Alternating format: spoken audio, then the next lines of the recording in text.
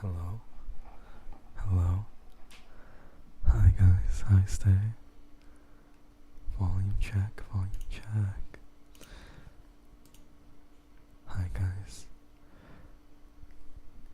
It's been a little bit since we used the TASCAM. So just quick audio settings. How are we doing guys? How is the volume? Is it good? Hi everybody. Hi Euphrasia. Hi Stay. Hi Joy. Hi Amethyst. Hi Lilac. You guys can hear me right? Question mark. No, you guys are making me nervous. Oh, is this TASCAM? Yes, this is TASCAM. Oh wait, I gotta change my title. Oh no, wait, TASCAM. Oh god, I forgot. TASCAM. There we go. TASCAM, and then volume is good, perfect. Nice. Alright guys, I have volume is good, background noise is good. Are we all feeling cozy? We have bedtime story for you guys today. I got the book. It's actually pretty excited. It looks like a great read actually. And a lot of great reviews on it. So personally, I'm really excited to read this. But yeah. Hi I8, welcome to the stream. Horror to keep us awake. No, I pronounce. You guys will fall asleep like a rock. I guarantee it. Is this the book you posted on IG? It is. It is. Oh, sorry. Hi, Sesame, welcome to the stream. Can you put the title and text? Yeah. I can do that. I can indeed do that. I shall do that in a second. But just real quick, say hi and stuff, How's everyone's day today? Did you guys have a great day today?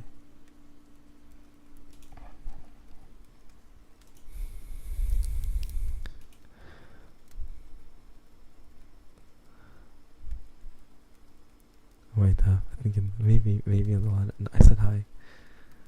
Hi. But yeah, I can say it again. Hi, Jeannie.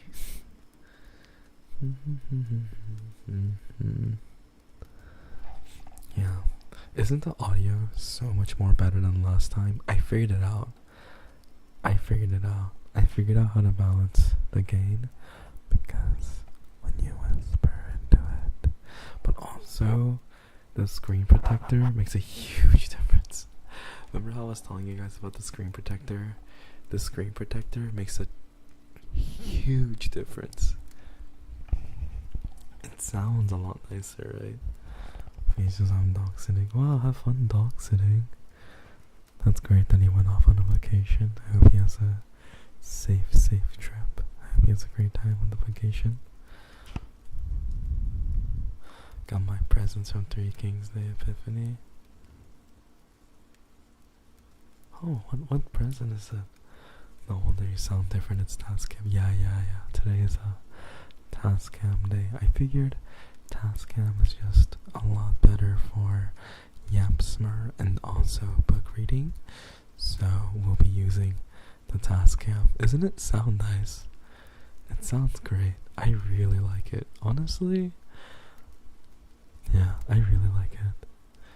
It just feels like a nice intimate quality of what like an audiobook would sound like, What did you do to it? All I did was put a screen cover on it. Like, remember how I was telling you guys having a wind cover would do a lot?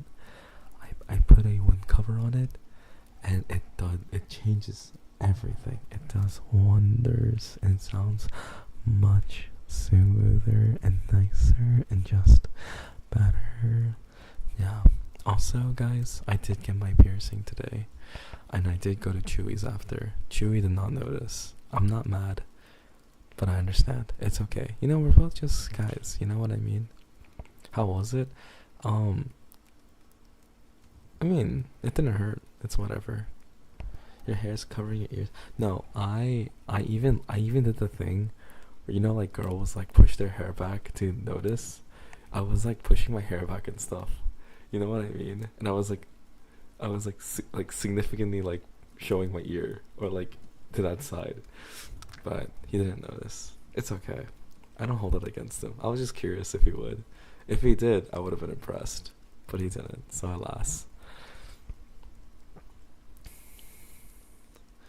To be fair, she hasn't seen you in like years. He saw me literally like at most a month ago. What do you mean a year? Oh wait, it's a new year. Oh, a New Year's joke. Fair. When did you get pierced? Second lobe and helix.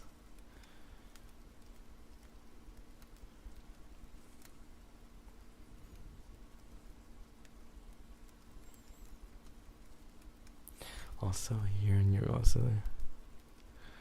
You got your helix too. It didn't hurt? No. I mean, I'm sure I'll feel it later. Like when I go to bed, if I lean on it, I'm sure it'll like hurt. But it didn't hurt while I was getting it though.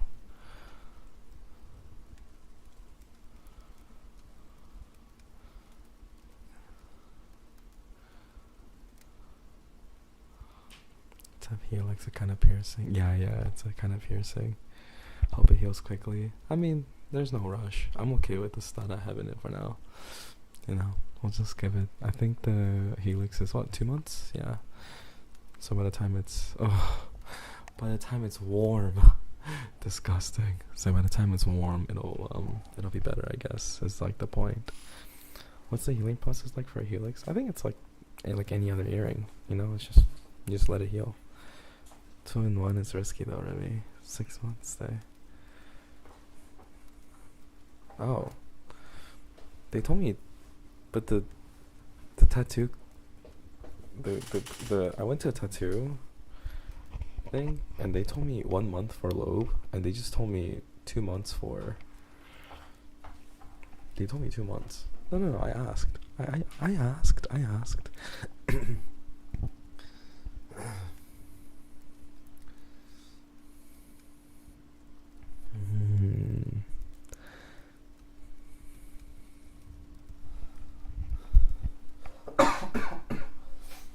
I don't know how to mute this mic. How do I mute this mic?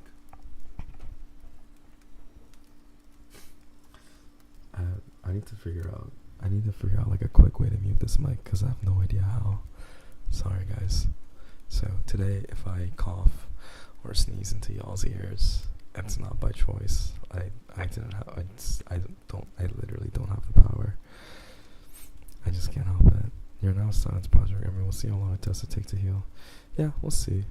I think on average, I have pretty low, like my skin heals slowly. You seem like a quick healer. Well, it depends on what it is. My skin, no. So like my wounds close fast, but I have the kind of skin type where scars remain for a very long time. So like, it heals quick. Like I heal fast. You're right. But my scars, I have scars for years, you know. And Garf123, thank you for the follow. Welcome to being a great learner #1.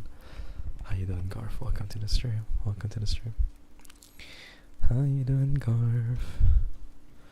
I don't know why I sang that, but yeah. But I'm excited to put the earring that I want on it. I'm really excited about the helix, but honestly guys, I don't actually want a helix. It's really sad. I really want a cartilage piercing, but I have tissue damage because of breaking, so I can't get a cartilage piercing. Helix is cartilage now. I mean, it's like a type of cartilage, but I want the high one. You know what I mean? Helix is cartilage, or I thought I thought they were all cartilage. I mean, I don't know. I thought they were all cartilage, but like the top part is, they just call it cartilage, and then helix is like more in the middle, right?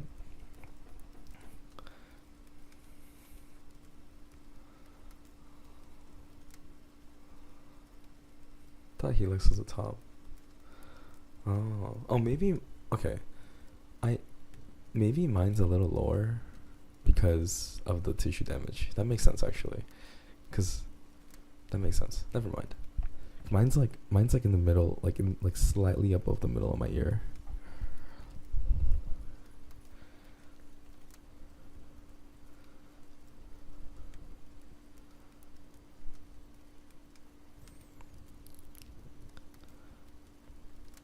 I see. Okay, I get the gist of it. I see. Okay. Also, you know what really sucks?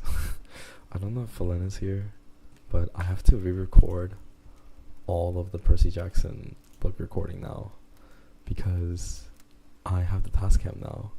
And so if we have the TASCAM, I feel like we should use the TASCAM to record it. So I want to re-record with this mic because I just think this mic is so nice for audio reading.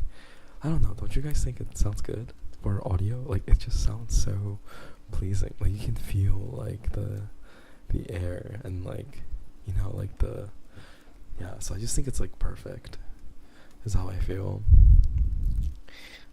So I really want to use this mic for the readings in general.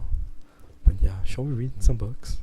I want to read today for like, I don't know, for a lot, honestly. We'll take breaks every chapter. I'll say hi every chapter when we take a break. Hi Angora, welcome to the stream. Yeah. Thoughts on tragus piercing, Remy? I don't know what a tragus piercing is. I actually don't know a lot about piercings. I just went and I was like, I want this one. How long do you plan on reading for? Oh, no. Just 2 hours. You know, like yesterday, like serious ASMR, just 2 hours. Just 2 hours. Take a break every chapter. You know, we can share our thoughts. You know, like a book club. You know, we can share our thoughts. You know, talk about it, discuss some motifs, some ideas. Okay. Yeah. So we can talk about that. That'd be fun. Why is your mouth open so wide? I don't know. I don't know. I don't know actually. You still have a little hits to the mic. Oh yeah, I mean, like, if I like want to, I can just raise again and talk far away, but right now I'm just trying to sound nice and close, you know what I mean? You know what I mean? Remy, are you a mouth breather? Yeah, my nose is congested, so I'm just not breathing through my mouth. I normally breathe through my mouth for ASMR, because you can hear my nose when, I mean, some days I don't. But just like today it's congested, so I breathe through my mouth. You can hear it a little less. Oh, on purpose. Yeah. Yeah.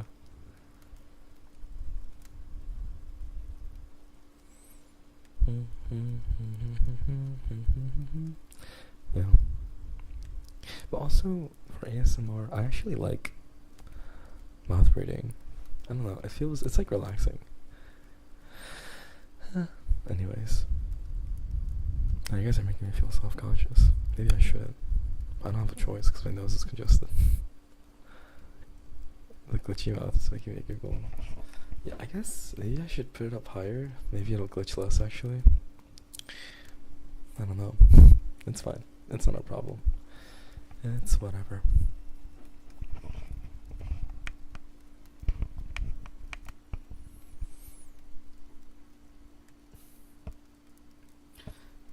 It's okay, I was just curious.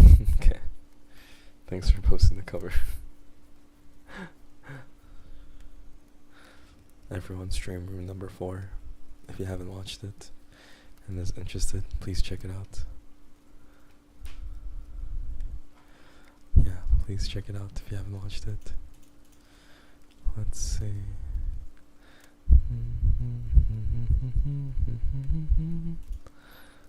Alright.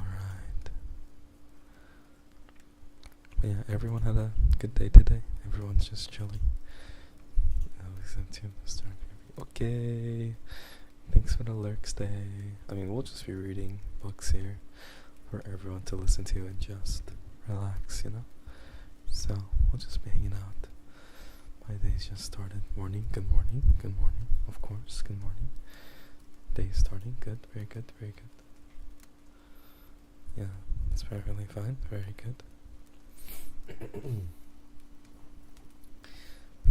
Lurk for a bit. Okay, thank you for the lurk. Oh, and Cleo Crows, thank you so much for the follow. Welcome to being a Greek letter number 1, Cleo Crows. Don't mind my mouth. That's just a little glitchy from the from talking into the TASCAM. So maybe I'll do this actually, and it might glitch a little less. So maybe I'll do that. Yeah. Anyways, it's still a very, very sensitive mic, so it doesn't change the fact that we have to talk very gently. So, can you guys even hear what I'm saying? Out of curiosity. Out of curiosity, can you hear me?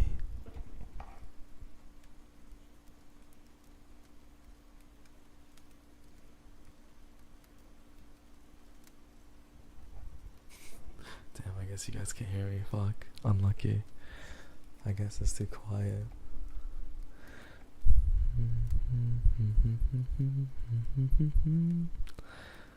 Alright, let's read some books then, shall we? Let me put the title of the text on the screen.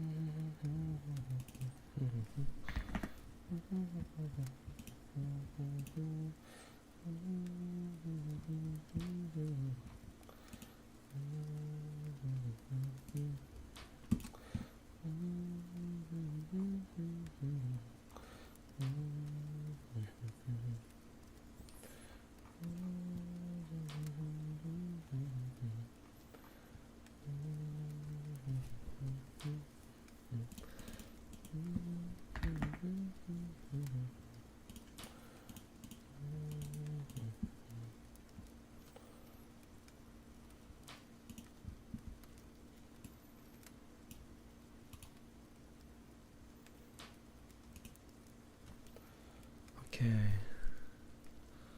Hi, Slappy. Owlbear Cub? Oh, Owlbear. Oh, D&D reference, huh?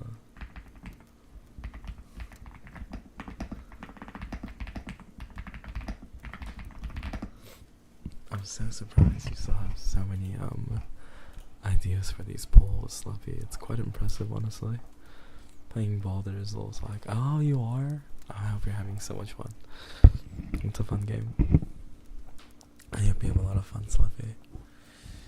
Okay.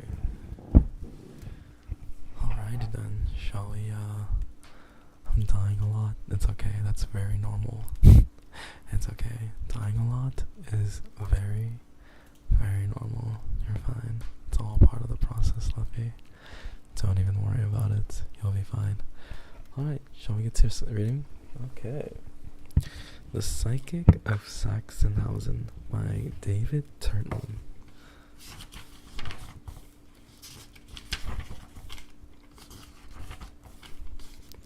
Prologue. Richard, July 2021. The feeling flowed over Richard, as it always did, accompanied by brightly colored lights and the sharp smell of burnt rubber. Head spinning, he sank to his knees, grasped his face, and sucked in a slow, ragged breath. Sandy knelt by his side. "It's happening again, isn't it?" Richard nodded. He stood slowly and tried to make sense of his surroundings. Disorientation always came before his visions, and now the world looked a different place.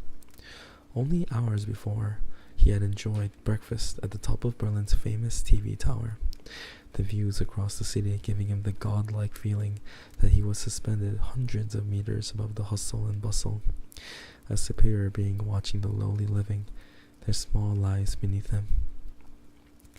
Now on the ground level, he felt like he was suddenly floating. The atmosphere around him had become soft and tangible, as if covered in translucent film, gossamer thin and reflective. Lights shone out from everyone, bright beams shooting through the tops of their heads. Vivid colors wheeled above passerbys who glanced at Richard with concern as he staggered across Hackshire Market. By the way, guys, heads up, this book is German, so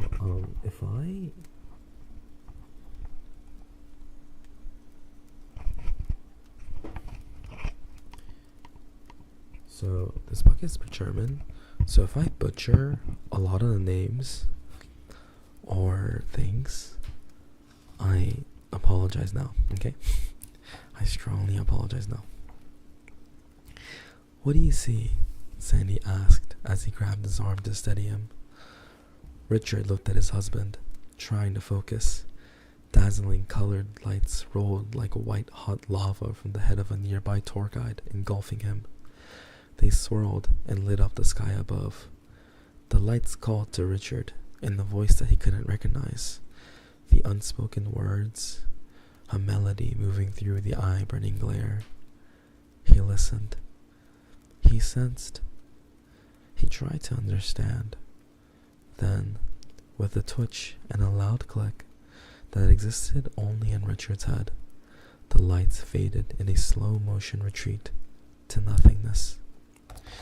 Richard watched the normal return on a wave of nausea. He bent over and vomited onto the pavement. The tour guide rushed over. A spectrum of vivid color spun from his name and stung Richard's eyes. "Sir, are you alright?" An Irish accent rang delicately from the guide. Richard could see the word flow from his mouth in a stream of glimmering colors. "What tour are you running?" Richard asked him. He focused in on the man's name badge and made out the name Ronan in a thick block capitals.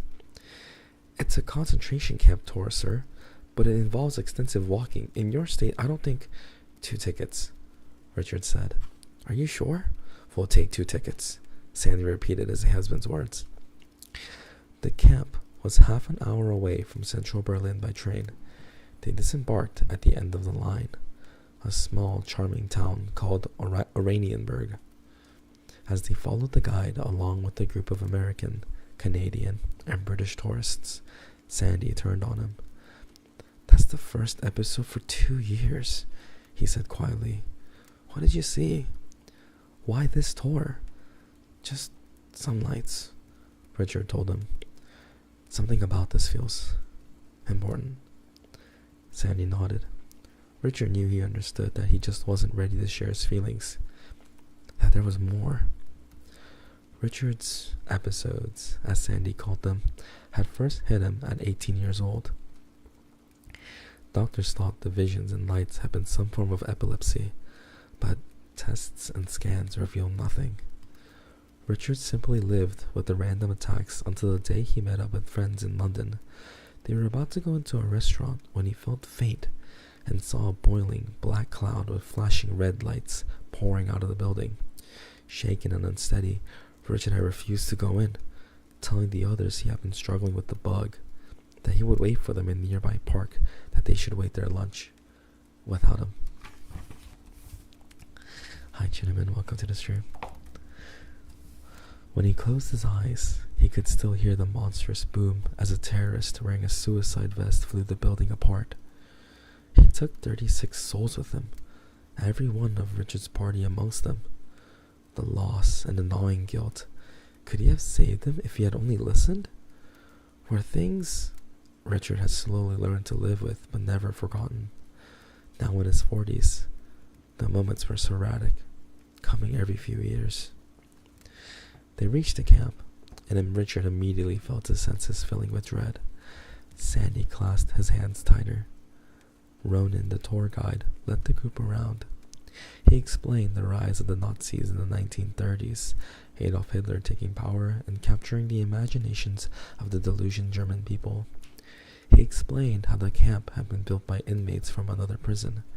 They were around buildings, a reconstructed jail block that had once been built, and a T-shape to enable 3 guards to monitor each huge hallway full of political dissidents.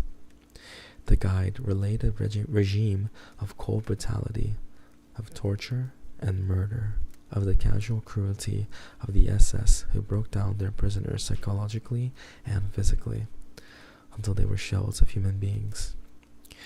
Towards the end of the tour, they came to a structure covered by a protective shell. The guide took them inside to see a large Pieta-style statue and a network of low foundation walls that gave the impression of room in a horse. "This is Station Z," the guide said. The feeling of disorientation hit Richard in a huge wave. He grabbed his head with his sweating hands, fighting the drowning sensation. The feeling his whole body had been plunged underwater. The smell of burning rubber was so strong, whole tires could have been aflame under his nose. Billowing black clouds hung over him, omnipotent and ominous. The foundations of Station Z were suddenly alive, firing inky shafts of darkness in all directions. Soul-wrenching screams ricocheted through Richard's head, and all around the air turned thick and suffocating. The acrid odor of smoking rubber changed to an overwhelming stench of hot, rancid meat that made Richard choke and vomit in a violent spasm. He fell onto his back, knowing the smell was human flesh burning, the bubble and blister of skin on fire, of exposed bones scorching in a hellish inferno. His vision wavered. Pink lights shone across his eyes. "Richard! Richard!" Sandy's panicked shouts were a whisper in the background, as if he was calling from the top of a distant cliff. Richard felt like he was sinking, sucked down into a maelstrom of unthinkable pain, of unimaginable evil. The vague, far-off sensation of his husband slapping his face floated through Richard's consciousness, and he sensed more than saw a blur of other faces peering down at him. But he was falling further into that abyss. Richard would later wonder if he had passed out before the screams and the smoke and the jet black beams finally faded. He felt his visions become soft, out of focus, until slowly the scene in front of him became sharper. Hazy shapes became people facing him. He was on his feet before a crowd who were clapping and cheering. Richard looked down.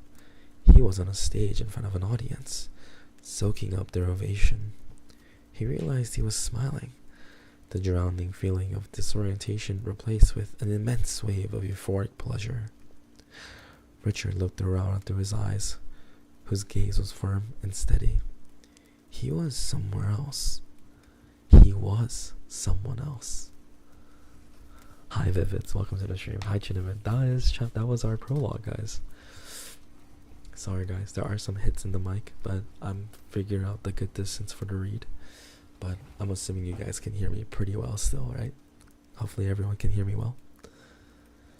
This is the perfect Cocomelon while this matures. This is interesting. Yeah, it's supposedly a very cool book. So what was the time period of the book? So it time skips. So it goes back and forth. So it's the story of a guy who lives in 2021, but he has flashbacks and visions. So now we're about to go to the next chapter where he's someone else now.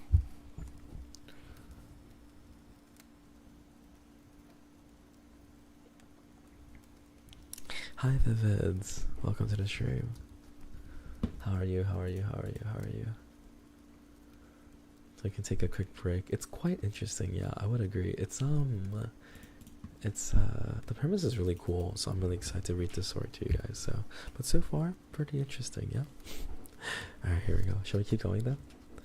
We don't think we need a long break for now. Yeah, simple discussion. This guy, he's in a he's at a Nazi internment camp, tour guide, or confinement, excuse me.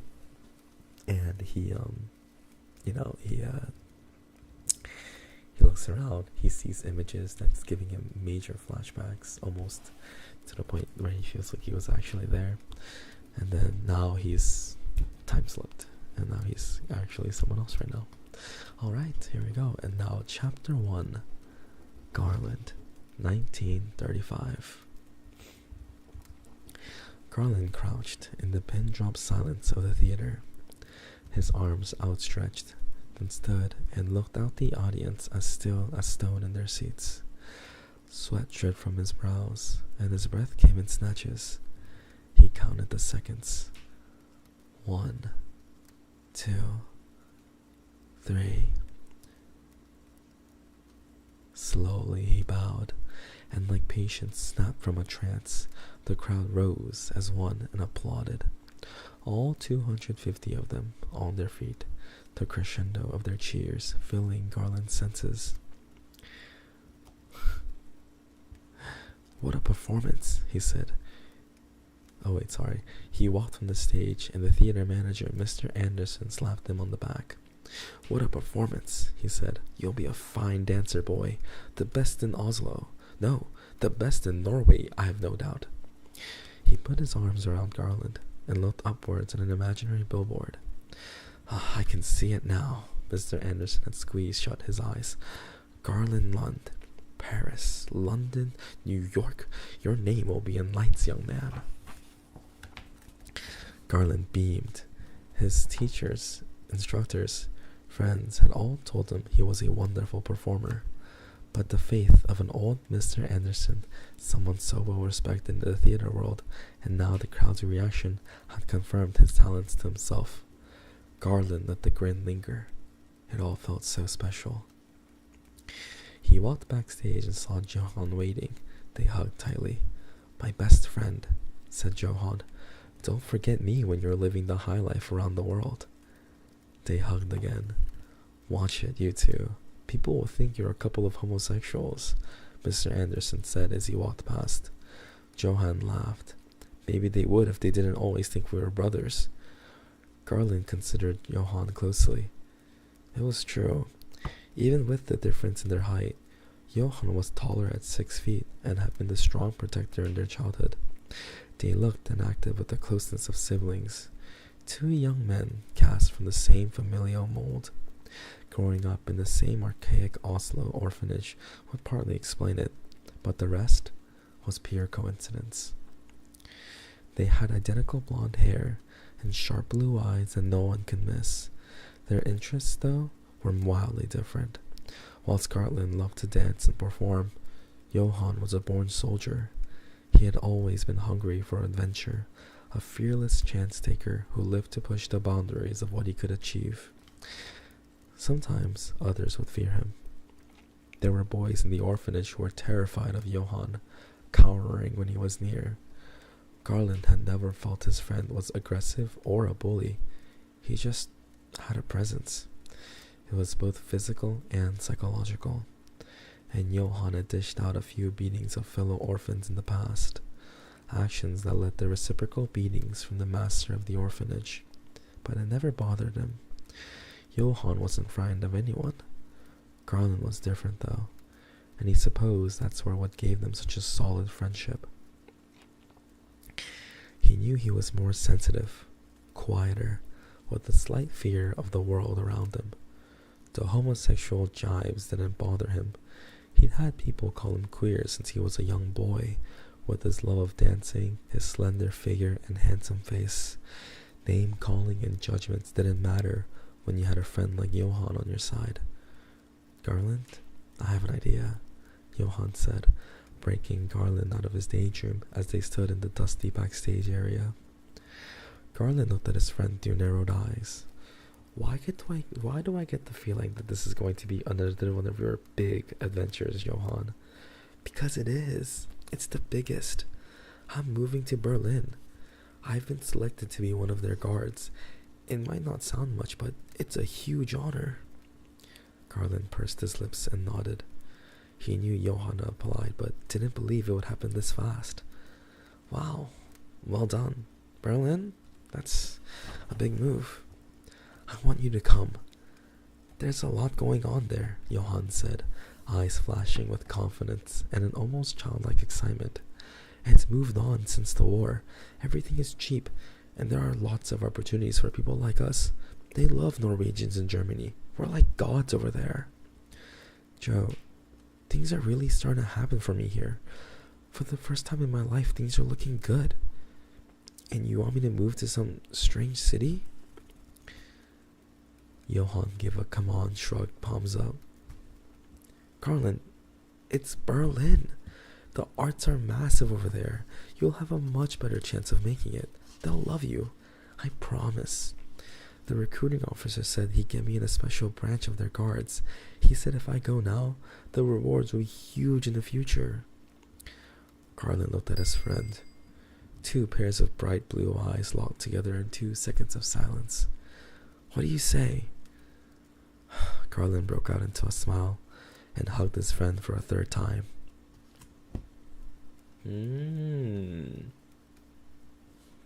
Also, what's up, Big Tonus? Welcome to the stream.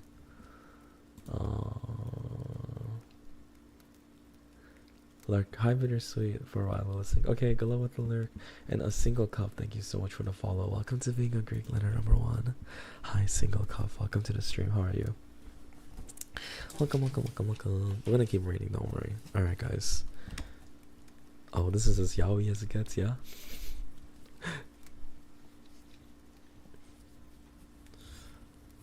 I knew it was gonna be a gay story, but I didn't think it would happen this fast. I love doom yaoi stories. Oh yeah, soda pop. Is this why you picked it? No, irrelevant. They could have been straight, and I still would have picked this book. Absolutely irrelevant. But it's a bonus, no? It's nice. Hi Zaki, welcome to the stream. It's certainly a bonus.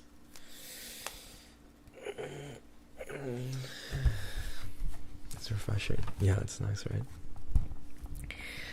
Alright. How's everyone feeling? That was chapter 2, guys. Pretty interesting so far. I think it started off pretty normal so far, yeah? Good. Everyone's doing okay. I think I'm getting sick. Oh, wait, like, of the book, or are you okay? What's wrong? Physically. Oh no! Well, make sure you bundle. Oh wait, it's hot over there. Drink lots of water, okay? Drink lots of water, that's important. And then you can go from there. Hi Armpit Sniffer, howdy. What's up Armpit Sniffer, welcome to the stream. Yeah, so make sure you guys stay healthy. Onyo. What's onyo? What's wrong? What is onyo? Alright.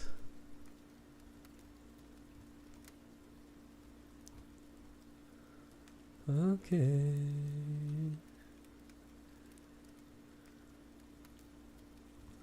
Everyone's getting sick again. Yeah, it's happening. Everyone has to be careful, okay guys? Please be careful of your health. Please stay hydrated. Make sure you guys are eating healthy. It's okay to eat unhealthy every once in a while, but do try to eat healthy in general. Yeah, be careful of your sickness. Lots of vitamin C, guys, just in case, okay? Lots of vitamin C. Alright. Shall we keep going then? On to next. Here we go. Ready? Chapter 2. Johann, 1935. Johann pulled himself up on the bar, his biceps straining with the effort. Visits to the gym had become more frequent since he'd been accepted by the Germans. The recruitment process had been simple and straightforward. The National Socialists had been in power for the 2 years in Germany, and they had plans to make their boundaries great again. Rudi Frosch, the head of the Oslo branch of National Socialists, had spotted Johann playing football one Saturday afternoon.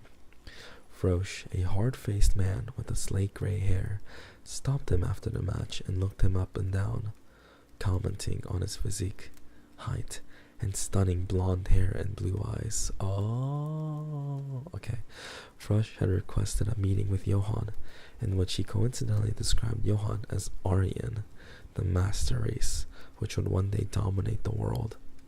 As Frosch spoke in his slow, deliberate tones, Johann felt a warm rush. An orphan who had never known his parents. Johann had suffered as a child the beatings and abuse at the Oslo orphanage, where he lived until he was 15 years old, a routine. They had left Johann used to defending himself and making himself as physically imposing as possible, enthroned by words of care or kindness. The veteran's praise caught him off guard. Frosch was around 60 years old, a big man with prominent red veins striking across his nose and cheeks like a map of bloody rivers. He smelt of stale tobacco and sweat. When he spoke, he moved his thick-rimmed glasses higher up his nose. "I want you to go to Germany and help it become the best country in the world," Frosch had told him. "Norway is nice, a pleasant, beautiful country, but a man of your talents is wasted in a peaceful country. You should be at the forefront of new civilization. These Jews, blacks, Romani, they are bringing down our way of life. There is a man, Adolf Hitler, who is working hard to turn all of this around. You may have heard of him." Johann shook his head. Although the name rung a distant bell, he had no idea about politics and current affairs. They held no interest. He followed sports particularly, Oslo athletes and the local football sides. "Hitler is assembling a brilliant team of people who will lead Germany into the future," Frosch told him. "They have learned the lessons of the Great War. They have identified the backstabbers, the traitors, the enemies of the state. But they have also identified the heroes, the people that will drive the fatherland forward. Now, I have a contact who is high up on Hitler's cabinet in Berlin. A fit, young, strong Aryan like you will do well. They don't usually let non-Germans in, but a man with my contacts, I can pull some strings. How does that sound to you, son?"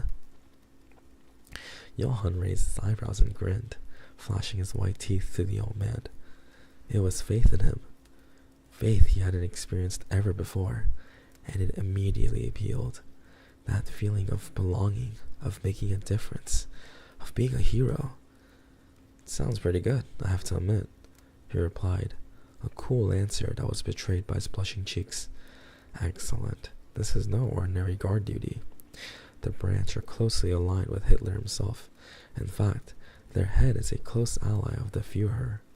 They are the protectors of the people. They are tough, feared, respected, a political force of their own. This is a big opportunity, son. So, what do you say?" Johann nodded. The words were foreign to his ears. Hitler, Führer, fatherland, political forces, but the adrenaline kick of excitement and heady self-worth made his chest fill with pride. He wanted to be a part of this new world.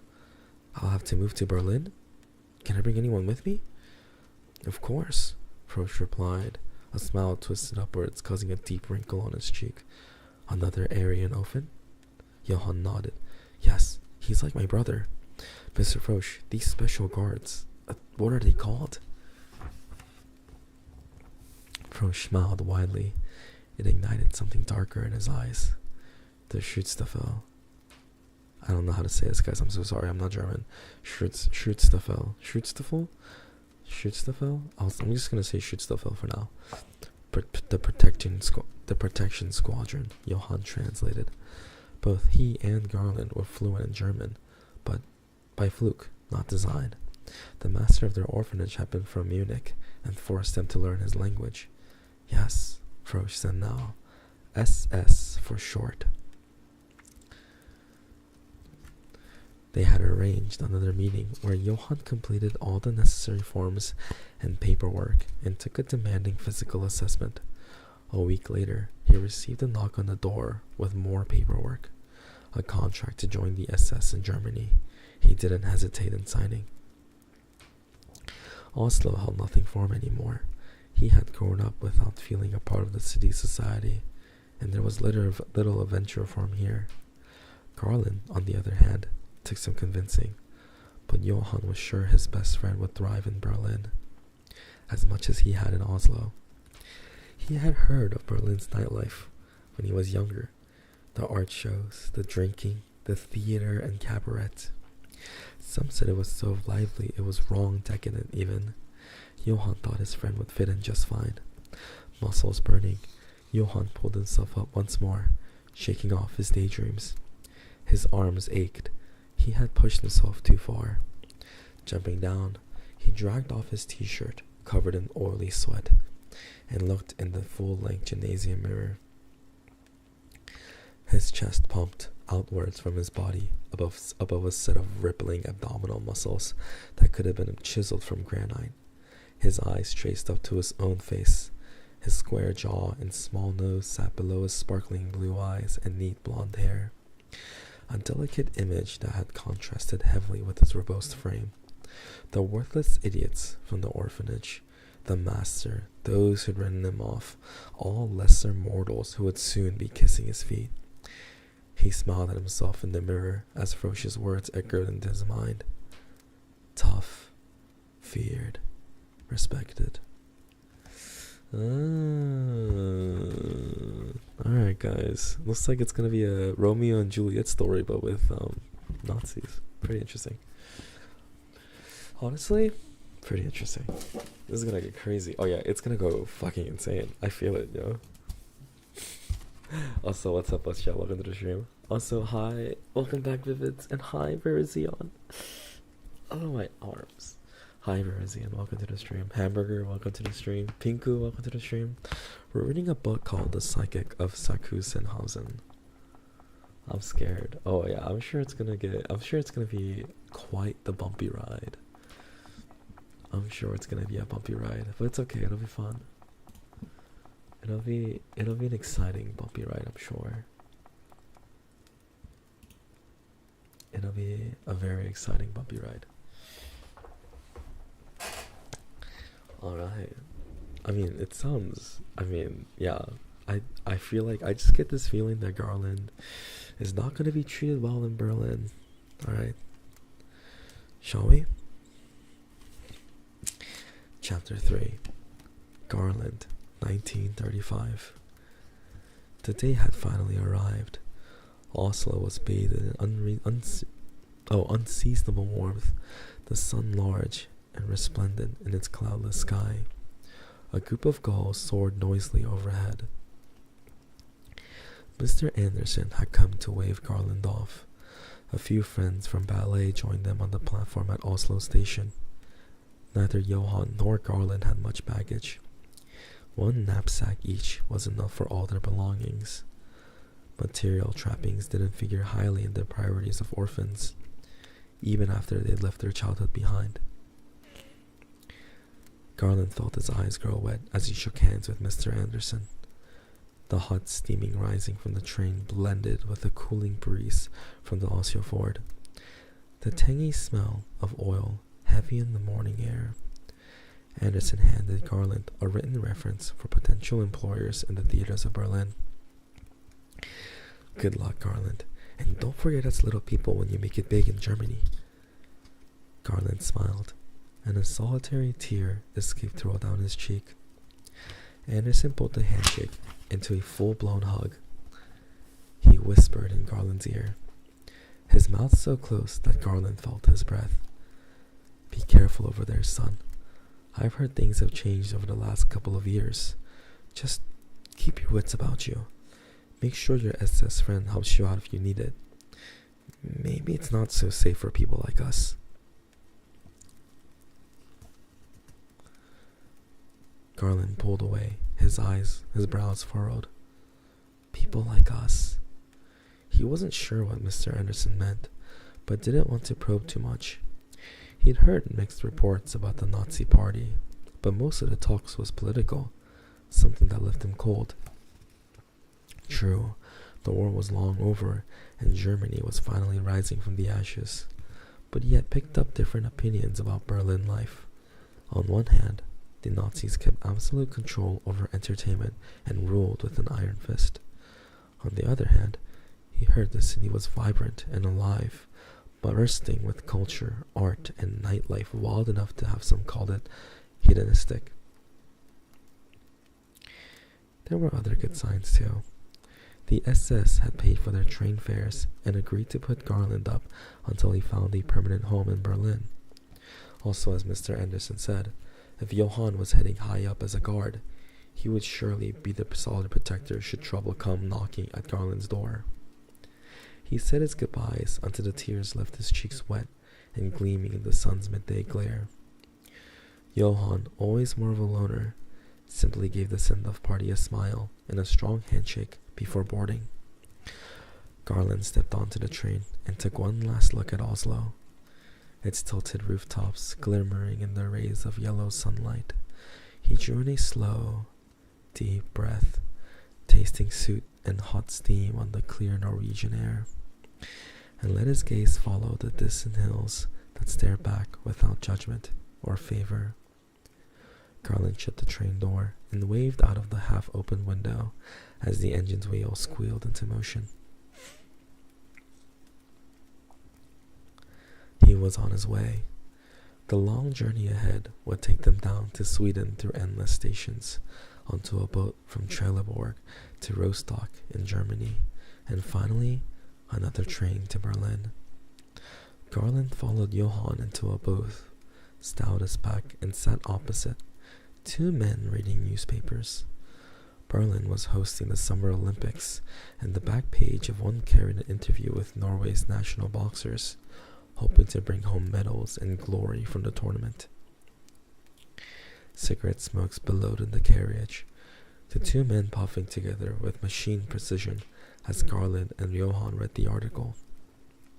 "The Olympics," Johann said, turning to Garland with wide eyes and a wider grin. "We should try and go. They've built a massive stadium for it." "Why not?" Garland replied, but his attention was elsewhere. The man on the left of the pair opposite was in German army uniform.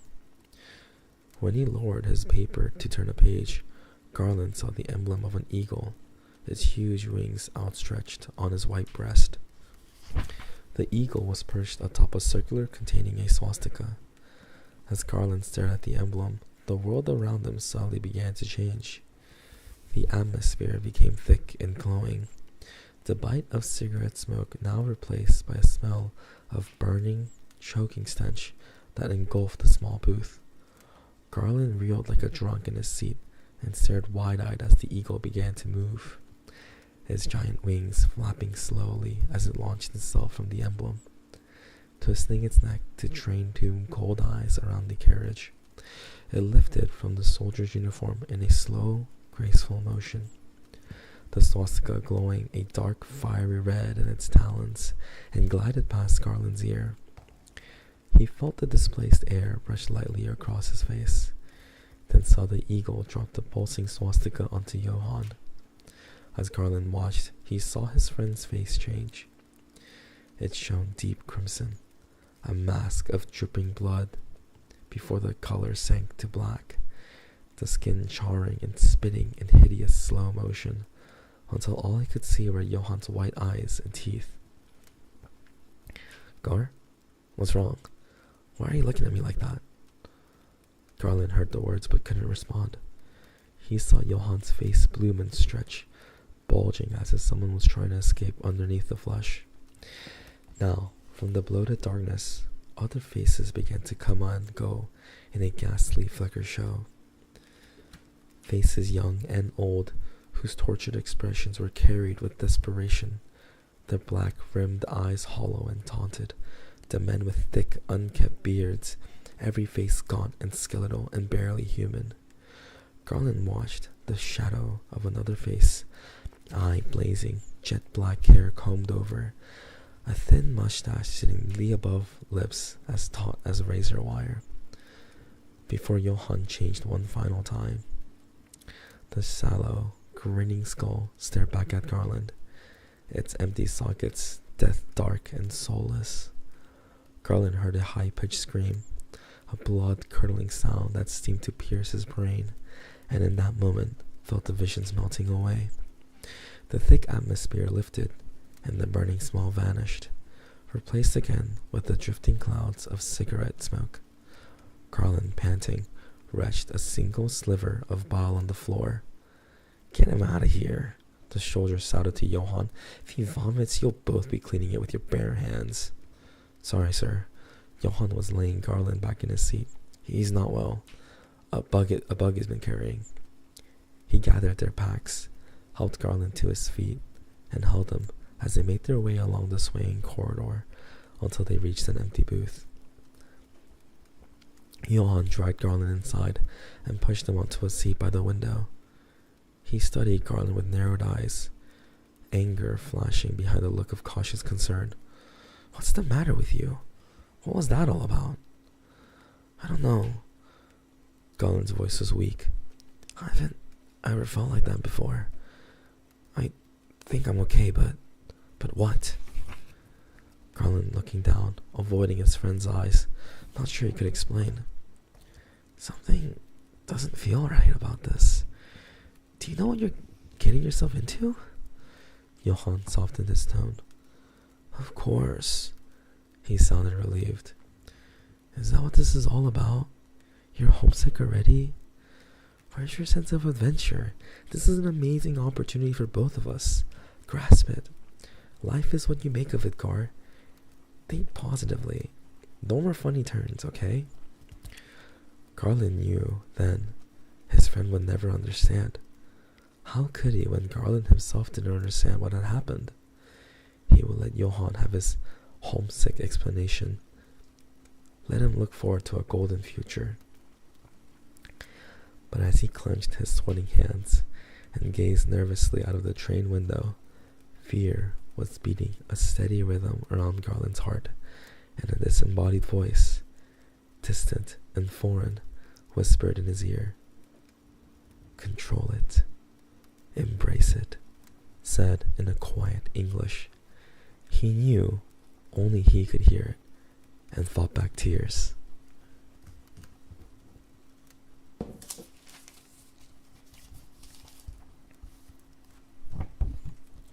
Oh.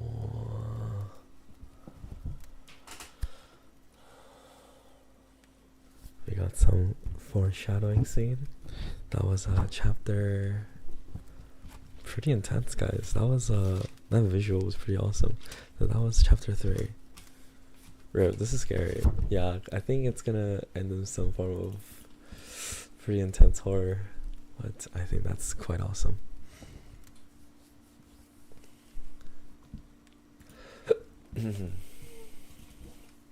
I think that's quite awesome though. I already fell asleep once. Oh, am I that boring? No, I'm just kidding. Am I that boring or?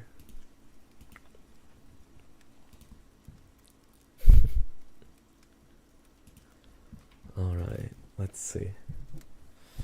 I need to actually get some more water.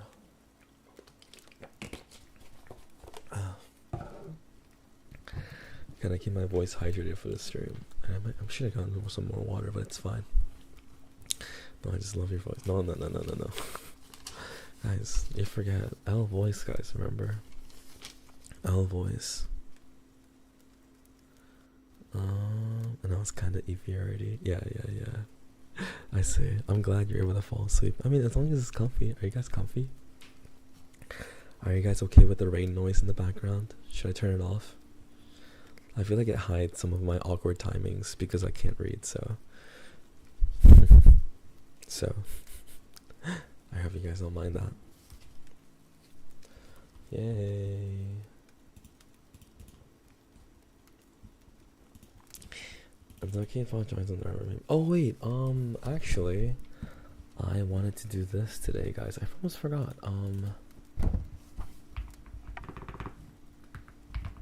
Guys, we forgot. Today's Wednesday.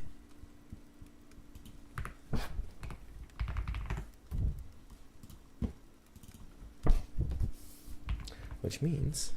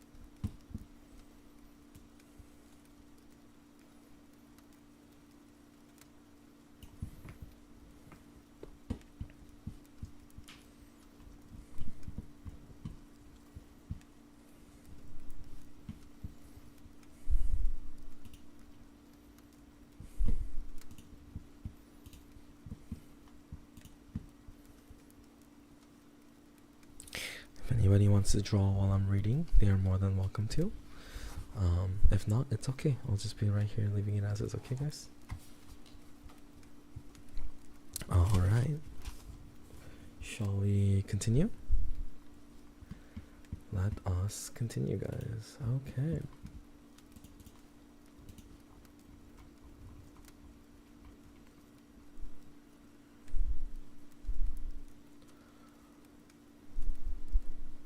Wait, so it's okay on media sharing? Or wait, what's okay on media sharing? You guys can draw whatever you guys want. It's up to you guys. We'll draw but too dead today. It's okay, Pinku. I'm glad you're able to relax. Is it comfy? I hope it's at least comfy.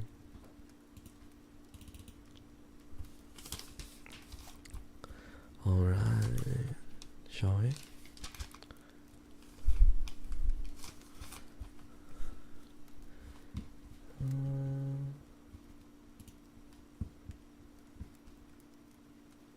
Okay.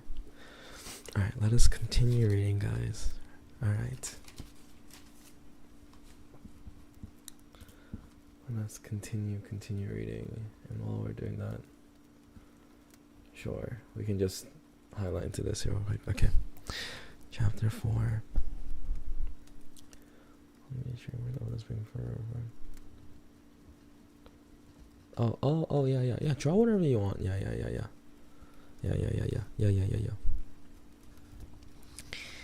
Yeah. And then, if you want to post it for somewhere else, you can post it on media sharing. Yeah. Okay. Alright. Okay. Sounds good, guys. Alright, shall we continue? Okay.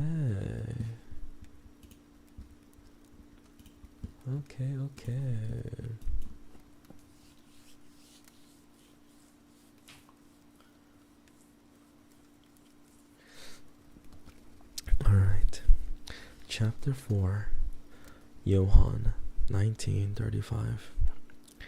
After hours of traveling over rail and a choppy journey across the Baltic Sea that made both Garland and Johann throw up into the churning water, their train had finally pulled in to Stettner Bahnhof station. Stettner Bahnhof station. It was busier than any place Johann had ever seen, and he fed on its energy. Neither Johann nor Garland had ever left Norway, or even Oslo. Johann beamed with excitement. He was going to make a difference. Show everyone that a poor orphan from a small foreign country can make it big in a world of superpower. The possibilities in the SS were endless. His star would rise. He might even become a guard to the great Hitler himself. Garland's funny turn had only soared Johann's excitement for a short time, and although he had been concerned, he felt sure the moment was a physical manifestation of his friend's real feelings about their new life. Garland had never been fully on board with the idea, and no matter how many times Johann tried to fire a spark of excitement, he sensed in Garland only lukewarm anticipation of the adventure. Ahead, Garland was weak. It would be something he needed to shake off if he was going to grow into a man. Otherwise, he'd be just like those inferior dregs of society, the Jews and the queers. Also, guys, disclaimer: this is not me. This is the book. There's gonna be a lot of trigger warning. Granted, Johann was going to a secure and responsible job, whilst Garland was taking more of a gamble with his future. But Garland had never shared the intrepid, risk-taking streak that ran through Johann like an unstoppable force. Berlin meant a fresh start where they could reinvent themselves. They wouldn't be judged as orphans anymore, no longer shackled by a past that they had been born to endure. Now they would be truly accepted in society, and with time recognized and even revered. Johann remembered Frosch's words and smiled. Tough, respected, feared. They glowed brightly in Johann's mind. What a world we live in, where an orphan with no qualifications or education can rise to a pedestal above others, he thought. They stepped onto the platform and saw a severe, dark-haired man holding a neatly written sign with Johan Osley. Oh my god, what am I reading? Johan Olsen, displayed in thick capital letters. The man was unmissable in a black uniform with a matching hat.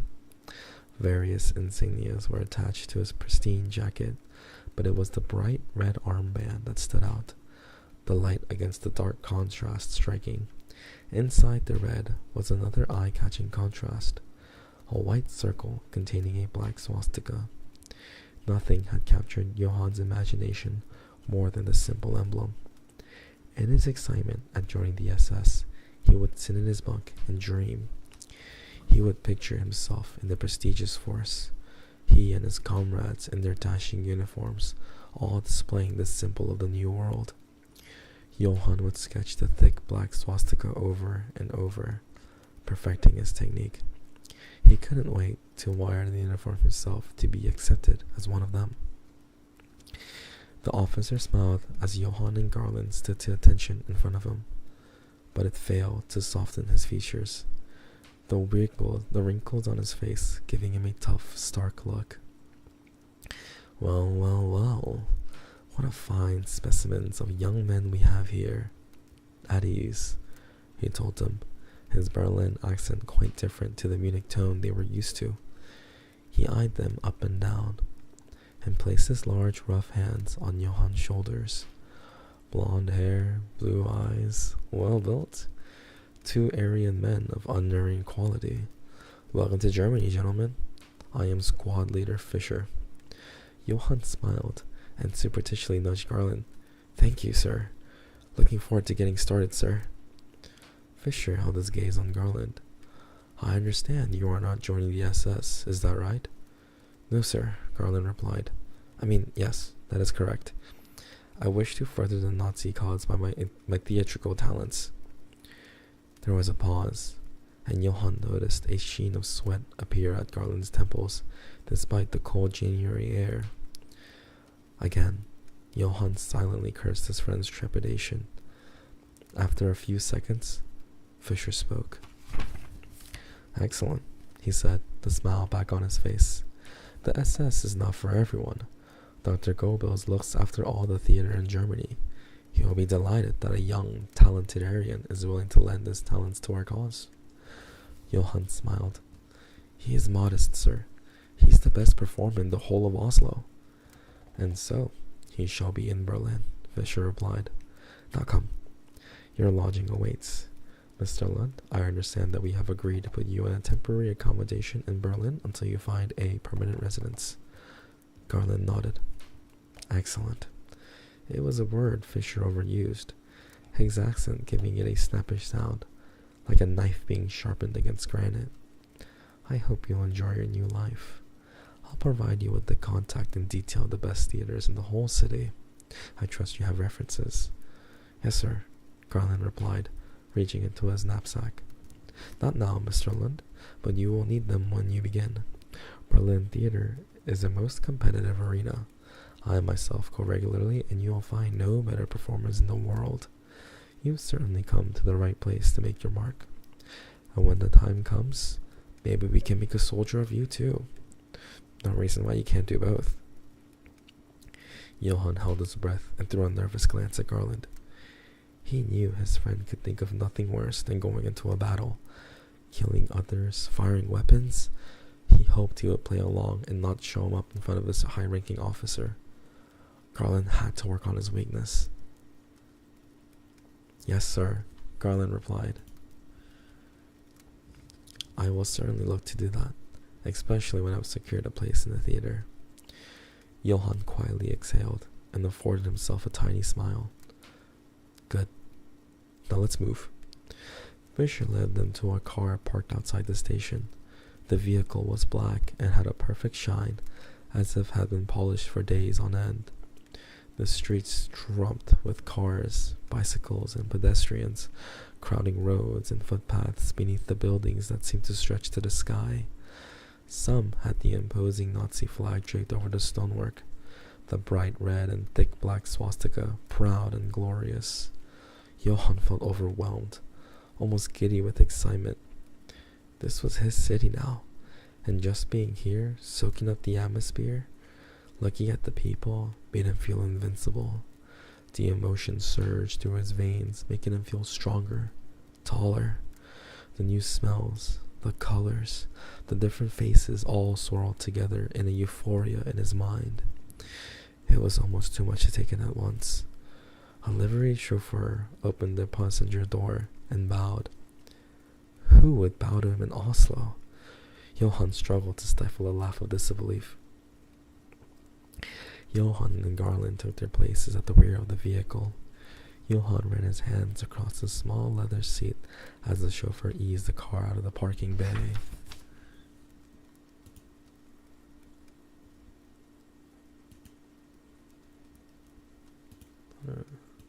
That's weird.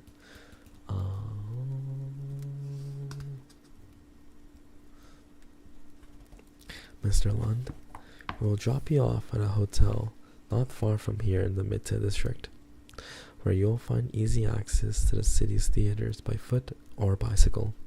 You have 2 weeks to find somewhere else. This is a generous offer which we do not accommodate to most. And I thank you for it, sir, Garland replied. Mr. Olsen, you will come with me to the SS office where we will go through your documents, and from there you'll board a bus to a town a few hours from here, to the Schau, just outside of Munich, where you will take residence for 6 months and complete our SS training program. You will then be allocated a station depending on whether you pass, and we identify any competencies that fit certain roles. Johan grimaced and looked over to Garland. All the color had drained from his friend's face. I hope to God he doesn't have another episode. Johan had wondered where his training might be. Although he assumed it would be in Berlin, being Germany's capital, he thought there was a chance it would be elsewhere. He had kept the possibility from Garland, and whilst he felt a pang of regret, he didn't feel guilty. This was Garland's chance to make something of himself in a new, prosperous city, one that would be the epicenter of the world in time to come. Someone needed to drag him from his comfort zone, and if Johan was to be the man, then so be it. Garland glared back at Johan, his forehead gleaming with precipitation. You said that, Johan interrupted him by putting a finger in his mouth. Something wrong, boys? Fisher asked from the front seat. He turned to face them. Not at all, sir, Johan replied. No, added Garland, shaking his head unconvincingly. You know, Fisher began, I envy you two boys. Young, good-looking, in the peak of your youth, I'd say. Coming to a city like this when it is on the threshold of glory? The Olympics will come this summer. Did you know that? They nodded, Johan grinning and bobbing his head so rapidly he looked exaggerated and cartoonish. The best of the best doing battle. The strongest, fittest men on the planet fighting to see who comes out on top. And do you know something? This will prove once and for all that we are superior to all other races. Let the Jews, the blacks, and even the Romani come and compete. Let them fail and fall at our feet. He spat his words so viciously, small globules of saliva flew from his mouth as he spoke. Let the world see us in all of our glory. Then they'll know that we have risen like the phoenix. Then they'll know we unshackled ourselves from the burden of 1,000 years of impure, inferior races dragging us down. Then they'll know, all right. Hail Hitler. Trigger warning, trigger warning, trigger warning. Jeremy, Jeremy, Jeremy, Jeremy, Jeremy. 2 words were said with such ferocity, it made the chauffeur jump, the car jolting as his hands flinched on the wheel. Hail Hitler, the chauffeur echoed. Hail Hitler, Johan repeated loudly. He stood over at Garland, eyebrows raised in silent instruction. Hail Hitler, Garland said, with as much enthusiasm as he could muster. Johan looked out of the window and saw another draped Nazi flag, the rippling of the thick material in the morning wind only adding to its splendor. Johan smiled and closed his eyes. Hail Hitler, he thought. Garland's fucked. That's the end of chapter 4, guys. Anyway, some trigger warning, guys. Some trigger warning. Some trigger warning.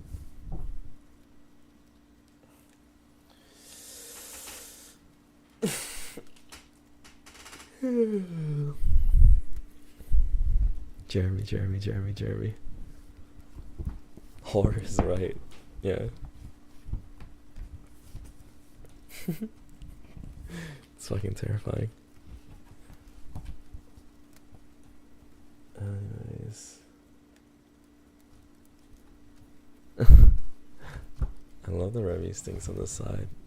Honestly. Unironically, me too.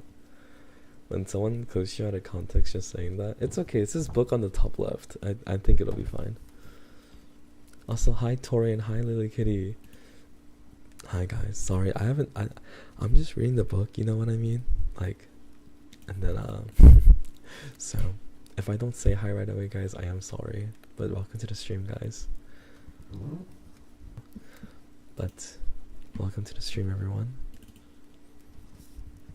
So fun, actually. I love book readings. I'm so glad. Yeah, I can't wait to read more books, honestly. Should be fun. I just love to read books. Oh no, I do love audiobook reading stuff. It's really cool. But unfortunately, I don't think so. How's the book so far? So it's like yaoi. Oh yeah, it's 100%. It's like, yeah, it's very yaoi. How's the book so far? It's actually really interesting. So it's a perspective of the Nazi party from both guys who are like, you know, Aryan, so like, you know, they have blonde hair and blue eyes, but very handsome. One is like, you know, pushing the propaganda of the Nazis, and the other is an artist, and he's like, he doesn't want to be there, you know. So it's actually really interesting. So we'll see how it turns out, because we know this is going to be a tragedy. So we shall see how this turns out, because it is definitely going to be a tragedy. All right, guys, so we're going to take a quick break here real quick. I'm a lower mic. I don't know how to mute this mic. I don't know if there's like a fast way for me to mute. But basically, I'm gonna pause real quick. I'm gonna get some water, and then I will be right back. Okay, and you guys can enjoy the sounds for a little bit. I'll be right back.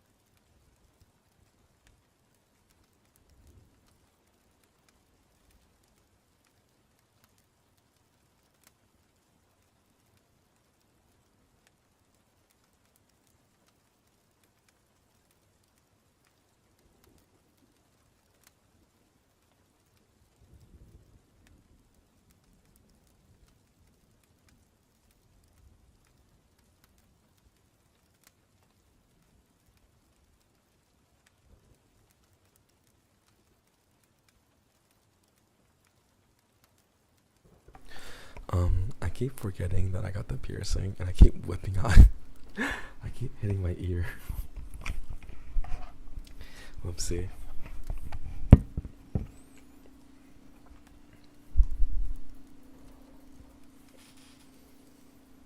That's hurt. It hurts. Yeah. I can definitely feel the helix now, for sure. I can definitely feel the helix now. Definitely. Okay. Also, hi Maria, welcome to the stream.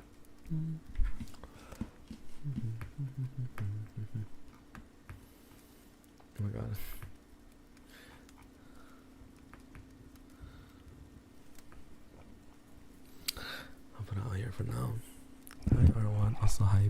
welcome to the stream, guys. Welcome to the stream, everybody. I hope everyone's having a good night so far. Hello, hello, hello, hello, hello.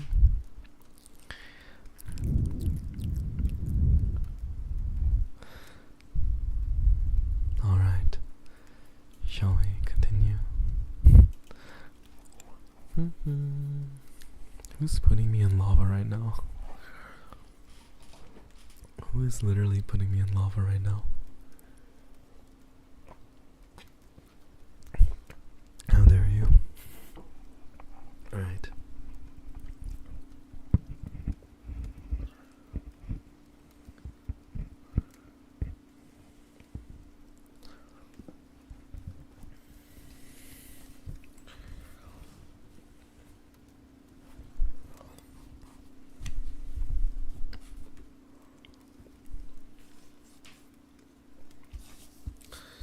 Alright guys, you guys ready to continue?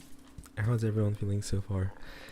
Just heads up guys, this is a book about the setting is World War II or like pre-World War II, so I need you guys to understand it can be a little bit intense, okay guys? Okay, it can be a little bit intense, so trigger warning, Jeremy everybody, Jeremy. But how's everyone feeling? Is everyone feeling okay? Is everyone okay?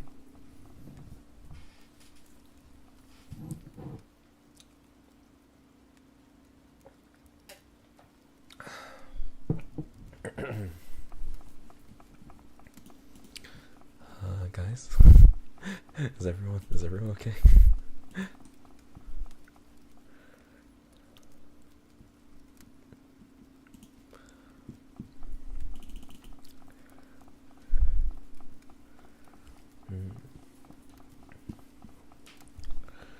Should text warning while reading.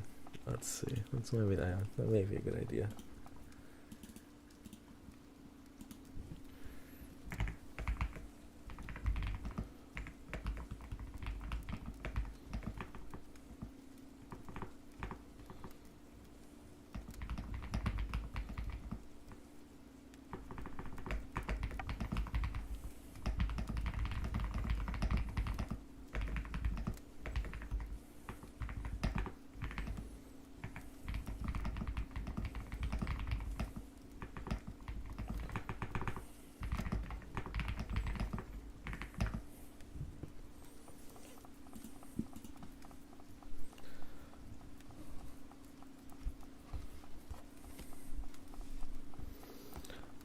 Chat delay is so bad right now. Really? Should I refresh the page? Is chat delay me, or is it normally a OBS, like Twitch.com problem?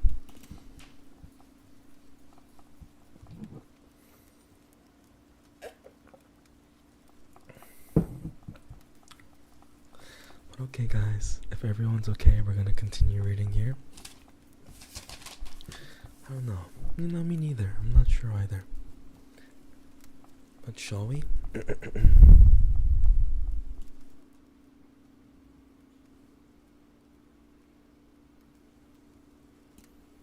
Alright.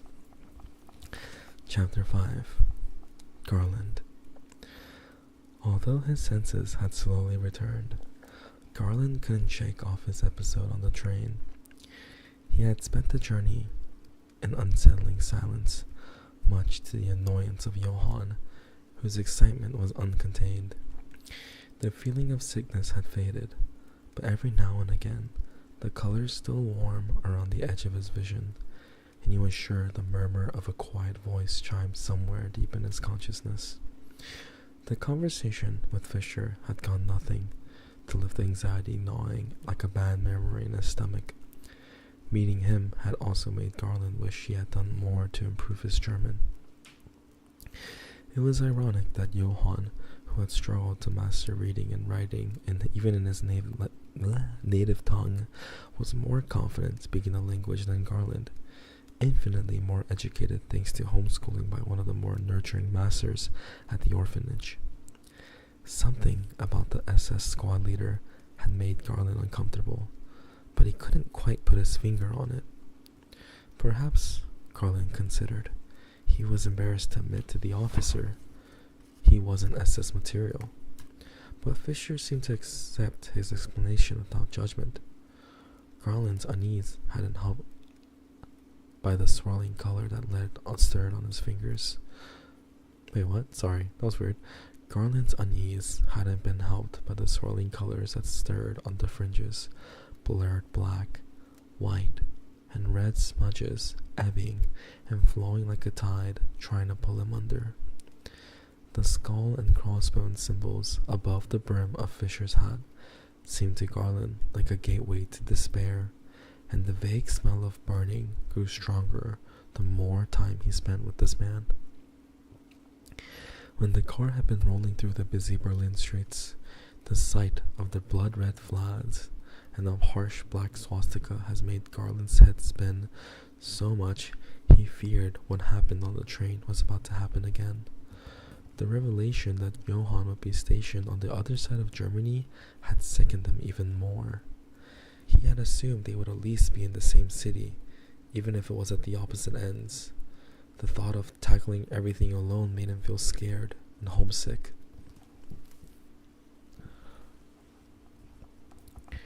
In Oslo, he was making waves. Yes, the opportunities in Germany were much greater, but he would have enjoyed being a big fish in a small pond. Here he was, anonymous, a stranger. He had to start again in a place where no one knew him, with only a sheet of paper to show Mr. Anderson's approval, no doubt written in patchy German, and the advantage of his Aryan appearance, which seemed to be a fast-track ticket to success in this country.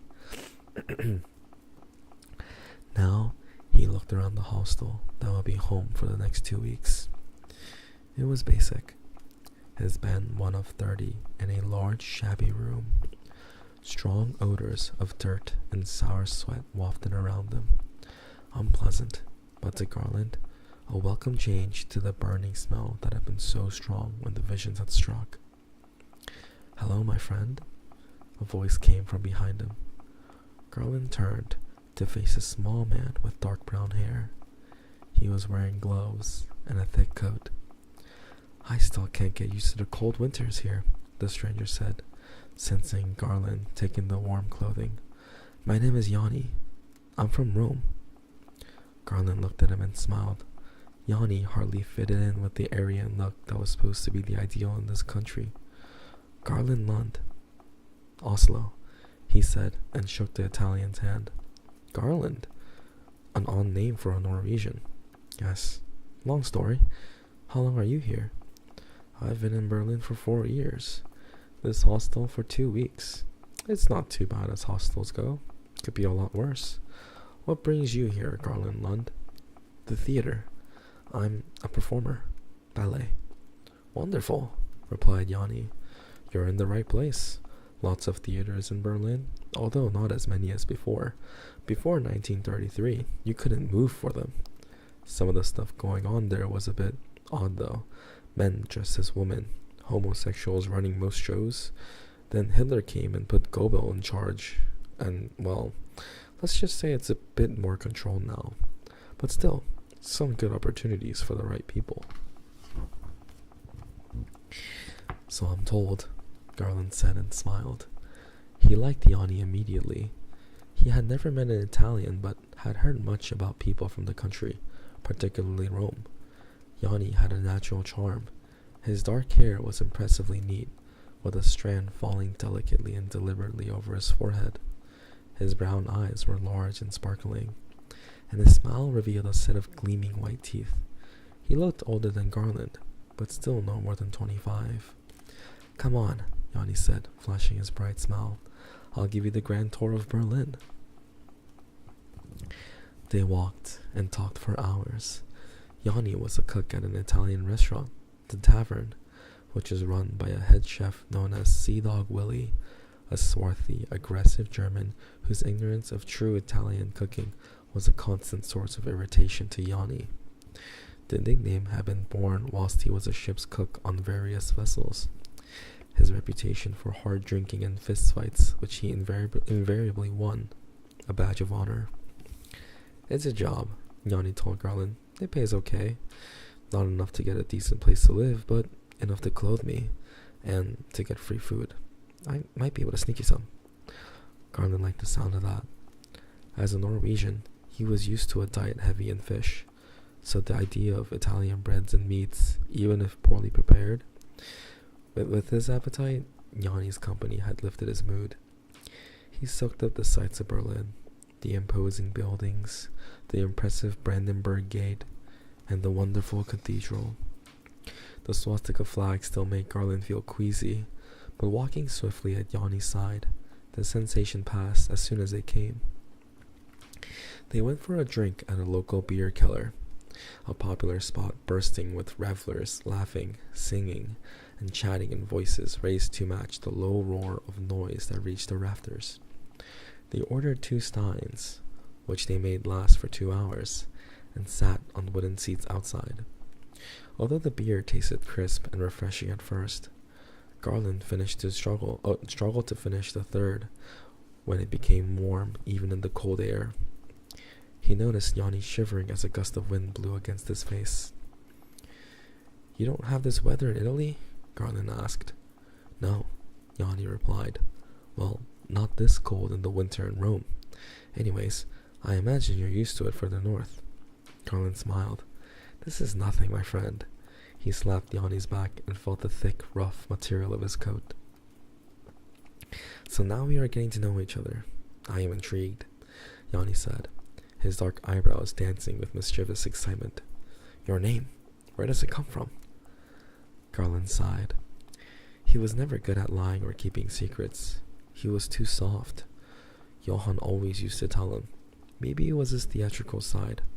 To perform at the highest levels, you had to feel emotion, passion, empathy, and with the smooth came the rough.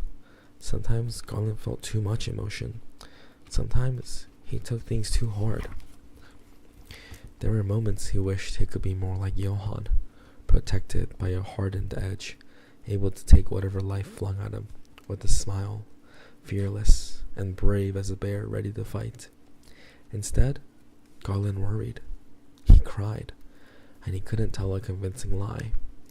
The guilt of passing a simple fib overwhelmed him, and even if he tried, he was found out. On Garland, the deception blazed like a warning flare. He could fool no one, even in the name of self-preservation. Telling the Yanni the truth was an easy option. "I'm an orphan. My mother was a young woman in Oslo when she had a 2-week affair with a British soldier on leave. He swept her off her foot, treated her like a princess, and then left. Took off into the night, shirked his responsibility, and left your mother high and dry." "A familiar story, I'm afraid," Yanni replied. "No." Garland heard the edge in his voice. "He never knew I existed. My mother carried on loving him until she died. I was 6 years old, but she thought so much of him she didn't want me to ever forget him. So she gave me his surname, Garland, as my first name. He was called Daniel Garland, and he was an officer. My mother told me he had won medals for bravery. He had fought gallantly in the Great War, and he was born a hero in England. Even though growing up without him hurt me deeply, and still does, I'm proud of where I came from, and proud to carry his name. I suppose it's also why I feel so close to the English." The words had flowed free like a dam breaking, and Garland felt his face heat when he raised his yet made a speech. "It's a nice story," Yanni said quietly, "but the English have got that cold blood running through their veins, much like the Germans. Not like my prime hot Italian blood." He slapped the underside of his wrist, emphasizing the large blue vein that ran against the skin. Garland smiled. "Well, we all can't be perfect, can we? Now let's finish those beers and make our way back. My generosity doesn't stretch to another stein, I'm afraid." Garland was pleased to move on. The beer had bloated him and began to churn his stomach, which was running on empty. They walked along the streets. The long red flags hanging from the silent buildings looked sinister in the winter moonlight, and Garland quickened his step, forcing his gaze away from the black swastikas that adorned them.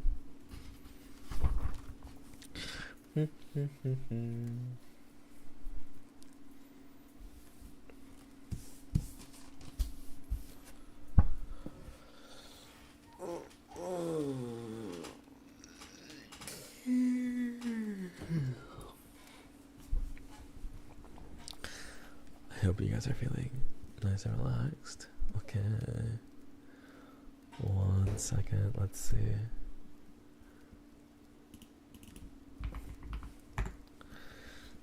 And the redeems aren't turned off, sorry. I just never turned them on. By accident. There we go. Sorry. Oh, and then Glorious Gaming did this too, huh? So see. Sorry guys. Anyways. That was chapter...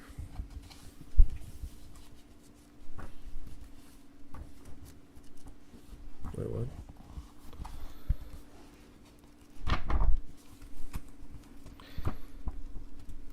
Where'd my boomer go?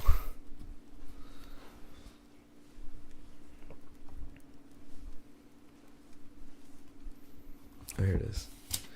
Alright guys, that was chapter 5. Oh. Alright, how's everyone feeling so far? I like this Yanni guy, I'm not gonna lie. I like this Yanni guys.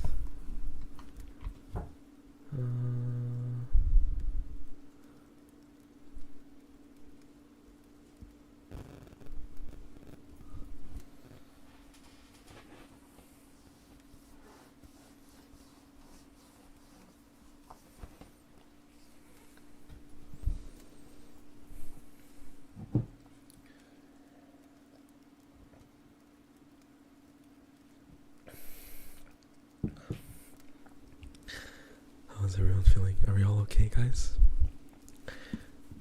I wonder if anybody's like dead asleep right now. I think anybody's dead asleep right now. Anyone join chat as well? Let me see. Hi Graham, hi Ishmael, welcome to the stream, guys. So even Kale played the game. Doing good now that you're in your true form. What are you talking about? What true form? This is not my true form. You've seen nothing. Even a motivation to clean. You guys all doing some daily tasks.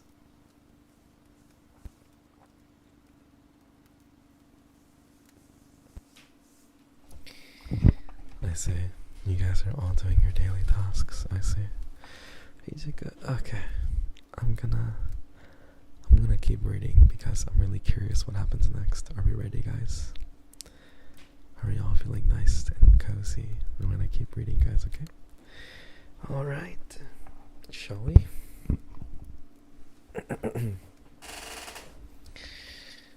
Okay. Chapter 6. Johann.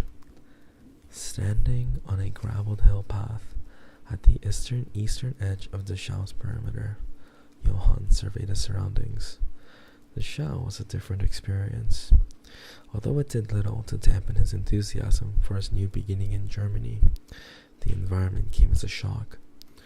The large training base was attached to a prison camp where inmates were forced to carry out hard labor. The work was hard, but the treatment from the guards was harder. Johann could smell fear mixed with the grimy fog of sweat and exhaustion. He noticed that birds never flew around the camp, that nature seemed to have abandoned the place completely. Often in Oslo, Johann and Garland would challenge each other to identify birds, even playing a game where the first to correctly name one could swing a free punch at the loser's arm. Of course, if the guess was wrong, the punch would come the other way. But the Schau was no place for games. It was cold, hard, and unforgiving. Training was an ordeal on mind and body, but almost a gift compared to the inmate's agonizing existence. When Johann saw their suffering, his own hardships felt like a blessing. He had been surprised at the amount of time the recruits spent on words as well as workouts, the sessions on the Nazi regime, and what it meant to be a follower. He learned about the Jews, the Romani, the superiority of the Aryan race, and the future of the Reich. Johann was even tested on his beliefs in an exam. He was determined to prove himself in this world, to take on these ideals, and punish those people who didn't deserve to breathe the same air as their superiors. He trained himself day by day to hate to reach his enemies. They were his enemies now. He looked down on the prison camp and saw one inmate flogging another under the watchful eye of a guard, urging him to strike harder and harder. When the prisoner was too gentle, the guard pushed him to the ground, snatched the whip from his hand, and lashed both men 25 times. Johann counted the strokes and grimaced at each one. Even from his vantage point 20 meters away, he could see the raw marks tearing into their flesh as the men screamed, pierced the solemn morning air. Johann heard a crunch in the gravelly dirt and looked across to see Weber, his training officer, walking towards him. He stood to attention. "At ease, Olsen," he said softly. He strolled over to Johann's side and talked together. They watched the prisoners stand on unsteady legs while the guards bellowed insults in their faces. "They're not human, you know," Weber said evenly. "Never forget that when it comes to killing. And trust me, Olsen, you will kill many of them, maybe even thousands. Do not take it to heart." He tapped his chest as he said the words. "Some of the hardest men struggle to handle it. Some refuse and are dealt with accordingly. But back home in Oslo, if you had a problem with vermin, what would you do? Would you welcome a rat into your house? Feed him? Clean up his shit? Or would you poison him? Better still, would you throw his body into your garden so that his body will nourish your plants? Think not of these people as men, but as rats, Olsen. Rats add nothing to our society. They spread disease, they litter our streets, and multiply, causing us only problems. We should dispose of them, but more importantly, we must see that their demise is part of the cycle of success." Johann realized Weber was preaching more than speaking. No trace of words in his words. No doubt in his words. No sympathy in the sermon. I'm not going to use the J word because I feel a little uncomfortable saying it, so I'm just going to say beef. "These J's," Weber continued, pointing to the two prisoners, "will die, and very soon, by the looks of them.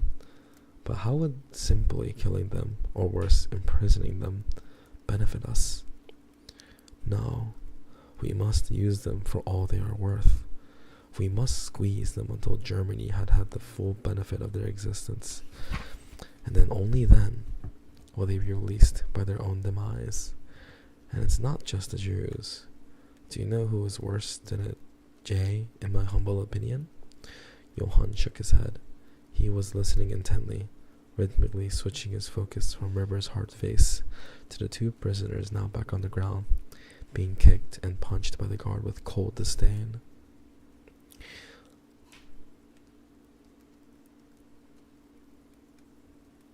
Alright guys, many trigger warnings. Many trigger warnings. A homosexual. Weber's eyes were on fire. Homosexuals have no place on this earth. They actively choose a life that does not progress over a nation. They'll never father a child. They will go against God in every single way. They turn their backs on humanity. I was a guard down there until last autumn. He nodded down to the yard, Johann following his gaze. One of the last things I did was take care of a homosexual. He was a big, strong boy. A good worker too, so I used to lay off him a bit of the beatings. Other guards, they felt they could be rehabilitated, maybe even make a good soldier. But I hated him, Olsen. I hated him more than I have hated any man I've ever met. On my last day, I celebrated by ordering another prisoner to hang him, naked by his arms for all others to see. Then I ran my knife down his belly. Weber traced a line down Johann's stomach. The light touch, even through his thick training uniform, felt like ancient ice that made his shoulders shiver. His guts fell to his feet. You could smell them, Olsen. The men bled out, but only after 3 hours. 3 hours. His face was hanging down to all they could see, and the last miserable moments of his sinful life, or his own hot guts splashing onto his feet. That was the best day of my life as an SS courier. River paused, eyes closed as he savored the memory. Now, son, how does that make you feel? Johann took a heartbeat to glance again at the prisoners below. Then he pushed out his chest.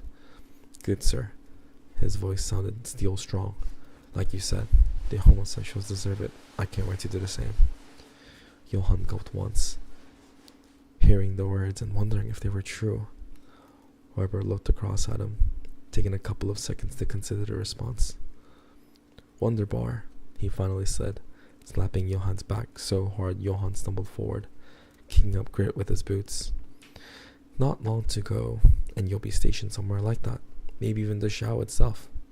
Just remember, they're nothing but rats that need to be used and disposed of in the most painful, humiliating way possible. There is no room for tolerance in this world. We began tolerating the Jays, the homosexuals, and the rest of the vermin, and where will that get us? They will destroy our nation, boy. Now I'll see you at 500 hours tomorrow morning for weapon training.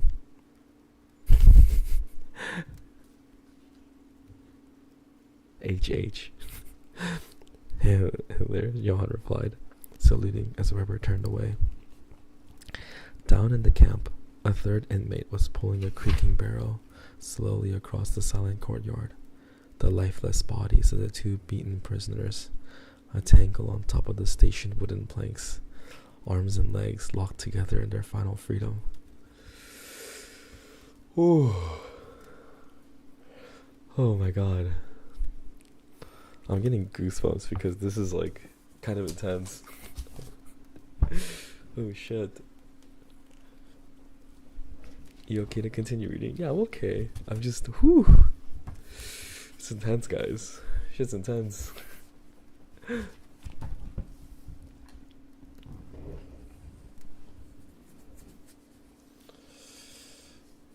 Oh yeah, this is certainly awful. This is certainly horrible to read. Oh my god.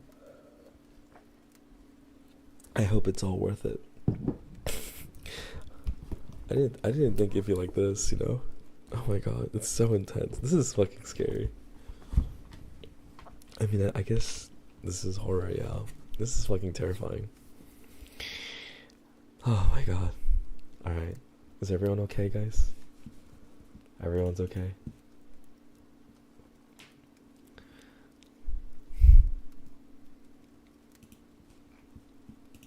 Yay. Alright, guys. Oh my god. Here we go. Chapter 7. I like Garland's POV. I feel great reading Garland's POV. Johann's POV scares me. Alright.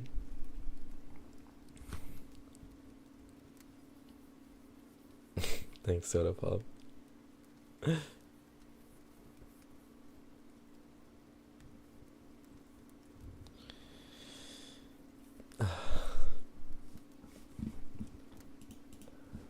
Oh my god. Alright, shall we? Here we go. Chapter 7. Garland, 1936. By the time Garland came face to face with Joseph Goebbels, he had already been the brink of ending his Berlin adventure. Wait, what? He had already been to the brink of ending his Berlin adventure. In the early weeks, full of hope, he had trekked from theater to theater with Mr. Anderson's reference, but expectations slowly died under the weight of endless rejections. The theater managers all raised their eyebrows with interest when they met a muscular young Aryan asking if there were any vacancies, but their enthusiasm quickly wilted once they realized his specialty. A men performing ballet? A few years ago maybe, but not now, said one flamboyant impresario at a small, quaint theater in the Might district. The message became a refrain, and Garland began to curse the dance that had made him his name in Oslo. Whilst disappointment dragged through his days, the nights were spent pot-washing in the tavern, a favor from Yanni. Here he experienced the hideous sea dog Willie for himself, a hulk of a man who would scream at his staff and even spit in the food of customers he took against. Willie wore his anger and bigotry like a tattoo across his heart. He called everyone queers and jays, whether he thought they were or not. More than once, Garland had seen him punch a luckless barman for a simple error. Whilst Willie raged, Garland and Yanni kept their heads down.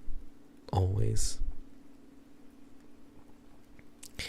As the weeks dragged on, Garland kept up his search, but he was running out of hope and options. Only a handful of theaters were left on his dwindling list. This is the moment everything changed. The moment fate suddenly slid from the shadows to nudge Garland down a different path. It happened during his weekly stay-in with Yanni and in the middle of conversation coming rapidly to the boil. "What do you mean you might give up?" Yanni had said, the words a breakneck blur behind the extravagant hand gestures. "This is Berlin. Anything can happen.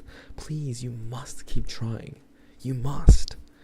Garland looked back at him silently, unconvinced. "Come on," Yanni demanded. "Give it 2 more weeks, please. Just 2 weeks. Promise?"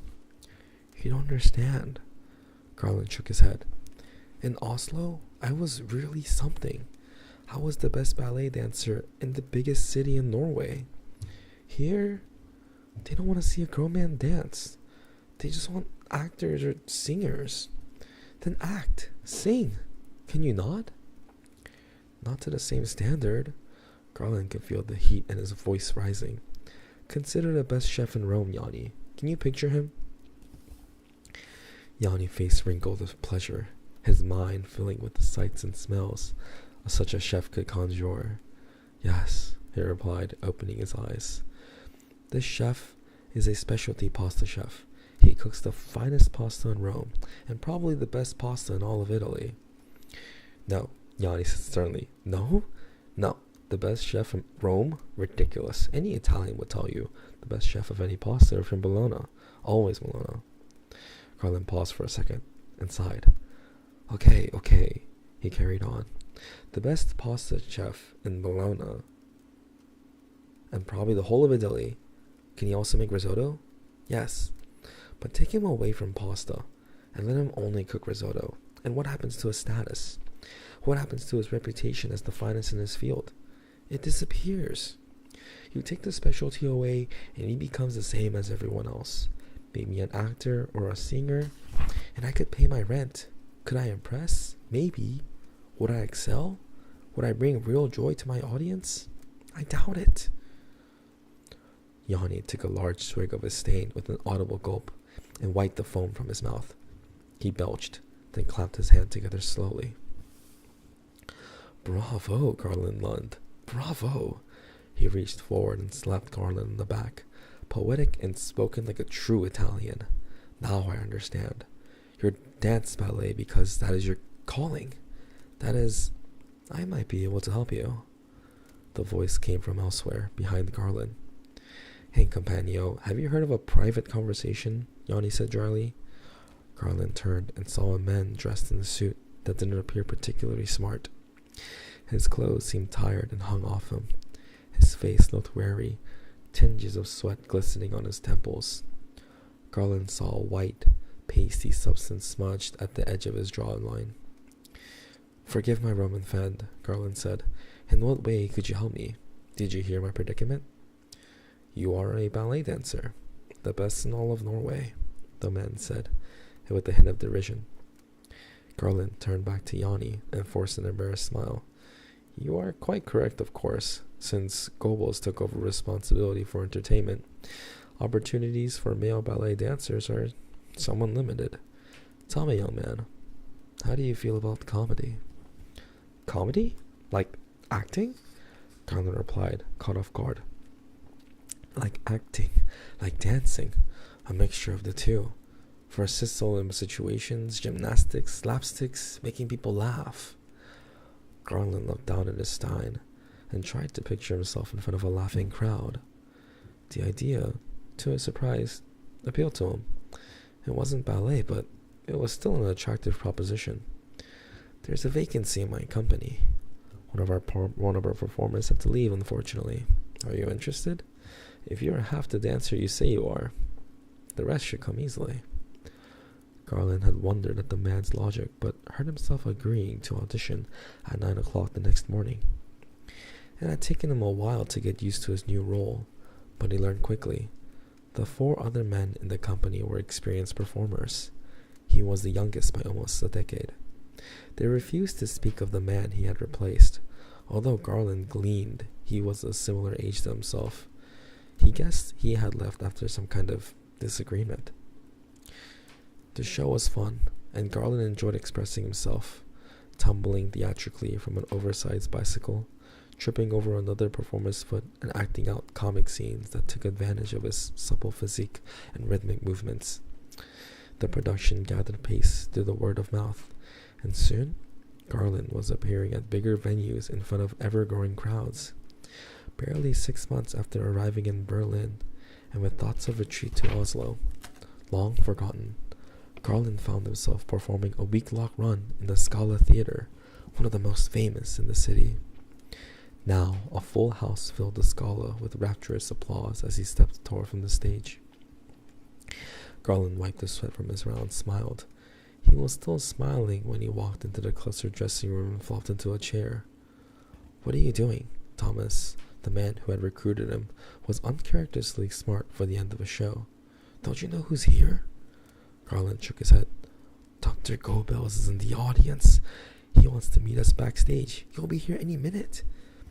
Garland jumped to his feet in excited panic, darted to the mirror which hung above the porcelain sink, and tried to smooth his hair. He was still splashing water on his white painted face when he heard the door creak open, and the sound of several pairs of boots drumming against the tiled floors. The performers stood to attention. Garland immediately self-conscious at his half-made-up face. 4 burly men in smart plain clothes strode in and stood opposite each other, forming a human corridor down which Dr. Joseph Goebbels, Hitler's Minister of Propaganda, and the man who controlled all arts and media in Germany, now walked. He had an uneven gait, a limp that made him appear as if he was about to topple over with each step. Garland looked at him and was taken by the glittering intensity in his eyes. They were dark and piercing beneath neat black hair, slicked back in a way that was both smart and menacing.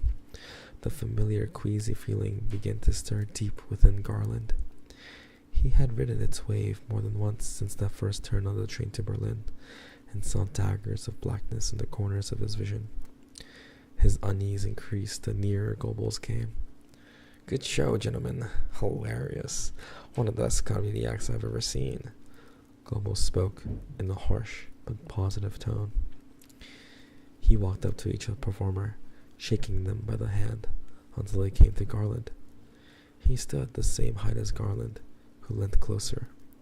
Garland was fearful of inflicting even his breath on a man of such high importance. Dark colors swirled in Garland's eyes, and his stomach turned. But he reached somewhere deep inside himself to keep control. He couldn't have an episode before this important man. Garland wasn't sure whether it was his paranoia or the silent war he was waging for composure, but Goebbels seemed to linger opposite him longer than any of the performers. "You are not German?" he asked.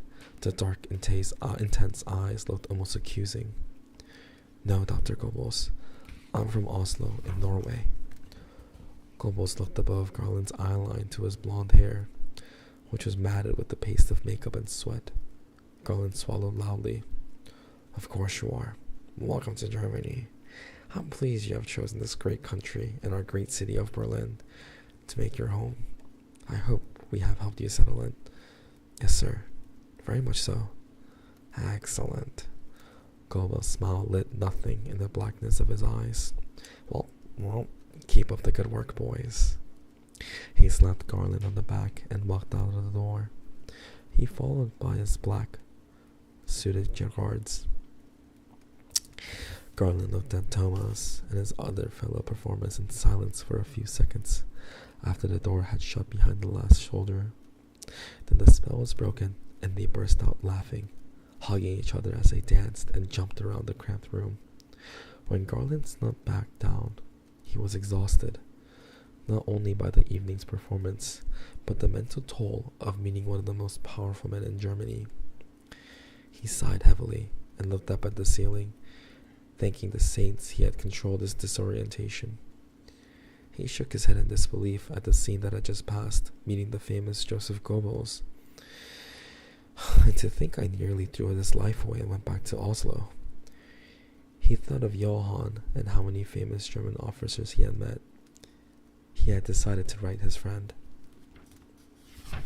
Ooh, guys, we had a time skip. It's been 6 months. They haven't talked in 6 months. Johann's gonna be all sorts of fucked up.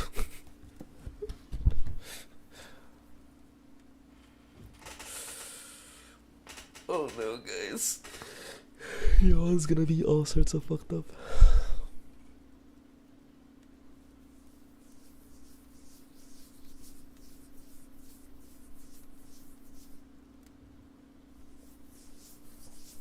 Oh man.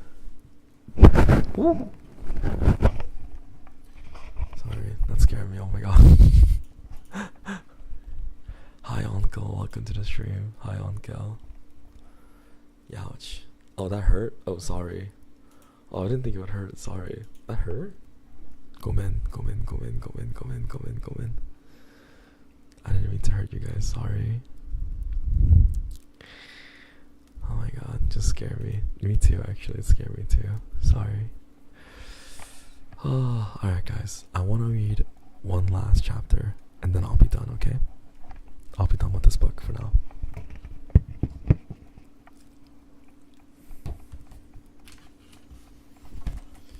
I want to read one last chapter. Okay.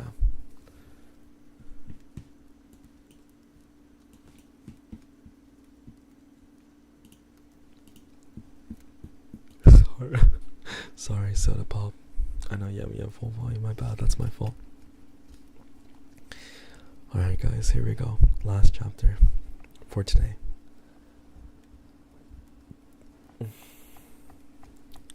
Chapter 8. Johann held the letter in his hand and laughed out loud. He had felt pangs of guilt, of course, after misleading Garland, but he had always believed things would work out. And now, Garland had met the great Goebbels. Johann shook his head as he tried to picture the encounter. Trust Garland to meet a top Nazi. Here was Johann, training until he dropped and working guard duty at the show, and it was Garland getting an audience with the big cheese. Johann had been stationed at the camp for 4 months now. In training, he had sailed through every physical challenge, always in the top 5 of his class, for strength, stamina, and speed. The officers loved his power, his physique. The perfect man, Weber called him. The words made Johann stand 2 feet taller, his chest puffed with pride. His only failings were the intelligence tests. Weber wanted to get Johann into the top ranks of the SS and worked harder and harder with him each day on the political force of the Reich and the enemies that stood before it. Hitler would love you, he had told him, but that demanded more than physical excellence. And although Johann performed well on the philosophy of the Nazi Party, he had struggled with some of the basic academic sessions that other less physically capable trainees breezed through. Guard duty at the Schau, though, was easy work. Johann enjoyed the sense of power. The way the prisoners looked at him, full of fear, filled Johann with dark energy. He fed on the panic that flared in their eyes, cornered animals with nowhere to run. The beatings he dished out quickly became routine. If he couldn't crack the intelligence, he could impress his superiors by attacking their enemies. It was the Jays he targeted most. As time went on, he began to enjoy delivering pain to them. The art was hurting and humiliating them just enough without affecting their ability to work. The feeling of bones cracking under fists was a wonderful, almost spiritual release. It took his mind back to his early days at the orphanage, those who tried to taunt him, those who didn't realize he was destined for great things, a man of power, and he loved correcting them. The more Johann punished, the more he embraced the feelings of absolute superiority. The jays cowered when he walked near them. Johann even perfected his own death stare, a pitiless expression he reversed for the most abhorrent prisoners in the cell. Some guards targeted the homosexuals, others went for the communists. But Johann loved beating the jays, and he felt no guilt. These so-called men were lucky they weren't executed on the spot. A beating was a favor, a blessing that was Johann's gift to bestow. Johann was shaken out of his daydream and almost dropped Garland's letter as Officer Weber clapped him on the back. "You're moving out, Olsen." Johann jolted to attention and moved his eyes towards the commander. "Sir, you're going back to Berlin." Johann turned to face Weber, his jaw opening with surprise. He remembered himself and faced forward. "Berlin, sir? A new camp has been built there. A good move for you, son. It will be the administrative center of the whole SS. Himmler himself visits it regularly, so I'm told. An excellent opportunity for a young Aryan officer." "Thank you, sir. You will be stationed at Sachsenhausen, Oranienburg, from the 1st of August. You will have the whole of August off, a gift for our best men from the Führer himself. But you'll want to be in Berlin for the first of the month." "Sir, it's the Olympics, Olsen," Weber told him. "The best athletes on the planet will be in our great country. We've secured some free tickets for our SS recruits in Berlin." Weber winked at Johann. "I've got a couple for you and a friend. Go there. The Führer himself will attend. Enjoy. There'll be much hard work to come in Sachsenhausen." "Thank you very much, sir." "Hail Hitler," Weber yelled, spittle flying from his lips. "Hail Hitler," Johann replied. Weber left, and Johann realized he still had Garland's letter in his hand. He was going to Berlin, to the Olympics, and knew exactly who he was taking with him. "You think Goebbels impressive, Garland? How about Hitler and the greatest athletes in the world?" He grinned and his eyes sparkled. Johann was going to see his friend once more, and even better, he was going to make real progress in the mighty SS. He rushed to his living quarters, grabbed a pen and a wad of paper, and began to write. Johann is fucked. Johann is fucked, guys. He's so fucked, dude. He is so absolutely fucked. Oh my god. It's over for Johann. I can see how this love story ends. Oh, this is not good, bro. Johann's absolutely doomed, dude. It's over. Oh my god. It's so over for our guy, man. Jeez. Wait, can we read one more chapter? I want to read one more chapter. How many pages do we have? We have, so we're on page 59 right now. And this book has, how many pages? 400 pages. Woo! Sorry. It's like on a stand, and it's hard to balance. I'm sorry. Sorry, guys. I'm sorry. It's hard to balance. Okay? It's like on a stand. It's because it's on a. I don't have like a. Sorry. Normally I hold this mic, but sorry, guys. Do you need a mic arm? I think I can just get like a thing, but I'm sorry. I'm sorry, guys. I know. I'm sorry. Okay, guys. My bad.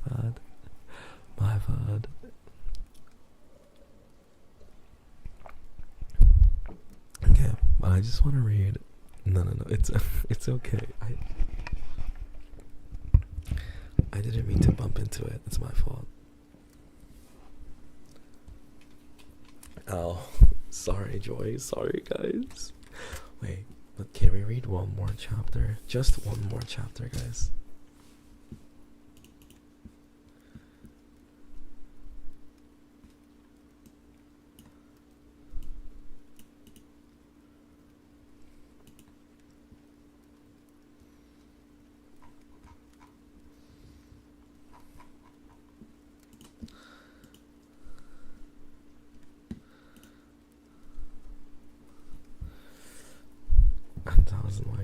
whole book. No, just one more chapter.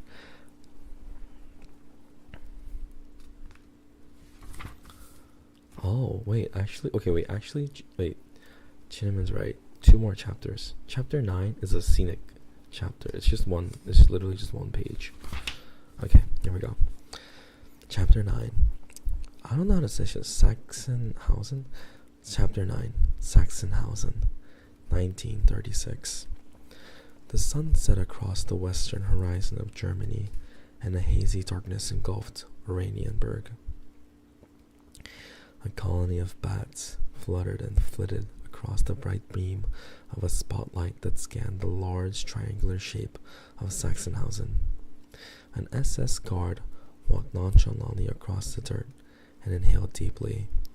The sharp smell of the newly constructed wooden buildings hung pleasantly in the air. The guard stroked his rifle longingly. He stopped to tie his shoelaces and squinted as the spotlight swept past his eyes. He took it in. The silence. Soon, the camp would be bustling with prisoners, guards, yells, gunfire. The calm was eerier for the somber fact that it wouldn't last.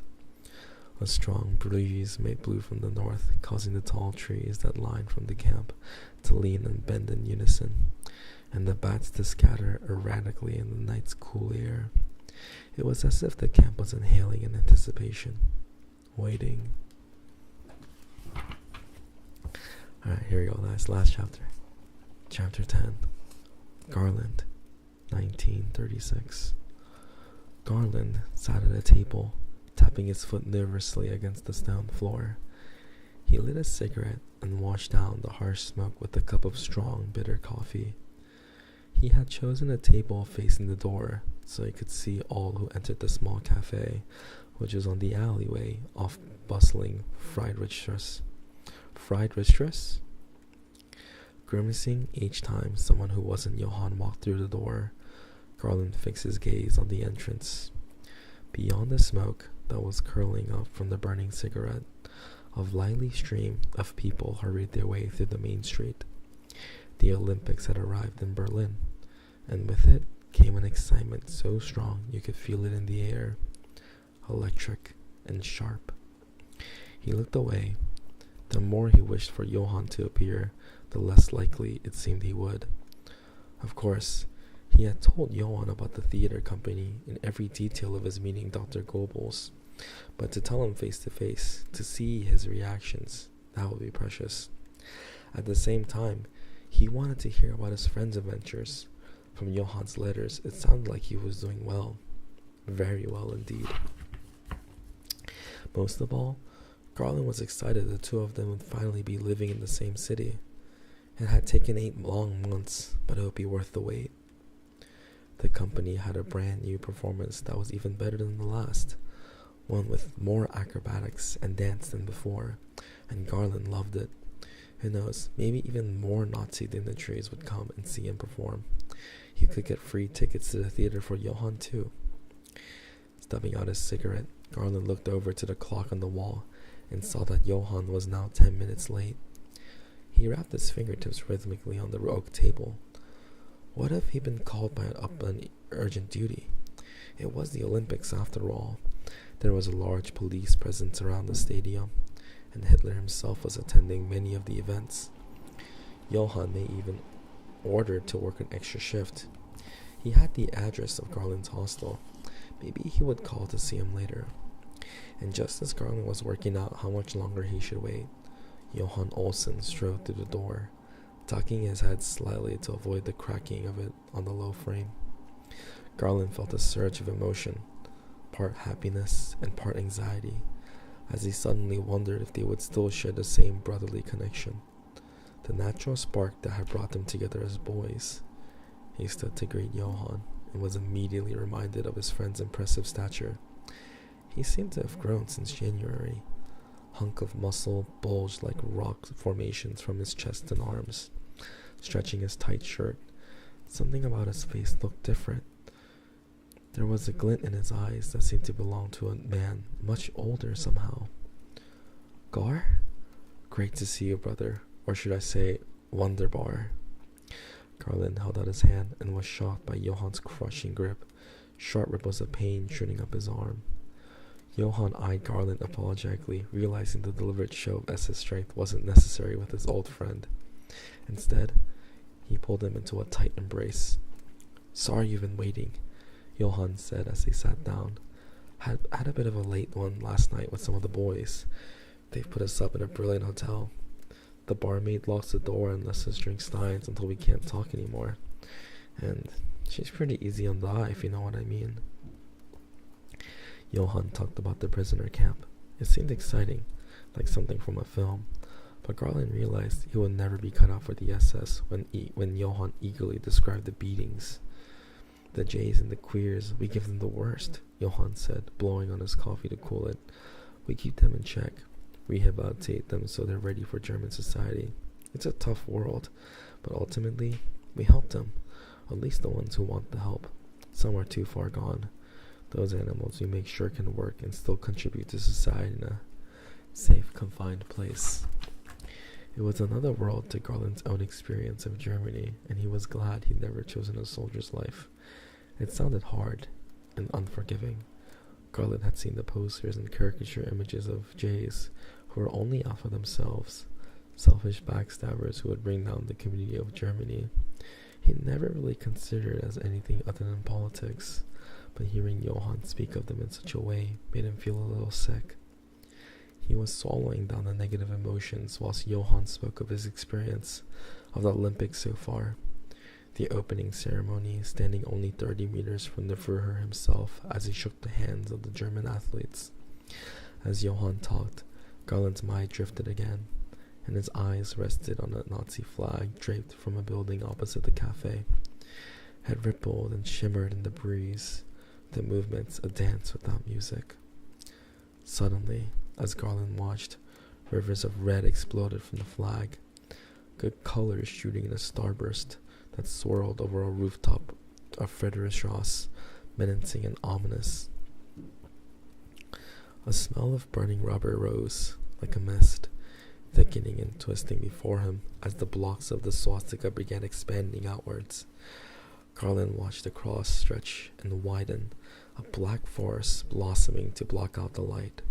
Garland felt its soulless, deathly power as icy fear rose in his heart.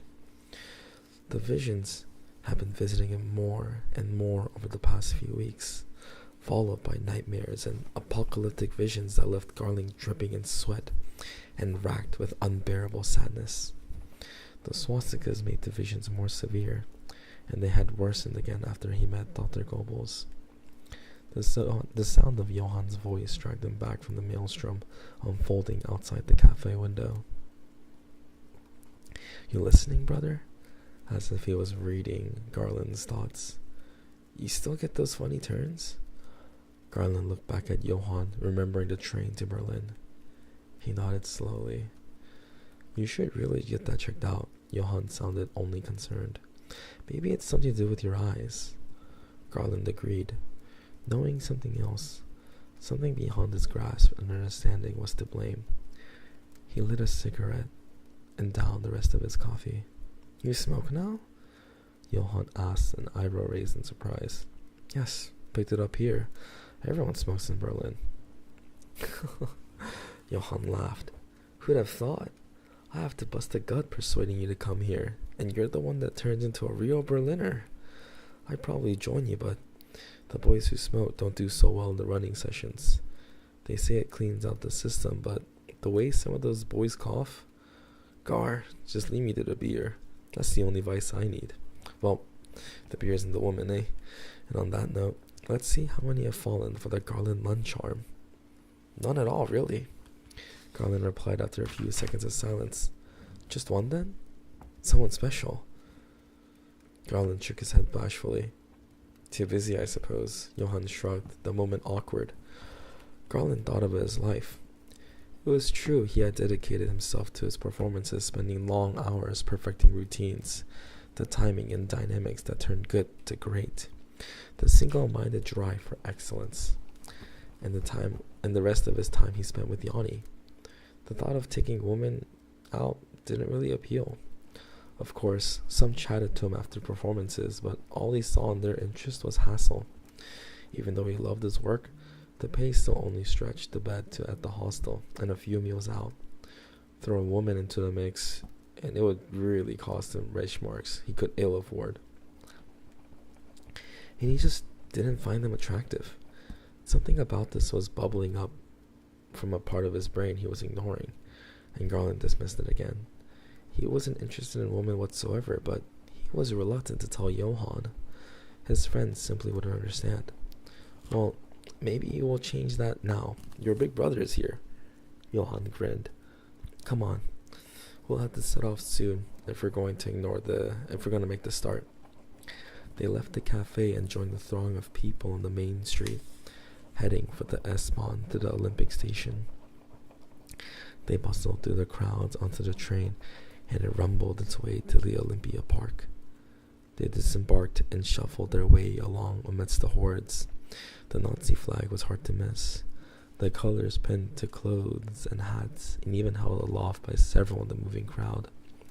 Each glimpse made Garland feel queasy, red flashes bursting out to blend with the dim morning light. Garland had seen the station as it was being built, a gargantuan creation that gave him the new admiration for the construction workers who scuttled like ants amongst the towering superstructure. They must have risked their lives at such heights. Now, the size and scale of the arena gave him a rush of pride for his adopted city and its friendly, hard-working people. Berlin was at the center of the world. All eyes on the place he called home.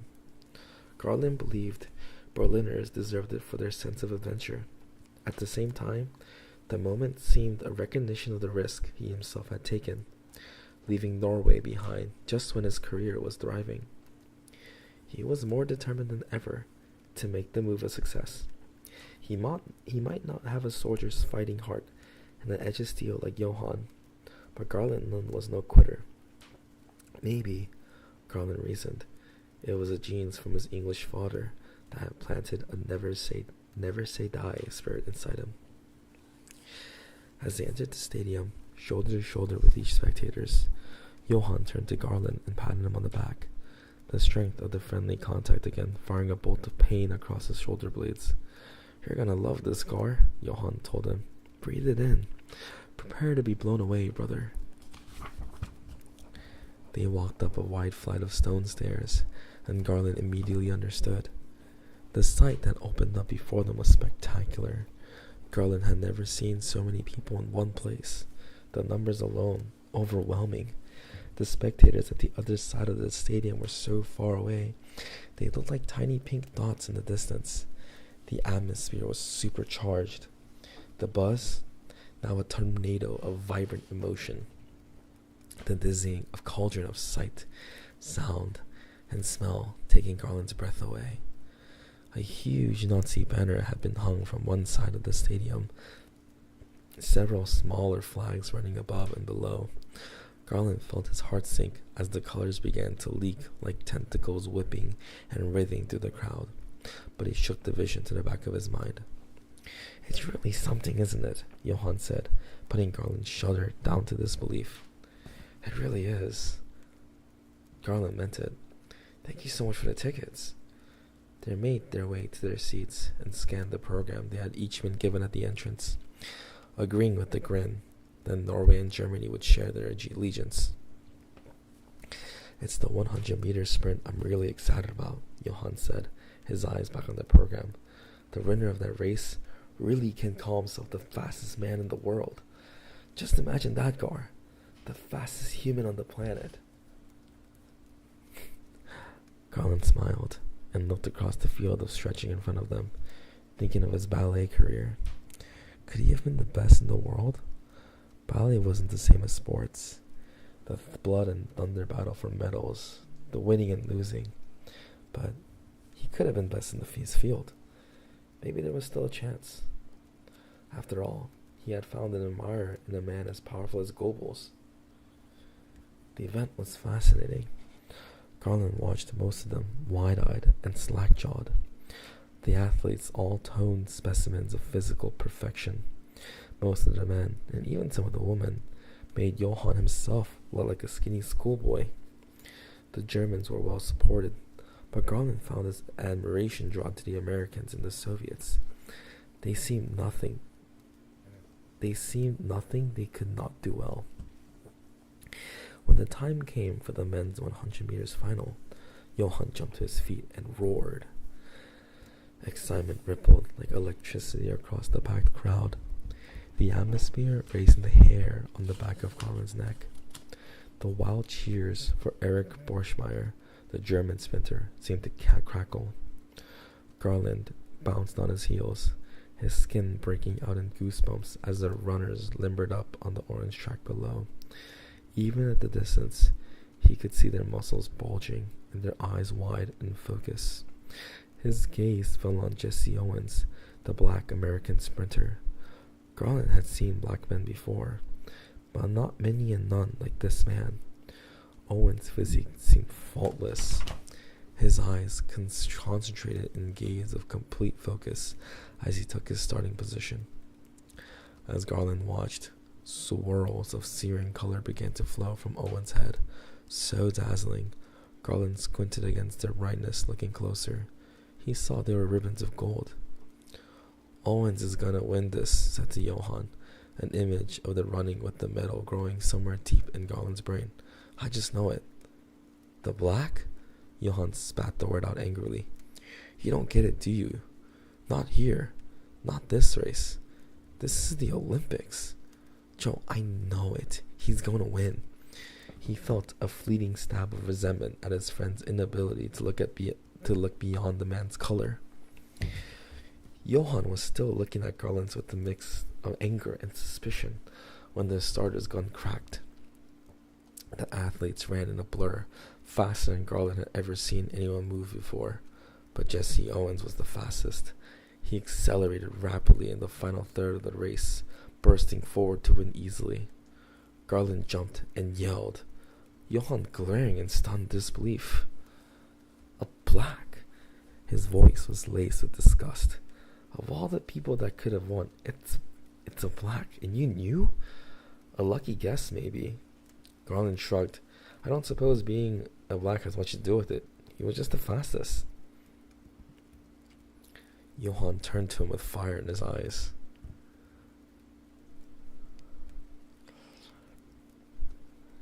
It's got everything to do with it, Gar. You really think someone like that is as good as one of us? You think the fastest man in the world is a black? Impossible. Garland shrugged again. He hadn't seen his friend for half a year. He didn't want to argue, but Johann's reaction irked him. Owens won the race. He didn't seem to cheat. How could he? And the man was clearly in superb shape. A fast Aryan and a fast black are both fast, Garland was reasoned.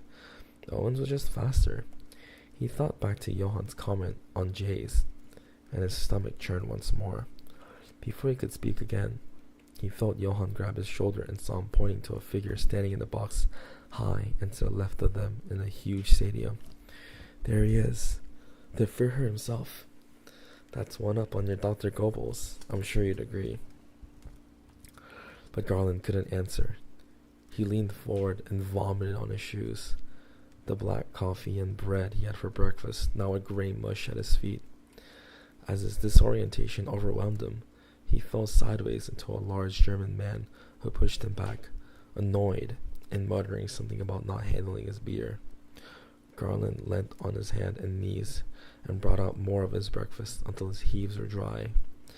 The smell of burning rubber was back, stronger than ever, filling his nostrils and his lungs. Johann helped him to his feet, his firm grip digging deeply and painfully into Garland's arms. He looked up to see the full stadium giving the Nazi salute, a sea of hands pointing skywards, straight fingers jabbing like daggers at the air as they chanted the Führer's name. What are you doing? Johann yelled. If they think you're drunk, they'll kick you out, and me with you. How would that look as a new officer in the SS? Shape yourself up. But Garland hardly heard. He opened his eyes and lost all balance again. The vision became too terrifying. Adolf Hitler was standing in the box, surrounded by his guards, lightning bolts of red, black, and brown flying in every direction from his rigid body. Around him, everyone in the stadium was dead. A sea of rotten corpses with black sunken eyes, hands now maggot-covered claws still rigid in salute. Garland stared at their outstretched fingers, frigid and bony. The smell of death, rotten meat mixed with decay and dusty earth, hung like a burial shroud above the echo of their screams. Garland sensed death touch every fiber of his body. It was a cold, sick feeling, as if he had swallowed a poisoned sliver of ice and felt it spread like the plague through every cell, every organ, encasing his heart in a frozen thumb.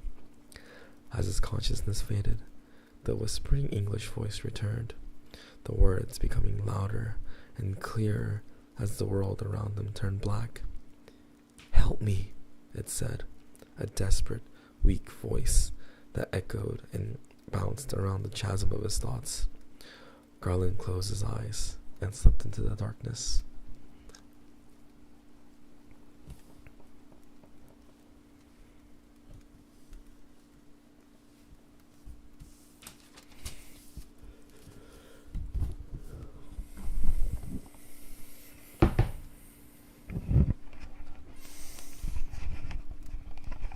Dude, this shit is intense. Oh my god. This shit is intense. High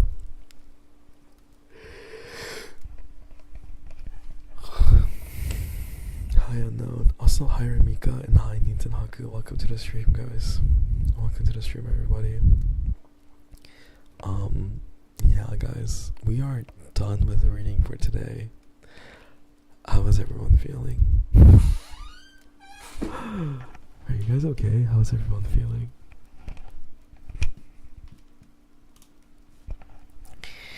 Oh my god.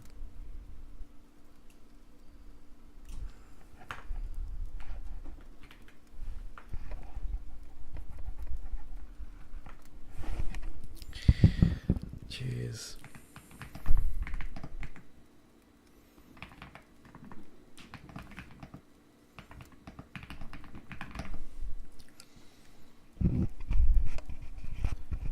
Yeah, that shit. I feel kind of out of it. I'm like sleepy out of it. Or what chapter are we on? We are on chapter. We stopped at chapter 11, which means that we read 10 chapters. Yeah, we read 10 chapters. And then the weather. Oh no, everyone's getting sick. You guys have to be careful, guys. And those are the last 2 chapters, yeah. I'm feeling under the weather. Yeah, you guys have to be careful. Are you a bookmark person or corner folder person? Well, I mean, it depends. I mean, if it's my books, I don't mind, but I prefer bookmarking it if I can, because, you know, why would I damage the paper, you know?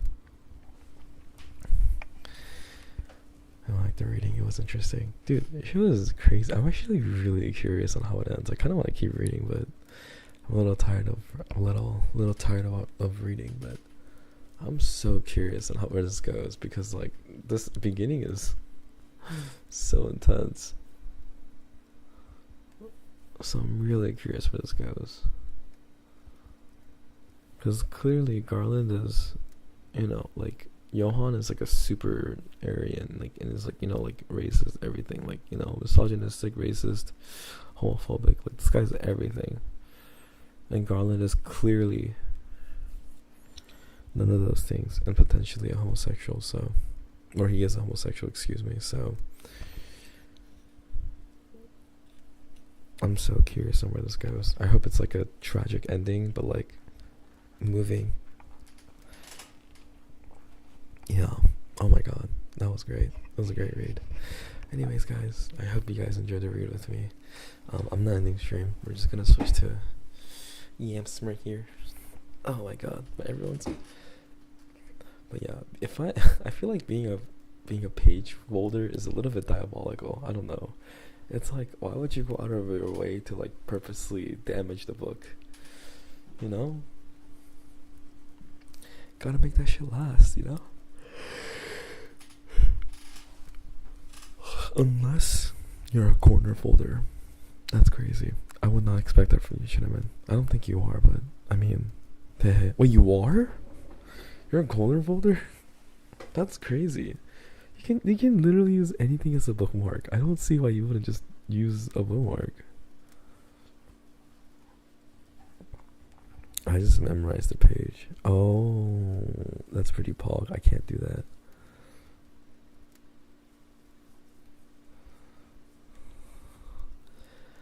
Yeah, swear I'm gonna look for a bit to edit an article at the second day of school already. Good luck.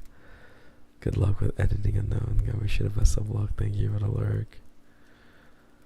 Now I keep bookmarks for book. Oh yeah, I mean, like, they have some nice ass bookmarks actually.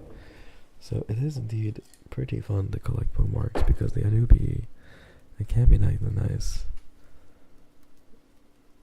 I usually stick a piece of paper on it. Yeah, just like random, you know what I mean? Like I don't own any real bookmarks. Like, I just throw random shit on it. Oh, the app remembers for me. I see. That's very fair. That makes sense.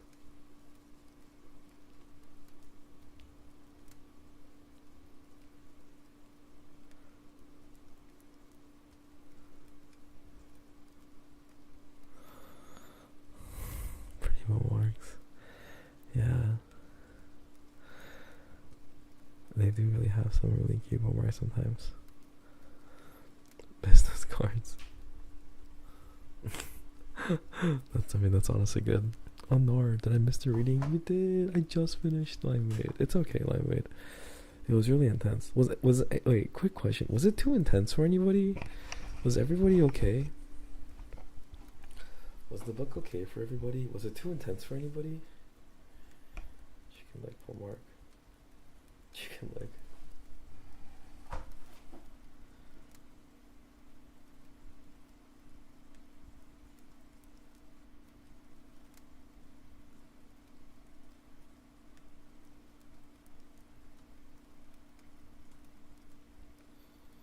That's because I'm used to it. I mean, I would agree, but I think it's still pretty intense. Especially for, you know, the people more involved.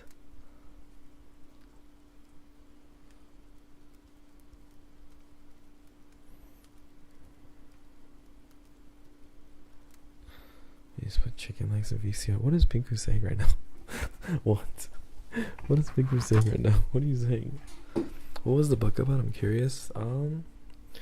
It's about a guy who lives in 2021, like the year 2021, and then one day he realizes that, like, he looks at stuff and he realizes that a real story you're reading. No, I believe this is a horror fiction based off of horror nonfiction, or horror fiction based off of a, you know, like a real setting.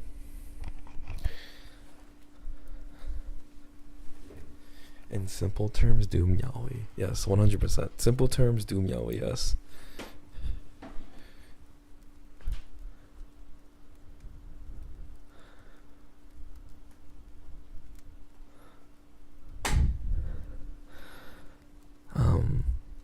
But yeah, so far it's a great book. I really like the way it tells the story. I'm having a good time. Screaming. It's okay. It's okay. You don't have to pay attention. It's the whole point, I feel like. It's just, you know, to help you guys sleep.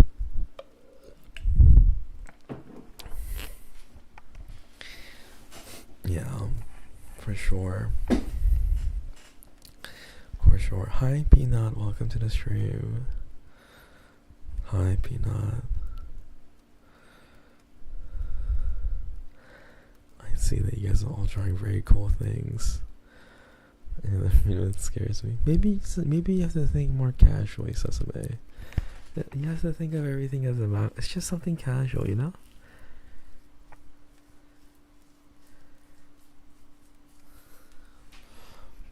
Interesting. Just got home from school. Welcome home. I hope you had a great time at school. Yeah, but still bummed. It's okay. You'll get out of it, I'm sure. I'm sure you'll get out of it. Do you like plush for me? Hey Ray. Is that me? Is that the big one in the middle? I do be looking kind of wide. I do like that. I do love me my wide proportions. I do like it. It's cute. It's cute. Oh, you guys have fun. Wait, and I like how there's the Baka one. Wait, what is that from? What is this from again? It's like a meme, isn't it? What is this from? I forget. Abortions or another litter coming. No, what do you mean? There's never a litter in the first place. I drew you as a baby goober taking his first step. Eh? Wait, you did? I have to find it. I don't see that one. I have to zoom out, I guess. Wait, hold on.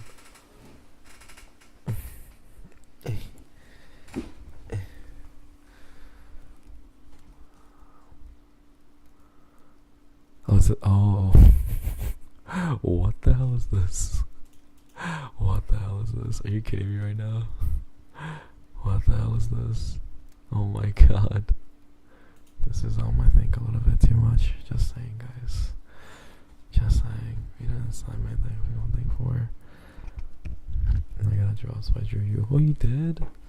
Why didn't you take a picture of it and put it in the Woodles? I would have loved that. You should have taken a picture and posted in the Woodles. I would have loved that. Next time, we done.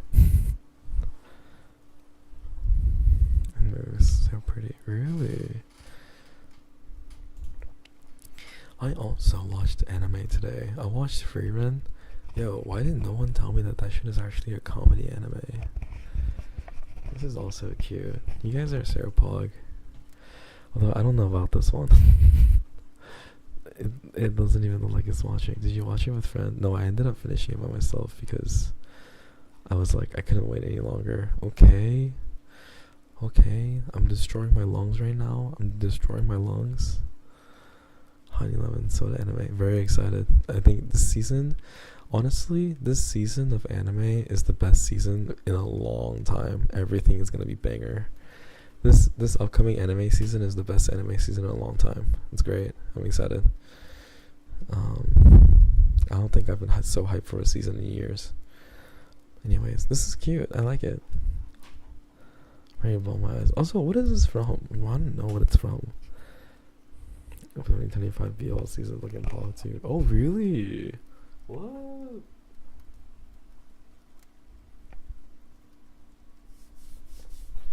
I did not know that. That sounds awesome.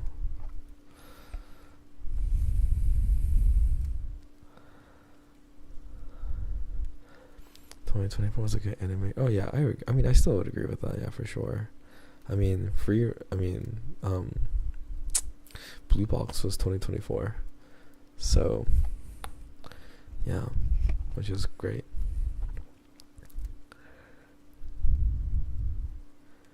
You know, Blue Box was 2024, so I was gonna say, does that not kind of shoujo? And then I realized that Blue Box is literally for shonen. It's literally in Shonen Jump, so never mind. Sorry. Freeman loved it. Yeah, it was really good. It was really good. It's really cute. Honestly, like I said, I didn't realize it was just a fucking comedy anime. I wish somebody told me that because I thought it was so serious and sad. And I was like, I'm not ready for this right now. This is not the energy I need right now. So I ended up not watching it a lot. But then I realized that it's not it at all. So I wish someone told me, you know, for real. I'm still stuck at OSF4 for your last year. It gets better, trust me. Remy, are you leaning back from your desk or something? I mean, I'm not like, I'm like relaxed, you know? Thanks for the lurk, Sesame. I'm relaxed for sure. Very much relaxed. I don't know if I'm like the hardcore lean back. But you know, I'm enjoying my, I'm relaxed. You know? I don't know what else to say. You know, just vibing.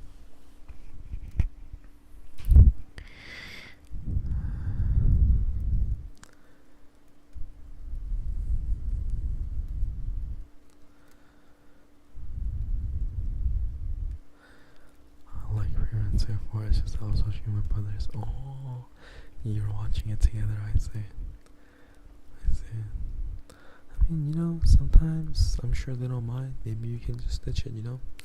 You guys can always find a different series to start together, just saying. Quivering really fast. Oh, it's because now I'm holding the TASCAM onto my mouth. So I have it near my mouth right now. Which means that my mouth is being covered on the camera. So, yeah, you know, it's gonna freak out, you know what I mean? The freaking out is a little bit inevitable, but it's there, you know? I'd be devastated if they watch it without me. Oh, really? Gotcha. I mean, if that's the case, then I guess they shouldn't, you're right. If that's the case, they should not. You are so right. You're so right.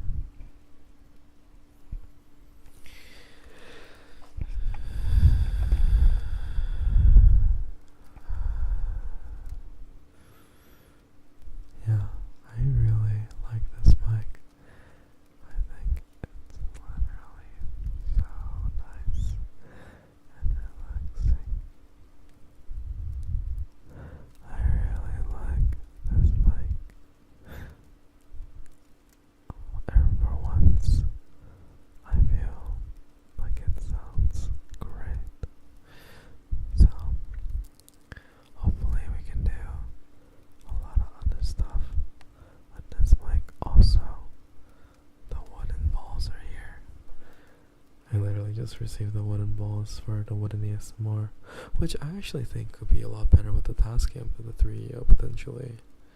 So, I'll have to experiment with that, guys.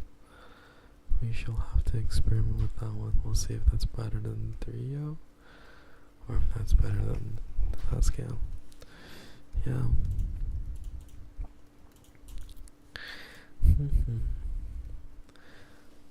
Okay.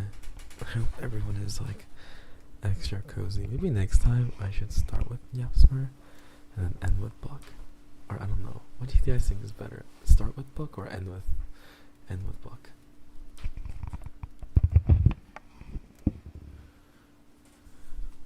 What do you guys think is better? Wood ASMR is so fun. I like using wooden beads a lot.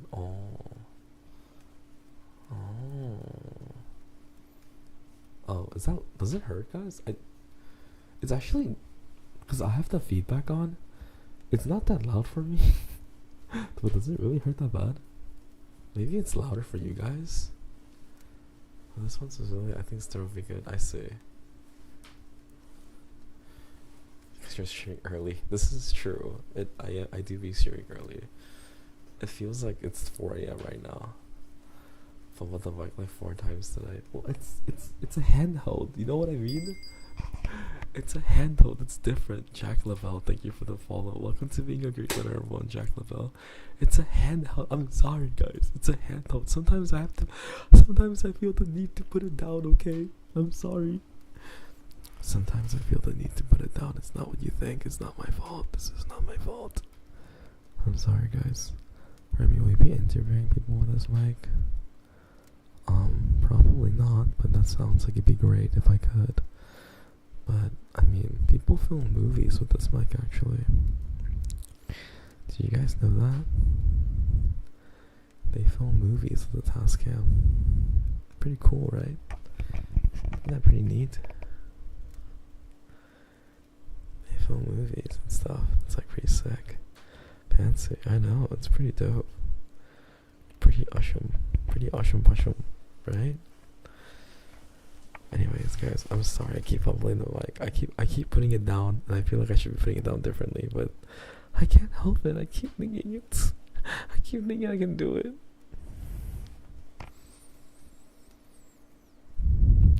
Probably short film in uni. Oh, what was the content of the story? And then for this one specifically, I think start is good. Oh, okay, yeah. So you can decompress. Are you guys all feeling nice and decompressed right now? So you guys can all just relax. You guys feeling nice and decompressed? You gotta get it its own cushion. I'll get a stand. I'll get a stand eventually. I want to record ASMR scripts with this. I think it'd be really fun. And what's great is that it has an SD card, so I can actually just record everything myself. So like if I need like background noises, I can like make it myself. Wasn't that kind of cool? I feel repulsed. Oh, sorry. I guess I'll just never release more script calls. Sorry. I didn't realize you feel repulsed. I didn't mean to necessarily.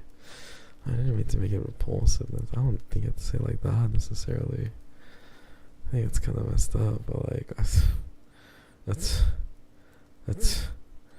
you know, Foley Remy artist coming soon.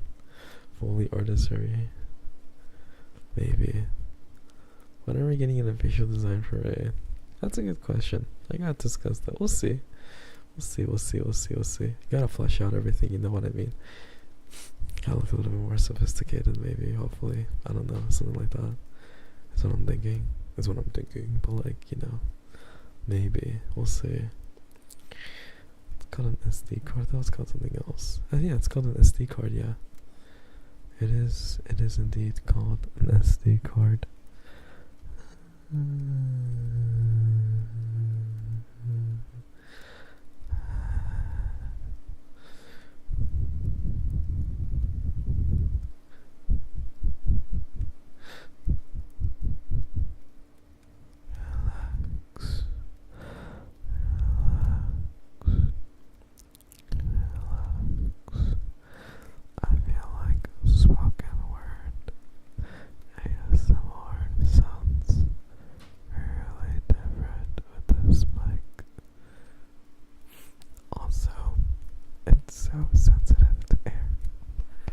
This mic is so hard because it's so sensitive to air. I think it's so sensitive.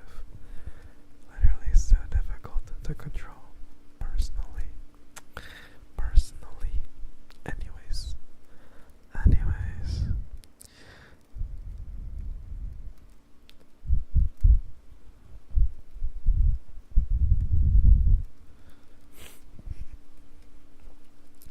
Did you put a sock on the mic? Yes. Well, it's not a sock, but I have a cover for the mic now, which is why it sounds a lot better than last time. Just letting you know. Just a little bit of heads up. That's why it sounds a lot better than last time. But it doesn't change the fact that I still have to talk gently if I want to use this mic. No more sticky stock ASMR. Bro, that was only once. That was literally that stinky, quote unquote stinky ASMR, bro. That was literally only once. Relax, it's fine. It was literally only once.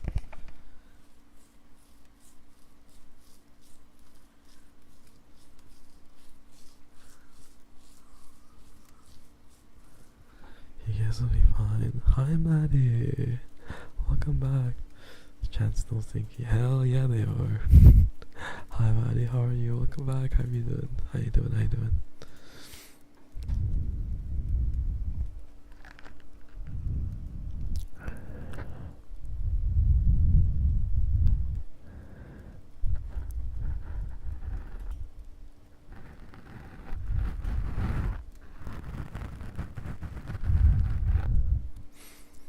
I do love using this mic. Squeeze. I'll never recover from what? The eepiness? Are you really that EP? Are you really that EP, Bingu? Maybe it's time to sleep. Maybe it's actually a good idea for you to go to bed. And maybe it's EP time.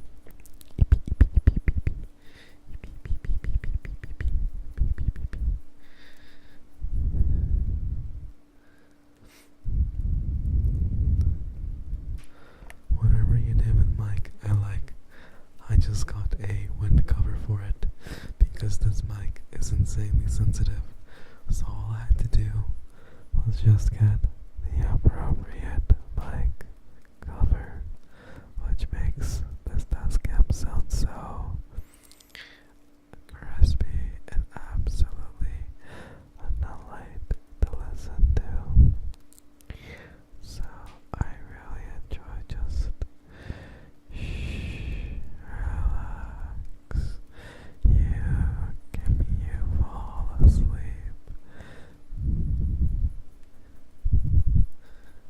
wasn't an EP mistake. But aren't you EP? It's okay if you're sleepy. It's literally fine if you're sleepy. It's not a problem. It's okay. It's okay.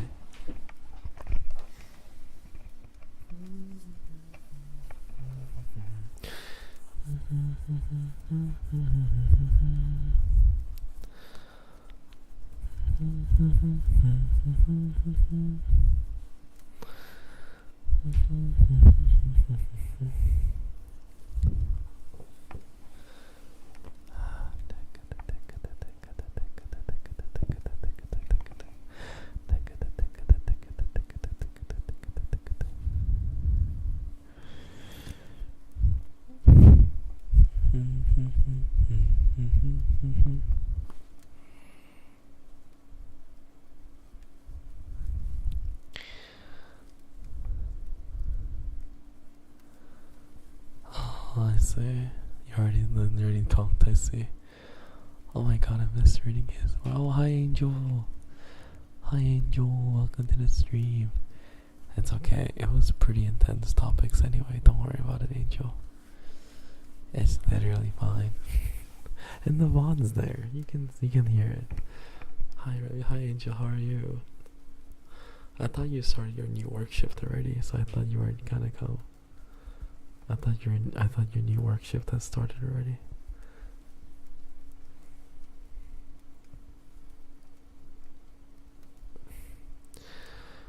Oh guys,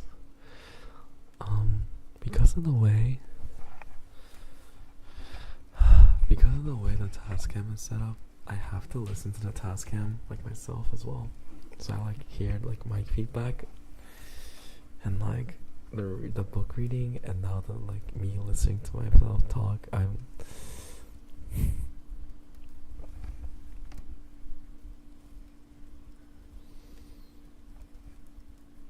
get it. I did, but since it's training right now, I get out a little early. Ah, I see. That's good. That's good. That's good.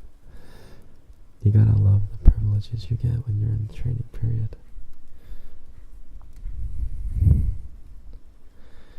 Gotta love the training period privileges. When you're like several hours early and stuff. It's really nice. Oh hell yeah. Yeah, of course. I'm so glad you did that. Yeah, because if you always work late nights, it's like hard bad for your mojo and like motivation and stuff. Like, I think that's really smart. Good job, Angel. Good job. I think that's a great idea. It's good for the mojo, you know? Good for the motivation stuff. Stay motivated.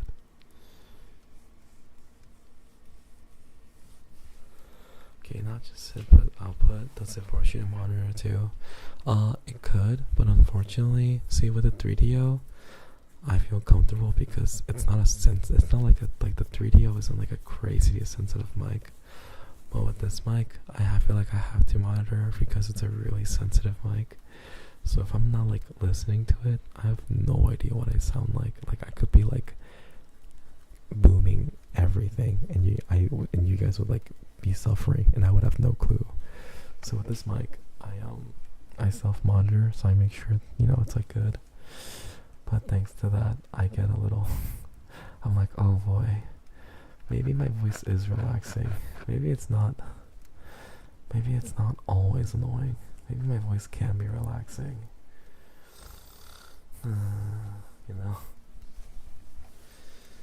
Maybe you guys are right. Maybe it's not 100% times annoying. But still most of it. Oh my god. You keep getting it mixed up. The L voice of you aura. No. This is one thing I refuse to budge on. L voice of you aura. Guys, stop upgrading. This is the one thing I refuse to budge on. L voice of you aura. Why are you guys upgrading?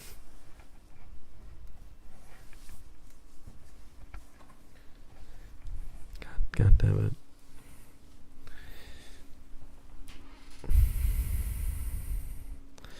What else do we do on Wednesdays? We do yapsmr. What else? Oh, we do script readings. But I guess I already read a book, so I guess you don't have to do script readings or anything. Are you guys just okay with just chilling? Are you guys bored? Do you guys want? Is everyone just okay with just chilling? You guys aren't bored?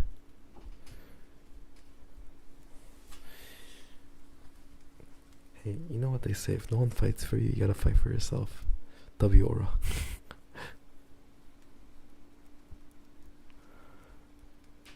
Oh, super cool, Willover. Welcome to the stream. How you doing, buddy? Welcome to the stream. Welcome to the stream.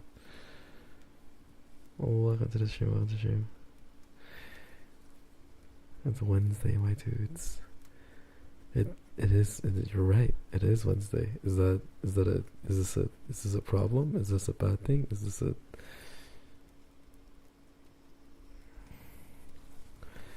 Hello.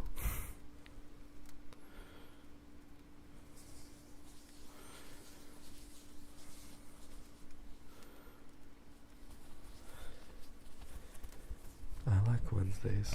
Actually, no, I don't. I feel like I really only like Thursday and Fridays.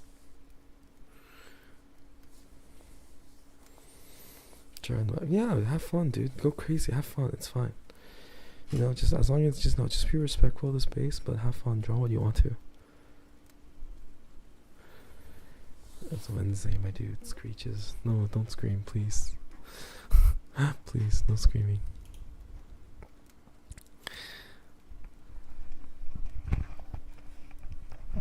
Okay, if I put the mic on this cushion, then it should be fine.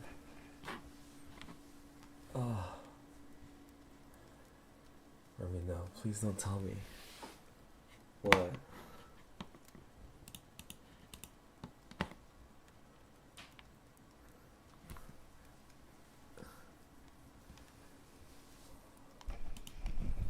Please don't tell you what. Oh, the meme? Wait, I know it's a meme. Relax. I already said I knew the meme. You guys are being so overzealous. Also, guys, by the way, I'm wearing the Chewy got me a shirt from Japan. It's cute. It has a little cat guitar on it. It's it's a matching shirt. Chewy got us matching shirts from Japan. I was like, what the fuck is this? But the fact that he doesn't notice my piercings, man. I'll take a picture of it later. I'm wearing it right now.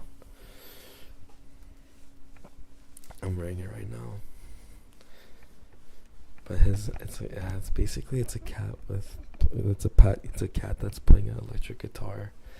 His is, I think,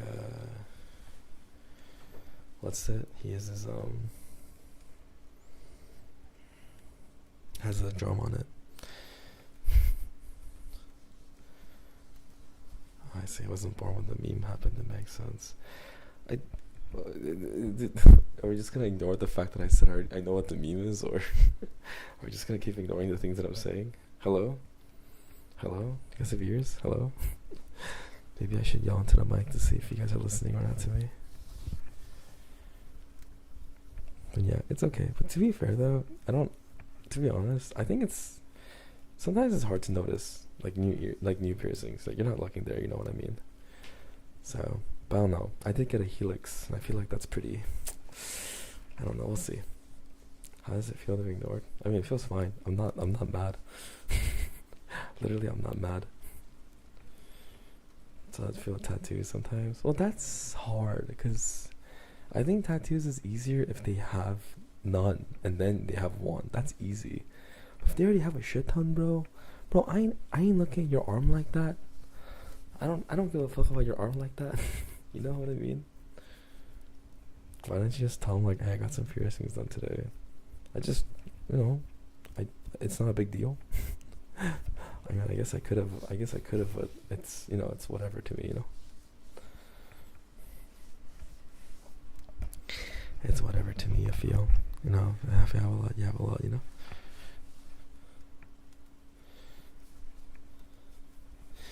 Did you get a helix, Remy? I did, but it's pretty low. It's like in the middle part of my ear more than my like high part of my ear. Like it's like in the like the upper middle, like up, like if it's like right in the middle, it's like just a little bit above the middle. Didn't notice, noted. Well, if he noticed, I would have been impressed. If he doesn't, I don't care. You know what I mean? Like I said, like if he notices, it's impressive. If he doesn't, it's okay. Not a problem. Now, Red, welcome to the stream. How now, welcome to the stream. Should I switch to whispers? Whisper, whisper, whisper, whisper, whisper, whisper, whisper. I don't want pants backwards, I'm sick. Oh, that's awkward, yeah. You said you made an effort to show off your ear. Well, that's because I did that to, you know, like, to see if you would notice. And you didn't, and it's okay. I don't care if they're mentioning to that. Well, I'm just talking. It came up. It came up because I was talking about the shirt.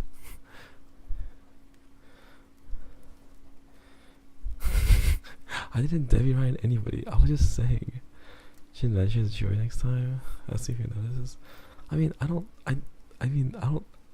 think I'm going to. I just, you know, if they notice, they do. If they don't, they don't. It's okay. There's nothing wrong with that.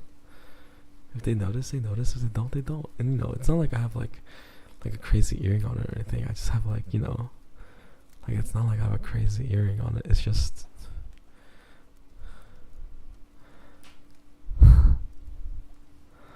How's your day, Pandora?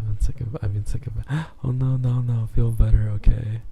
Feel better, buddy. I go to bed now. Okay. Everyone say goodnight to Super Cool, guys. Everyone say goodnight to Super Cool.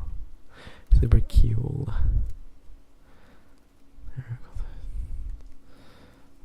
If you're tattoo, you said no, you're on cooldown. You can't use that ability.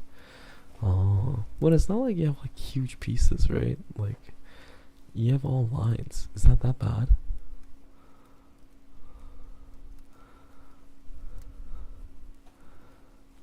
What's up, hamburger? Welcome back, buddy. He was saying money-wise. I mean, yes. You're on your wallet is on cooldown. Your wallet is on cooldown. Stop it. You can't use that ability. Your wallet's on cooldown. It's okay, Pinku. It's in his name. You can call him whatever you want, buddy. It's in their name. You can call him whatever you want. I think it's the world's best fishes flavor. What are you talking about? Look, you have my blessing for whatever you want to do, hamburger. But don't call me the world's best Tetris player. Would you notice a trigger got near piercings? He would just tell me. I think he would tell me before I even notice. That's kind of his personality. You know, thank you. True, yeah, he would just tell me before. Hi, my name is Remy. Well, that's just how he is. That's okay. Expensive piercings. Alright, I'm gonna start doing it myself, maybe. Wait, what? Really? If you go to a tattoo parlor, it shouldn't be that expensive. I got like 2 piercings for like $40. You know what I mean? Is that expensive? I feel like 2 piercings for $40 is pretty good. I love you and your mother and your voice. Why is my mom involved in this? Why is Remy being involved in this now? Hello? Why is Remy being involved in this? Also, my voice is mid. It's fine. Literally, it's mid. Ignore my voice. Here's the traumatic experience, the first one. Oh no, I'm sorry. Was it like infected or something? What happened to it? Because we love Remy. What the do? Interesting. I see. Very interesting. Cost me $7. What? You got ours like $10. Yeah, see, it's like generally I feel like pretty cheap. Plus this with peak watermelon ASMR. That was like months ago. Sorry, what's your voice? That's your mom. Sorry about that. Oh. I mean, it's okay. I mean, you can say Remy Alma. Remy Alma comes in the background every once in a while. It happens pretty often, actually. It's so cheap for you guys. Yeah, it's like in the tattoo parlor. It's pretty cheap. Been chasing the high ever since. You're never gonna see it ever again. Oh, Ramoose 888. Thank you for the follow. Welcome to being a great leader #1.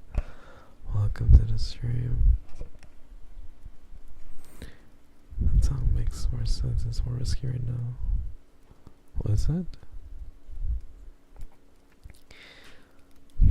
Trustful piercer is hard. I got a bad infection whenever I college. Oh.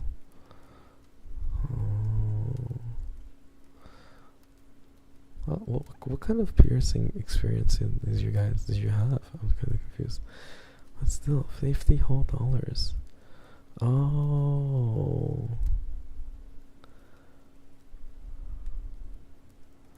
Wait, isn't tongue piercings pretty expensive? I think I let it have $1 million.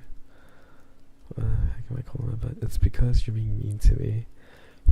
It's because you're being cold to me right now. If you were nice to me and fond of me, I would feel like you would get a lot of warmth right now.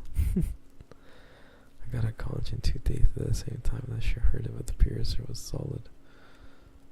What's a daith? Which one's a daith? It's like more like a surgical thing, right? I don't know. I mean, I've never gotten it. I just know that it's more expensive. That's about all I know. I simply know that it's more expensive. That's about it. Oh.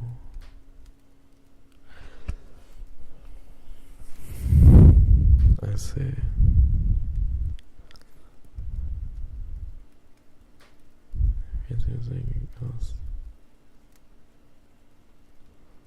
Oh.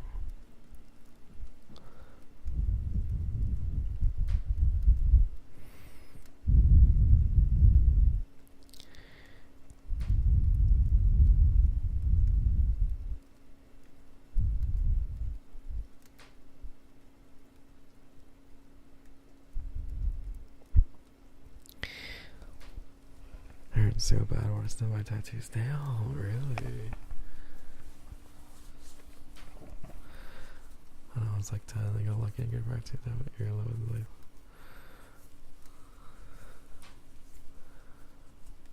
Wait, my Walmart lobe piercing fell through? What do you mean fell through? Like it didn't go well, or what does fell through mean?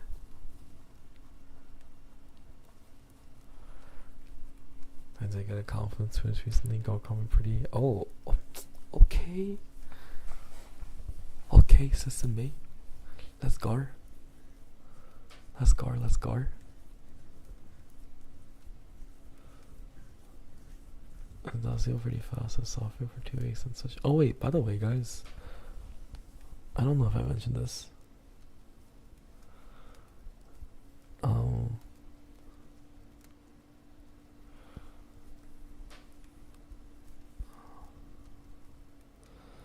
I'm getting my wisdom teeth taken out at some point. I don't know. Is it next week? No, it's the week after. So in 2 weeks, I'm getting my wisdom teeth taken out. So I will be on break for stream, but I will make up those days, maybe. But yeah, just a heads up, okay, guys.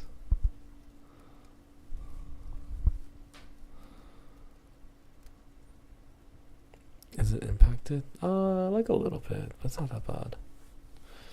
Like a little bit. I can't argue my eyebrow piercings or get my septums redone. I can't decide. Oh, for you?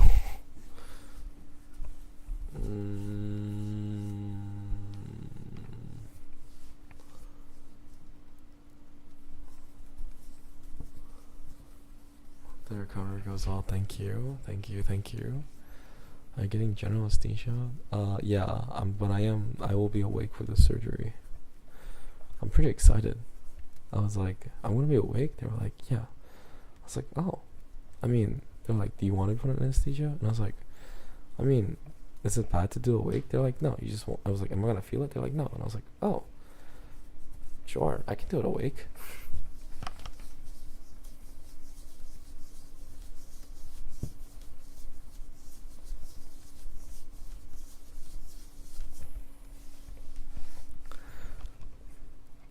The sounds, the pressure.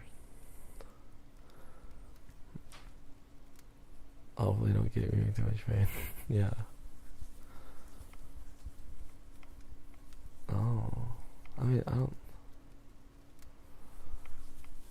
don't know. I mean, we'll see.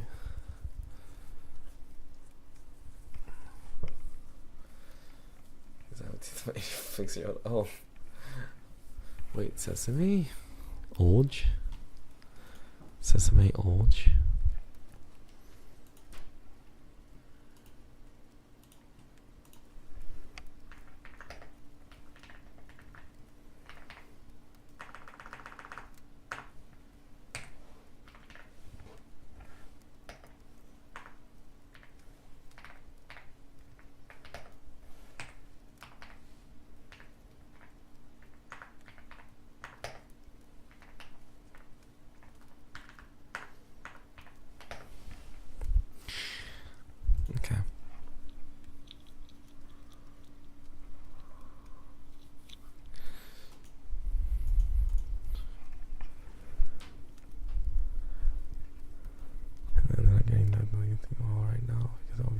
again. Oh, that's really awkward. Also, hi Pichu. I mean, yeah, I don't worry. I remember the story, but is this my old? I thought it was an eyebrow piercing. Oh, wait, okay. Here, make it.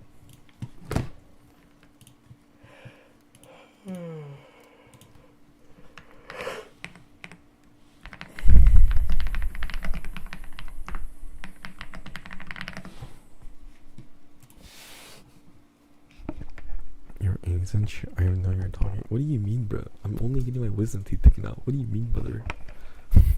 Ancient? I don't know. No one has ever told me about 86-year-old teeth, so I don't know who's winning. Maybe she saw it and she thought it because there was a reason for it. Anyway, found out why I was cold heater turned off. No, Pinko, I don't think that's the case. I think it's because you're being cold in general as a human being. I think you gotta be nice.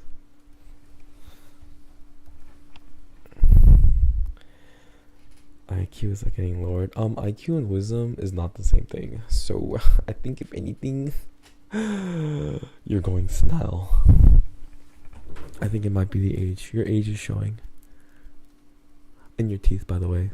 I can see it in your teeth. Your age is showing in your teeth. Put the smile away. Put the smile away. I see it.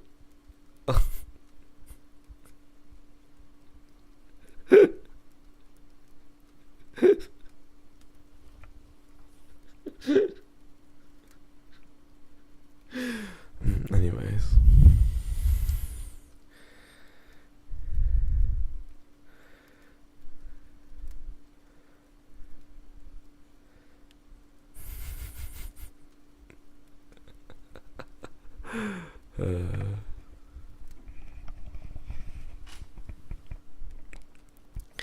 Anyways, what do you mean?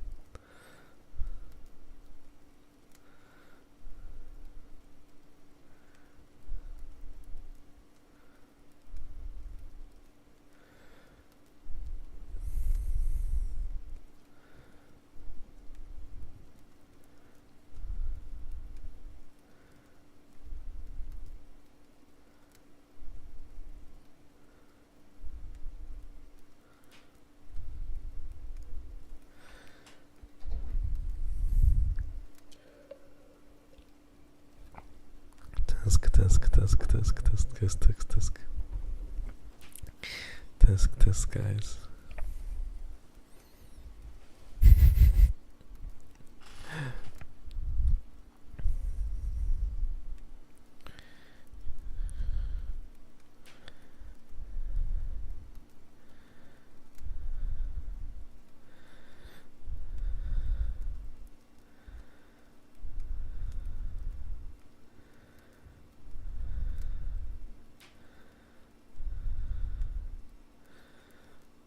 Born yapper.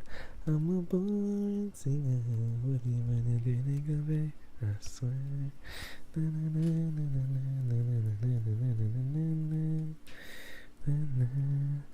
I'm a born singer. What do you wanna do? Go back?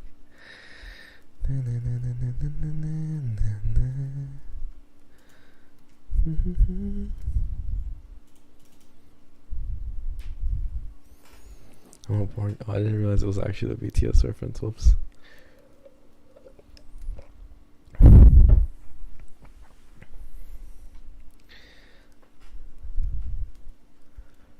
Looking at your 50 plus messages. 50 plus messages. Only in this stream or...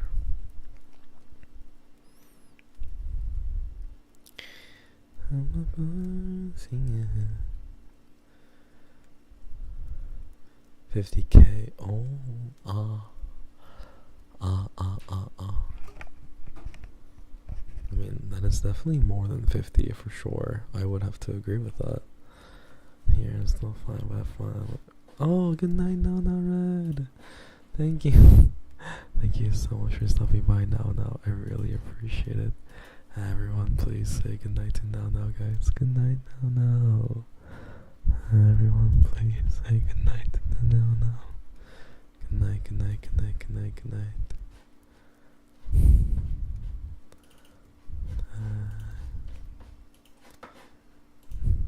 Have a great night. Thank you so much for stopping by stream.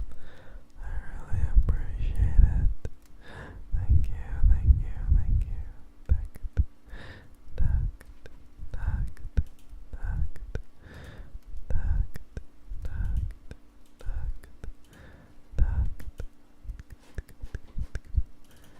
I know, it's such a cute name. I know, right? Now.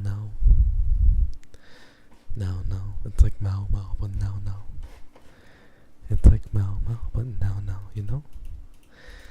I'm not born singing, not even a day you go back. Sing I can never go back, I swear.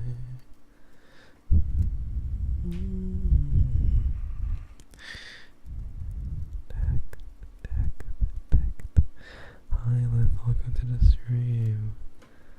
Extra software Remy tonight. Oh yeah, it's because we were reading. The vibes were very comfy, but the book was really fucking intense. So it was really interesting. It sounds like you said Bakugo. Bakugo? Hi Sunjin, welcome to the stream. Oh, born singer. I say. That's why I think I said Bakugo. I'm a born singer. Anyways. This isn't hello. It's okay. Then we got this, I can catch up. Wait, what? For what? The book? The Psychic of Sachsenhausen. It's called the Book of Sachsenhausen. It's a horror. It's a psychological horror. And it's the guy is. I mean, it's literally a book about Nazis. I didn't think it'd be that in depth. Like, I didn't think he was literally like. I thought it was gonna be a little bit different. I didn't think it'd be literally about Nazis, but it is. So it's pretty intense. It's pretty scary. But it is really fun. Here, I can read the synopsis. 2022. Richard is a British tourist on holiday in Berlin with his husband when he has yet another psychic episode that draws him on a tour of a nearby Sachsenhausen concentration camp. A seizure sees his world fade to darkness as his mind falls into another story in another time. 1935. Johann is an orphan with dreams of making it big, a powerful, ambitious, and confident realist. He is recruited for a challenging and exciting new career in Germany. He heads to Berlin for his new adventure as a trainee with the Schutzstaffel, the SS for short. And Garland is a brilliant young ballet dancer whose talent knows no bounds. Inseparable since the early days at the orphanage, he follows his best friend and adopted brother Johann to Berlin. A newfound psychic ability sinks its claws into him, showing him terrifying visions that forewarn of great evil. So begins a tense supernatural tale of love and hate, pride and shame, hope and horror that builds to a harrowing finale in the dark heart of Nazi Germany. It's pretty intense. It's okay, get those funds, Angel. Make the bread. The bread is more important. Make that bread. You know? It's okay, girly. Make the bread. That's way more important. Like, it's doomed literally from the synopsis based on the timeline. Yeah. It seems very doomed, yeah.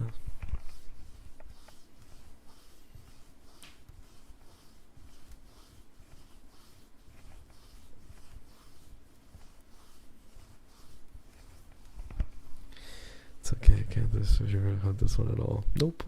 And it shouldn't be. Are you cold? No, I'm rubbing my arm. Why are you judging me for... Let me rub my arm in peace, bro. Can't the man rub their arm? I just want to rub my arm.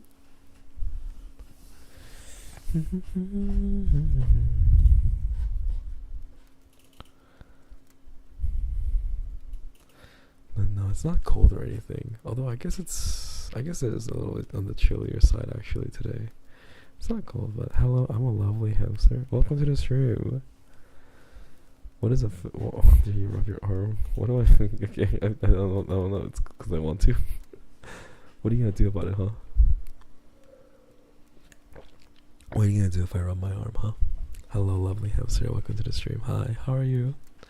Welcome to the stream. Did a fish slap your arm? No, I don't think so. You're cold. How turns have tabled. I like how everyone just says it wrong now. Is that just is that just normal now? I think it's funny that you're rubbing your hand together like a cricket. Yeah, I'm rubbing my droppings all over you. Rubbing it all over you. You make it hard to leave. Get some sleep. It's okay. Aren't you sleepy? I do this to help you guys feel sleepy. Aren't you sleepy? I do this so I can help you guys feel sleepy. Are you not sleepy now? No. You're not sleepy?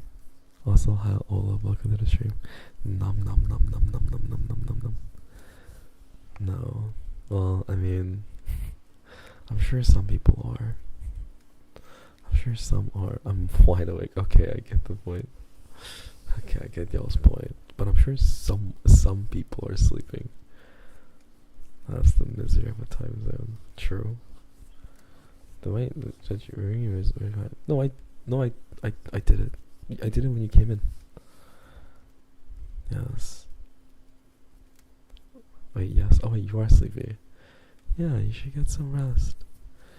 You can lurk, you know, if you want. You can just put me on you can listen. You can put me on your forehead. And then it might still be relaxing if you put me on your forehead. And you can just fall asleep, you know? I just woke up. Good morning, Pinku. I didn't realize you were sleep talking this whole time. I see. That explains a lot. Good morning, Pinku. Welcome back. You were sleep talking for the past couple hours in my stream. I didn't realize you just woke up. Good night now. Give me a tour on Magma. Oh, let me see. What's there an update? Let's see what we got. I sleep. We got a guy that looks like the guy from Squid Game. I think this is Pinku's at work with a baby. We have me burning in an open hot fire with someone making marshmallows. We got this chonky Remy with Ray in the back. Just chonky Remy. And then we got me smoking a really cold one. We got me smoking a really cold one, or a hot one, I guess, in the situation. And then we got, oh my gosh, Remy fishing. All awesome. All very awesome. Yay. Pog. Super pog.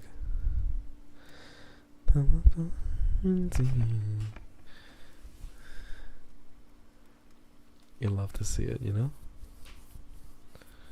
You love to see it. Very awesome.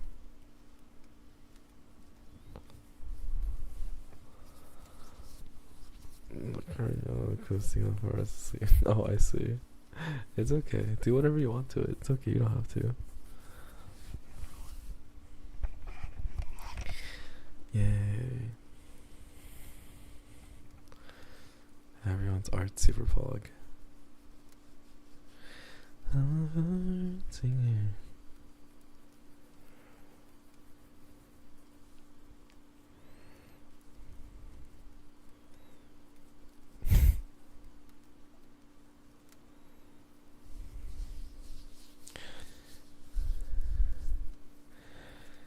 Okay, gotta go. Oh, good night, Remika.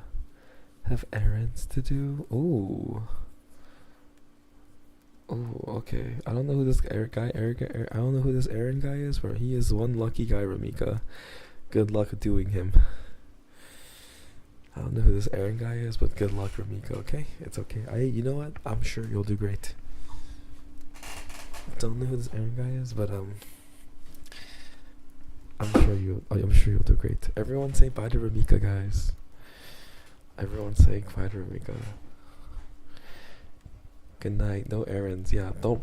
Yeah, that's a funny pun you put there. Don't worry about the errands, but do errand instead. Yeah, good luck. Yeah. That's a funny joke. They're running errands on top of Aaron. That's a crazy pun. They're running errands on top of doing errands. That's funny.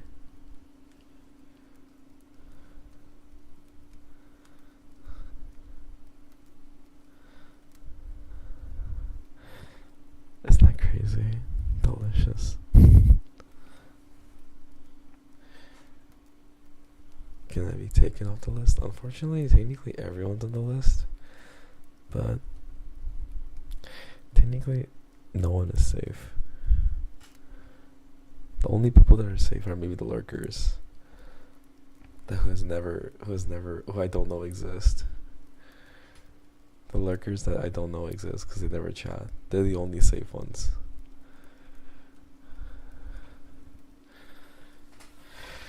I need you to believe me more. Interesting.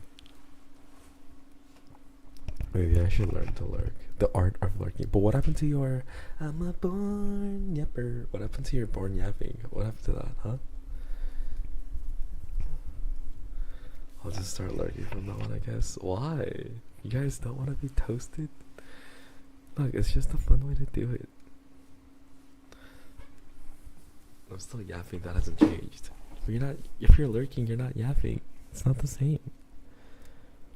And Remy decides to I'll just blom nom Remy. Oh, the blom nom. We're just consuming and eating and destroying. I see. The blom nom. I'm a born singer. Feel warm now, yippee. Oh, because you turned the heater on? I'm glad you turned the heater on. I'm glad you're feeling alive.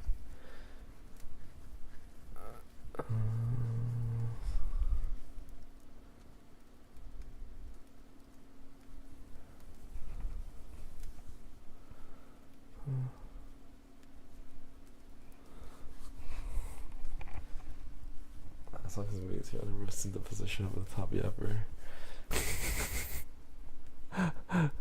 Sesame's the wall. The iron bodyguard. So I guess I'm not safe. Look, if I'm roasting you, that means I care. For real, it's a good thing. If anything, you'd want to get roasted. If I'm not roasting you, it means I have nothing to say. You know what I mean?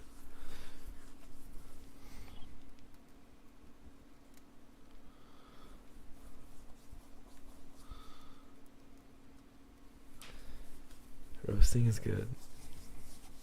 It's a positive.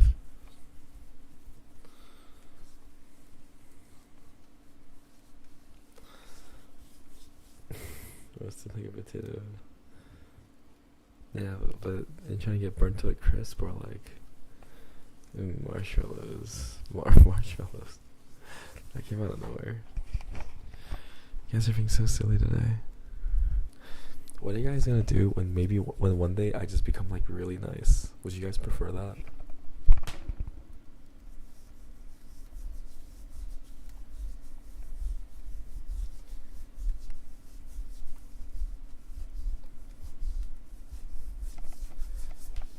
That's like a AU Remy who's like always giving you guys compliments. Like, oh, he's like really nice and he's like, oh, you guys are so sweet. Thank you for saying such nice things to me. Oh, you like the cover? Oh my god, thank you. Yeah, we're like really hard on it. Yeah. Yeah, is that what you guys would prefer? Hey Remy, you are such a sweetheart. Stop, please don't do this to me. Don't do this to me. Aren't you like that already? Like 50-50? Oh, am I? I mean, I'm not. I'm definitely nice to you guys. I certainly agree with this. Who's joining the corner? I want to see. What do you mean? Oh, wait, Uzi. Wait, we're doing a Zoom-in interview on Uzi. Because there's no one else to interview. We're doing an interview on Zoom. You said hi so fast. You didn't even say hi to here. You said hi. Oh my god. It's okay. Do what you want. You go crazy. Also, hi Cecilia. Welcome to the stream. We're doing a zoom in pressure. Making them there. Of course. It's the thing. It's my special treatment for my magma borders.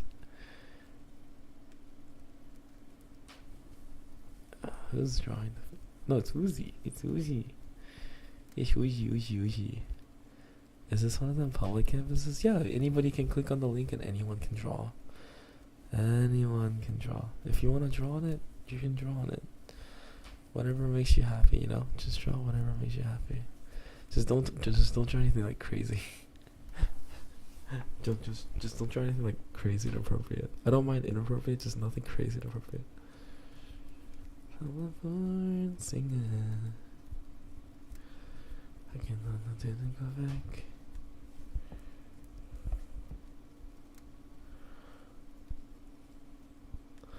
Yeah. Also, I am so nice to you guys. How come you guys can't see that I'm nice to you guys like all the time?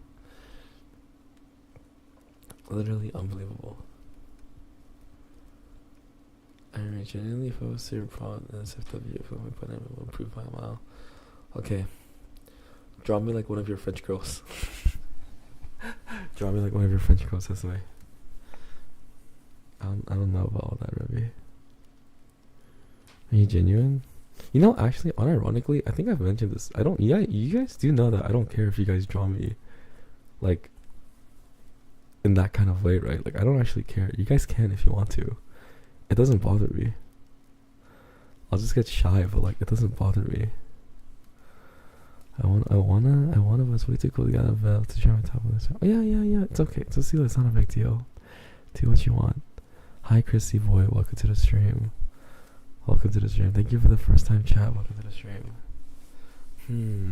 Yeah, you guys can do, like, guys, I always tell you this. You guys can do whatever you guys want with Remy. Like, I have no bound restrictions. You guys can do whatever you want. You can draw. Yeah, you guys can do that. It doesn't, yeah. What if people start drawing NSW shape art of you? I don't mind as long as it's posted in like a more like private setting for those kind of stuff. No, you guys can, as long as it's posted in like, it's not like a private shit. Like, post it on your Twitter, but like, you know, maybe don't tag me. Like, you guys can, it's y'all's art. You guys can. Wouldn't that feel awkward though? No, not necessarily. It's like, I mean, it feels like I'm being arrogant if I say this, but you know, like, you imagine she's do it all the time, right? Like, I don't think it's like an actual bad thing.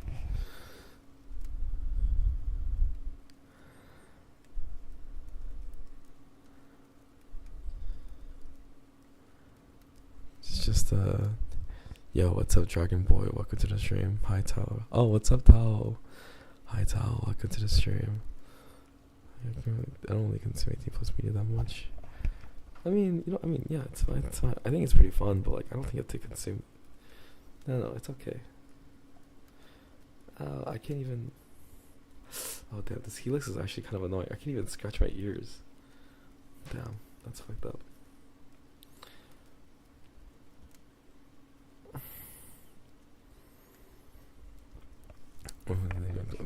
Ain't nothing SFWs though. I mean, if it's non-canonical, do whatever you want, you know what I mean? As long as it's non-canonical. What's up? A helix?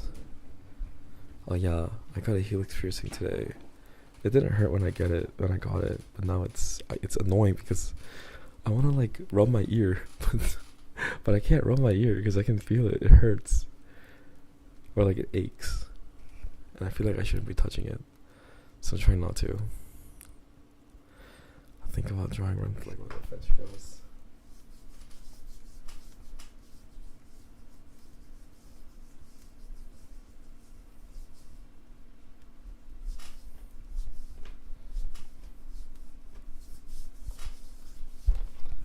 I would just like to request a very modest pose, if that makes sense. Don't touch it already. You've also used my coil and soak it in your ear and that. Oh, I see. I just got alcohol wipes. I figured the alcohol wipes would help. Yeah, let's go get hand ring returned. That's funny. My left ear. Is this your first piercing? Nar. This is my third. This is my third one. I love singing.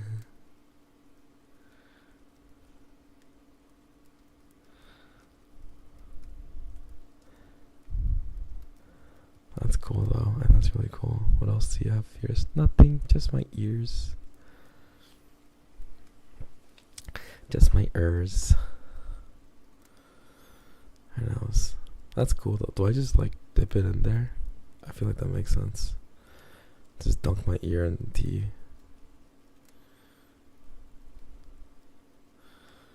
I am. Yeah. Guys, I'm not gonna lie. I'm like blanking out today. Do you have a list of piercings you'd want to get? No. I only want one more. Maybe two more. I want 2 more low piercings, and then I want a cartilage.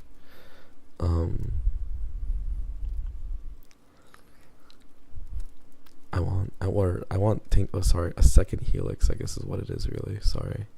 But like a high helix, so then that's it. I don't need more than that. Use to soothe and help your face because there's anti-inflammatory and anti-bacterial properties. Oh, so like on your model? No, I already have two lobes. Like my model is basically like 2 lobes, right? Oh wait, no, it's technically I guess a helix actually if you compare. Oh, that's a good point. I never thought of it like that. Oh yeah, maybe I should get another helix then actually. Huh. Oh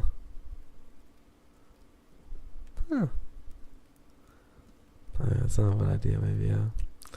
Guys, do I make ramen at 1 a.m. or not? What time do you have to wake up tomorrow? I can't drink in your radio with the logo ankle piercings. I want to pop them.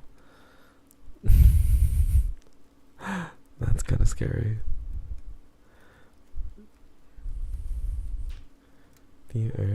I wore the one that Yukino got me the other day. That one's cute. I wore the one that Yukino got me the other day. Wore that out. Hoops. But I'm stuck with these studs for a little bit.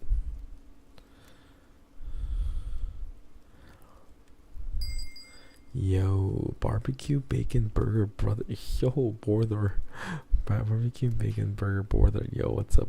What's up, barbecue bacon burger border? Welcome to the stream. Thank you for the follow. Welcome to Finger Greenland and Rowan. Welcome to the stream. The bigger the hope. Classic.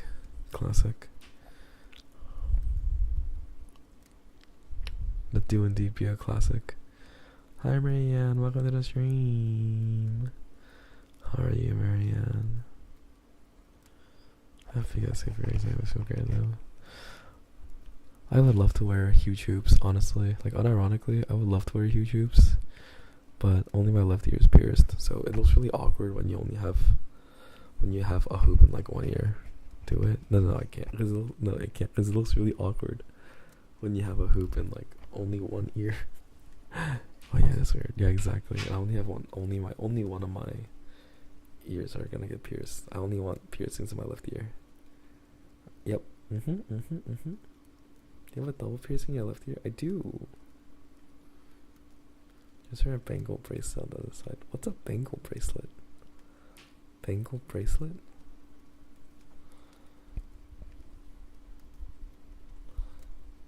Oh, EP. EP.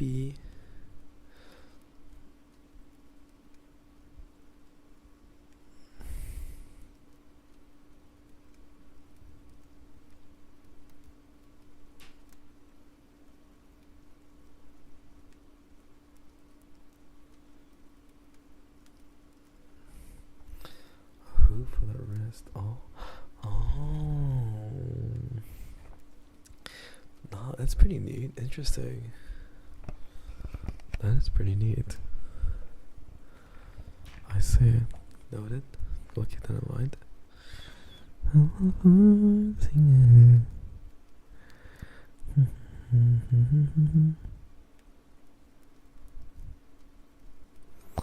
Okay, every time. Good night, Lilac. Wow, look at you going to bed early. Are you trying to fix your sleep schedule? Because I'm streaming early nowadays. That's good. Very nice, very nice. Very nice, very nice. Good thing you're fixing your sleep schedule.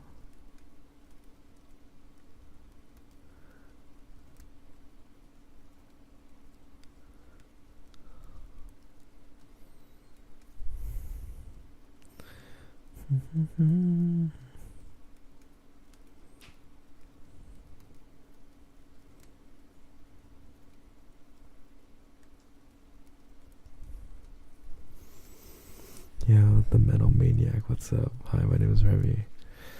I'm a Wolfboy VTuber, also known as the Master Caster of the 7 Seas.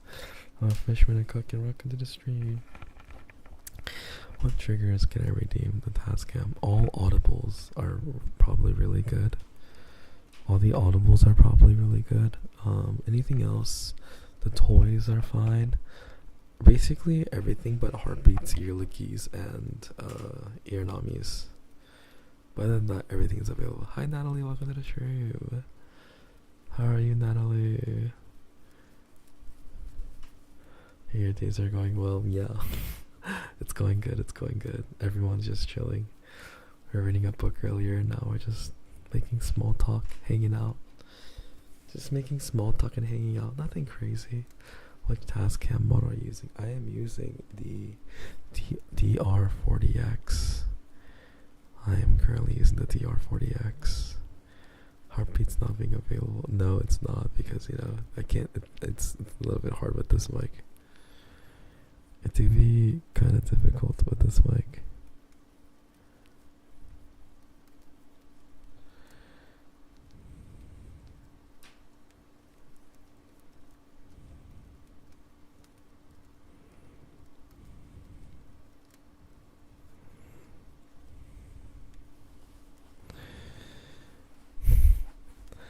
What are you interested in? Toys? I can't. Oh, also, I can't do waterboarding.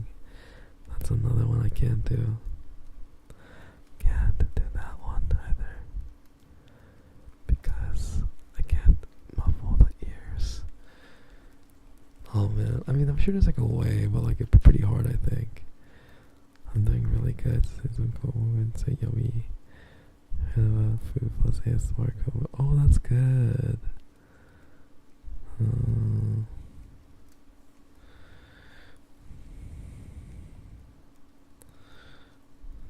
Oh yeah.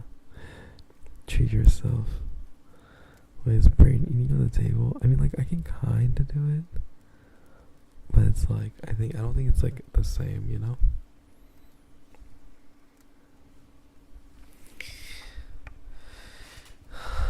It's okay, it's okay, okay. This sounds weird, but if you put a silicone ear in the TASCAM, a silicone ear? Easier to do heartbeats? A silicone ear into the TASCAM microphone? How does that work? What? Where are you on your free and September? I finished it. I'm done. I'm done with the series for the anime. I need to read the manga after this. Oh. It's good. It's literally a comedy. It's hilarious. Did you watch it with them? No, I ditched them. I told them though. Yeah. Is ear tappies available? Yes, but it's gonna be different. Why does water take so long to boil? Wait, Pinko, you're making ramen? None of us even gave us a confirm. I bought silicone ears, count the hole, and boom, shoot 3D. Oh my god, Marianne, genius. Wait, Loki? Chef? Wait, Loki, chef? Different how? Let me show you.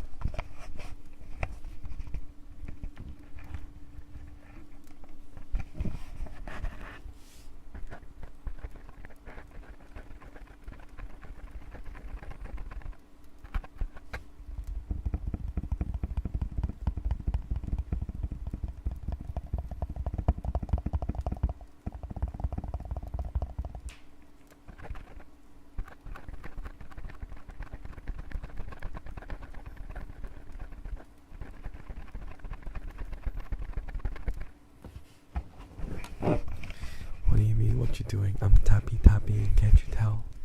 I'm currently tapping.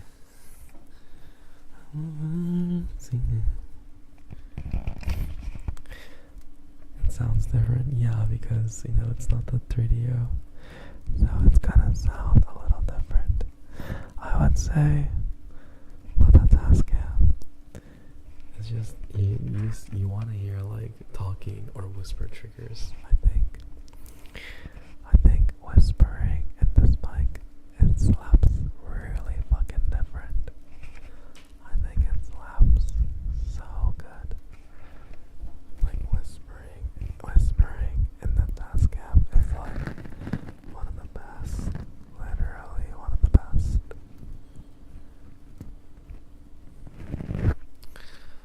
My favorite is Ford.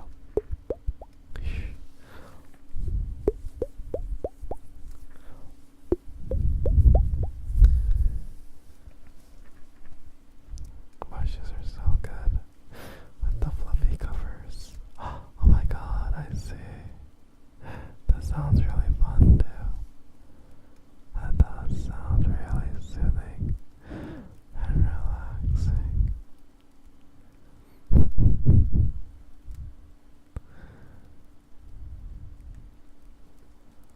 The fluffy covers. I mean, guys, we have things to even give me. We're gonna have. Dude, I'm like an actual full-on ASMR artist now. I have like 3 ASMR mics now. I could make one of those videos that are like using like, you know, those like highlight ASMR videos. I could get one of those and like, dude, we have 3 ASMR mics now. We're like a full-on ASMR streamer. It's intense. Like shit's real now.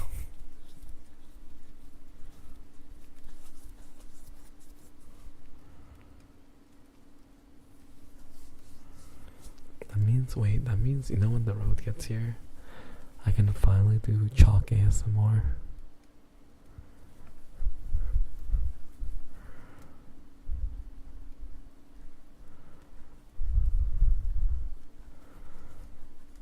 Also, I need to buy a glass stick at some point,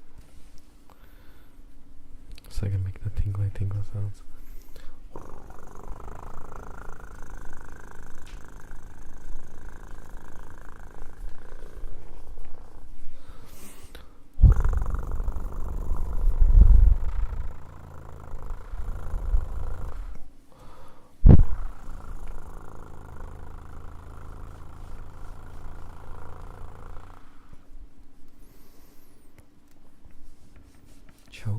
Choke?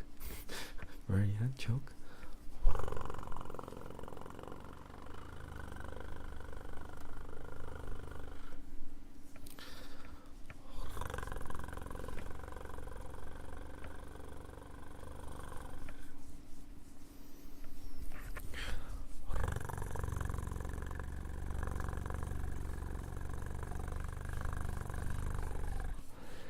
The wolves purr. No, but I learned it so that you guys can like ASMR, okay? I'm trying my best, okay? I'm serious about this ASMR thing. I go all in. Even doing things that wolves would never do. Or can't do.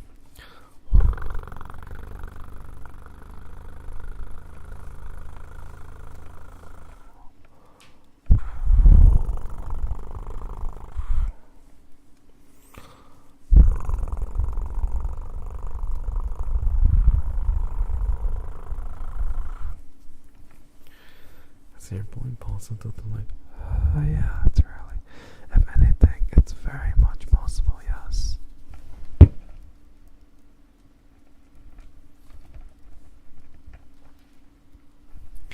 anything, I would actually say it might be better on this mic. Now we're redeeming triggers here. Okay, sounds good. Do you guys wanna? Are you guys telling me to shut up? Is that what that is?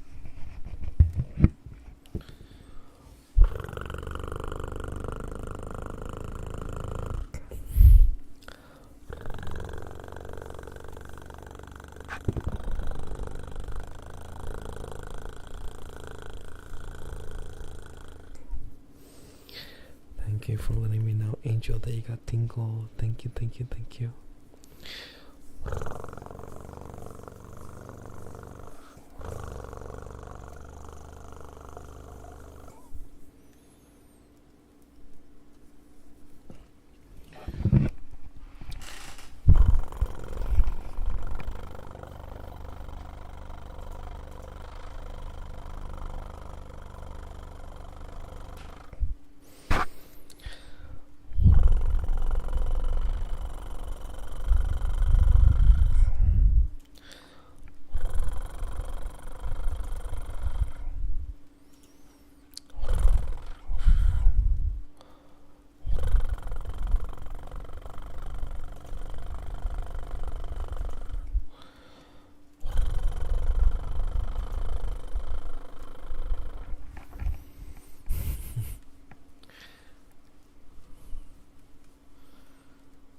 Let's see.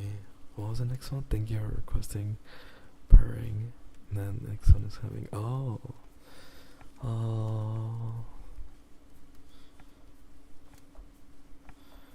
I mean. Yeah, I still have the song stuck in my head. Same song stuck in my head right now, so. I have the same stuck in my head. Do do do do do do.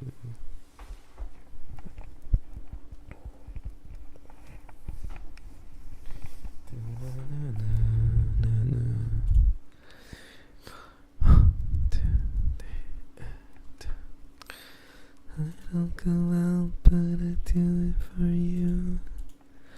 You never liked it when I drink too much.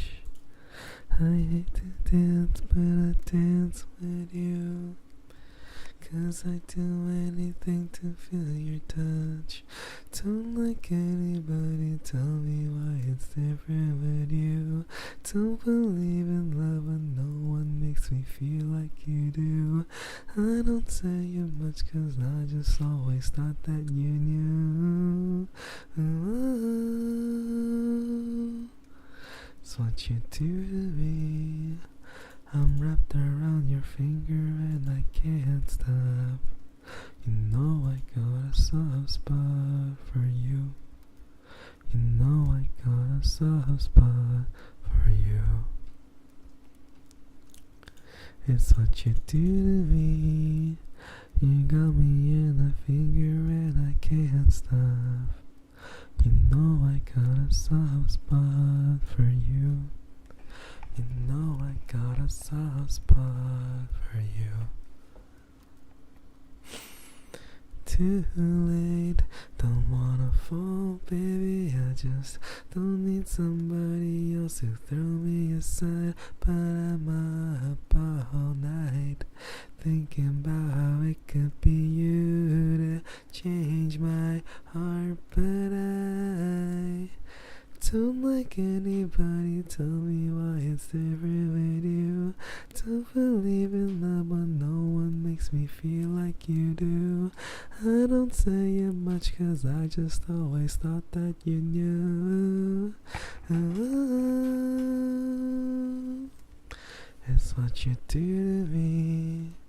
I'm wrapped around your finger and I can't stop. You know I got a soft spot for you. You know I got a soft spot for you. For you. For you. For you. You know I got a soft spot for you. It's what you do to me. I'm wrapped around your finger and I can't stop. You know I got a soft spot for you. You know I got a soft spot for you.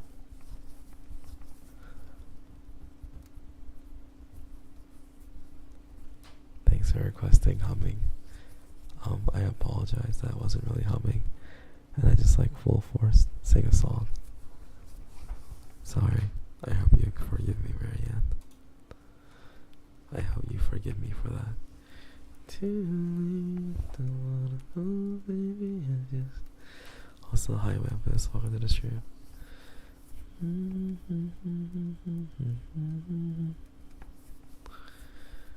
Relaxing, okay. I'm very glad that you feel like it was relaxing, thank you. It's very nice of you, I appreciate it. That's what you do. What's next? Ear blowing?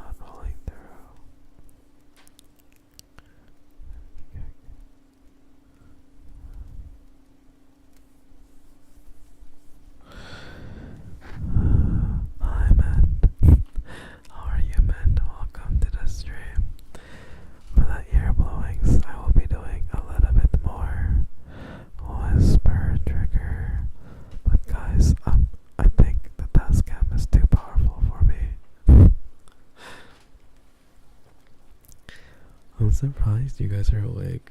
The TASCAM is my own voice with the TASCAM is making me sleepy. You guys aren't sleepy from listening to me through the TASCAM? Dude, I'm getting sleepy. Oh my god. I hope you like the ear blowing. Thanks Peachy for requesting. 아 그래 여기서 한국말 해달라는 거구나. 그럼 어떻게 하지? 그럼 한국말로 해야겠네. 오늘은 약간 내가 좀 피곤한데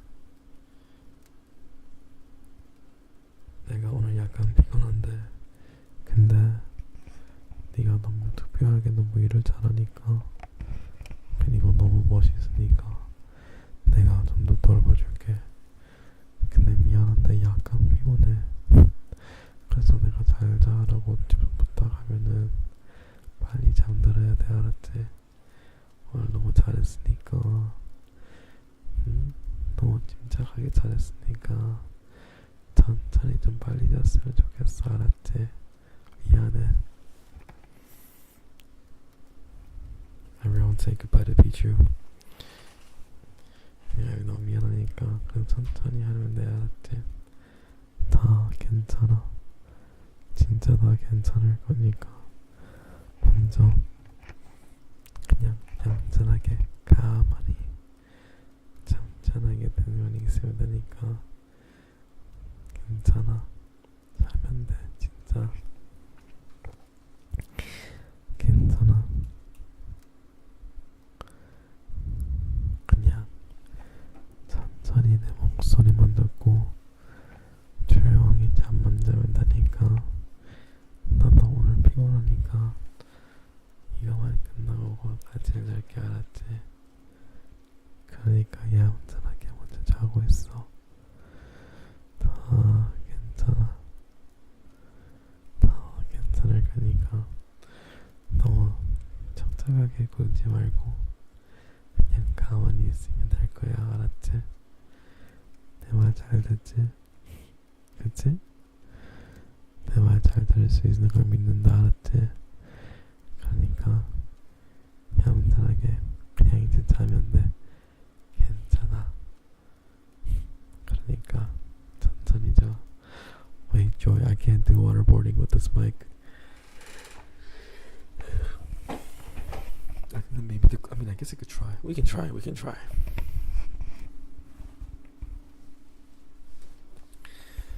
근데 도전이라는 건 무조건 해볼 수 있으니까, 그치? 도전은 무조건 아무나 할 수 있는 거니까. 그러니까 그래도 도전은 먼저 해봐야겠지. I love a palm brush.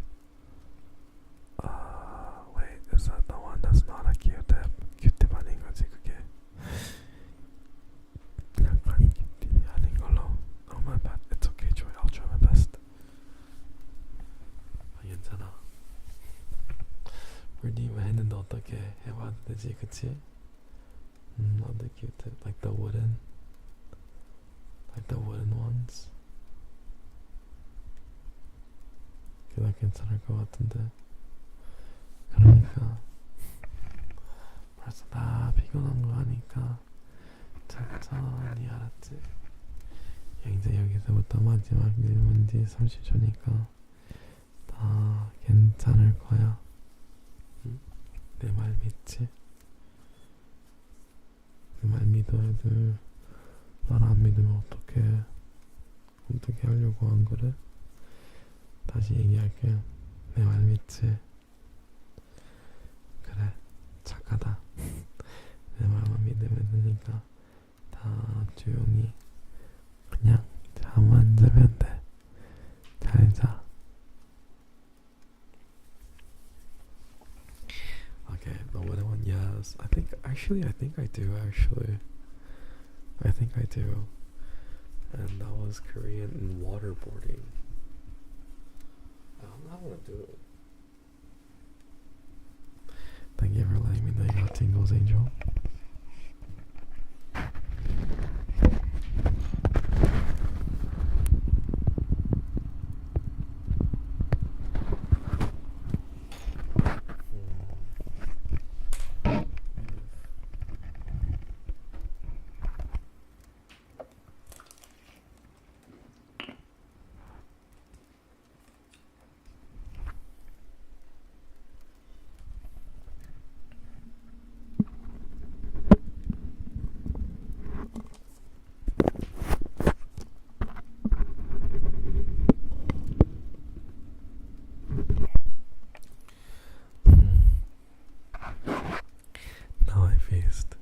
Have a great time eating your ramen, Binku.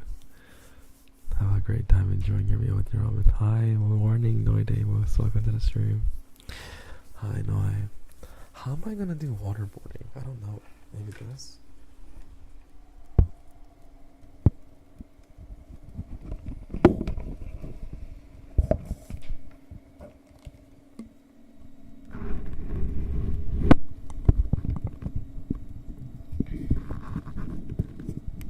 Does this feel like waterboarding?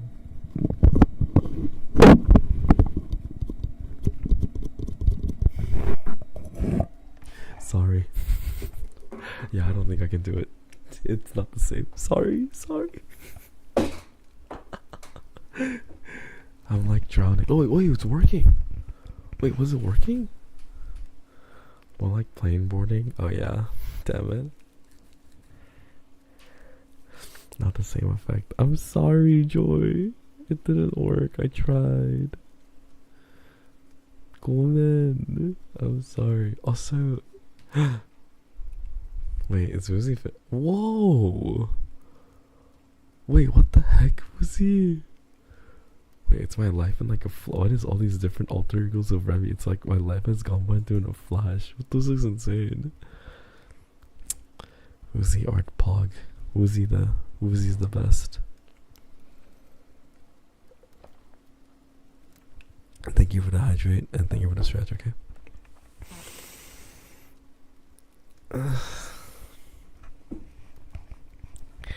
The fluffy ear pop. Wait, guys, you guys can't redeem too much triggers because I'm using the TASCAM. It's not the 3DO. I mean, there's a way to do it, but like, it just, because I have a cover on it, doesn't really sound good. This is your captain speaking. This is your captain speaking.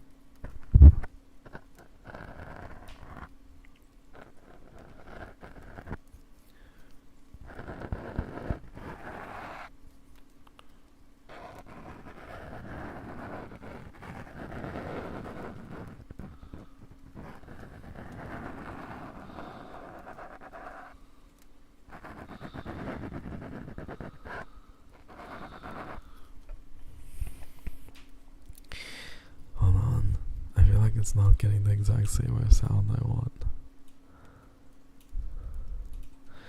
It's what you do. And then we get the different one real quick. Hold on.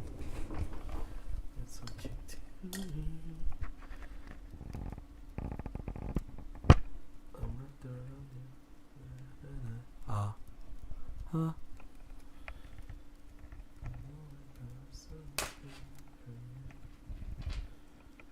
to untangle my headphones real quick. Give me 1 second, guys.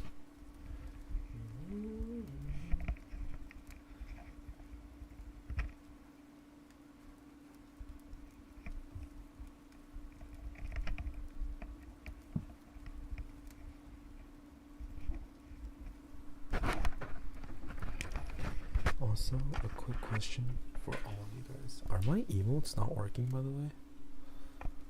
Oh yeah, I need to put the emotes in there as well. Should probably do it now. I need to put the emotes in there too. On the Genie wants to put the ear licking and stuff. I'll put that in right now in a second. But do my emotes not work for you guys? Sometimes they don't work. Well, cause like, my channel name changed. So I'm wondering if the prefix changed as well. So I don't know if you guys if I need to update something, or if you guys need to update something, or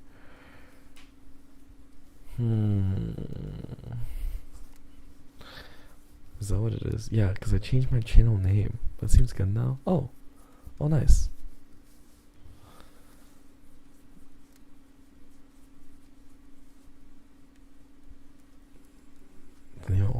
Was there a change? Yeah, remember my channel name changed, so then my email name changes too. You know what I mean?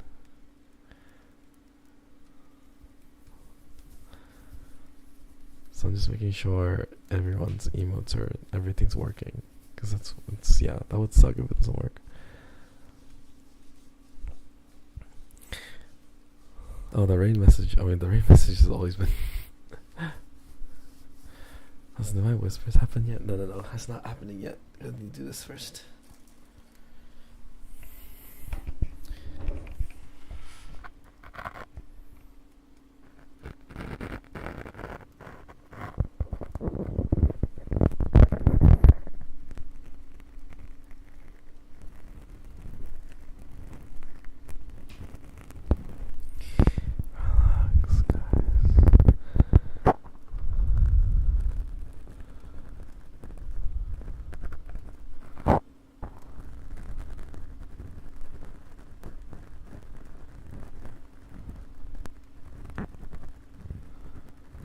What do you mean the Omega Rate emotes? Since when did I ever have Omega Rate emote? Get out of here.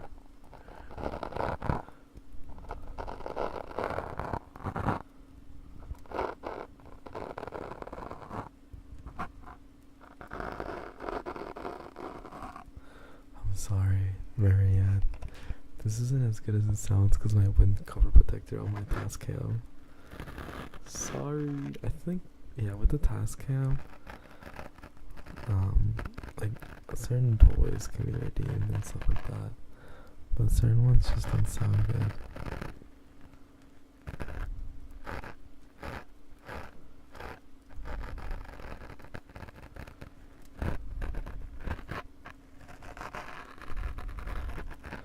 I feel like I'm not about the rest of the stream. Good night, Cecily. Or goodbye, Cecily. Goodbye. That's very beautiful. No, okay. Is there a different one you want, Marianne? Because I don't want to take the foam out because it's a huge pain to put back on. Is there a different one you want, Marianne? I have like other toys. There's Froggy. Soon. The wind balls and the balls will be arriving soon. Is there a different one you want? The phone. Can you squish or tap the phone? Yeah,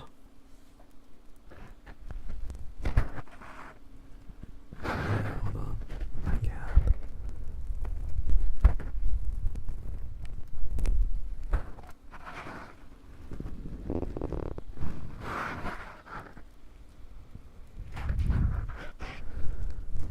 I guess.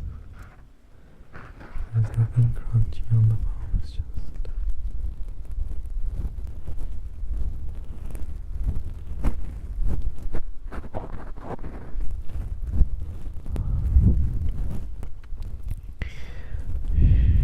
it's okay. It's just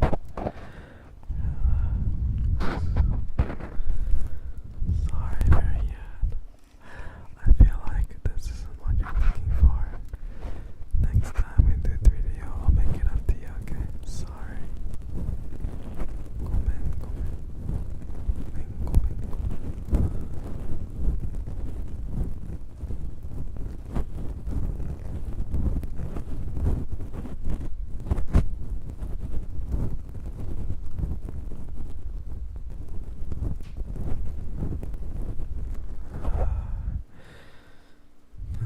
good. Sorry. I feel like it's not the sound you're looking for.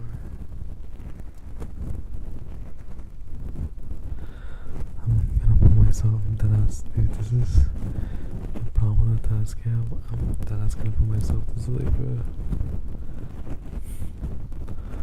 I am like literally deadass gonna put myself to sleep.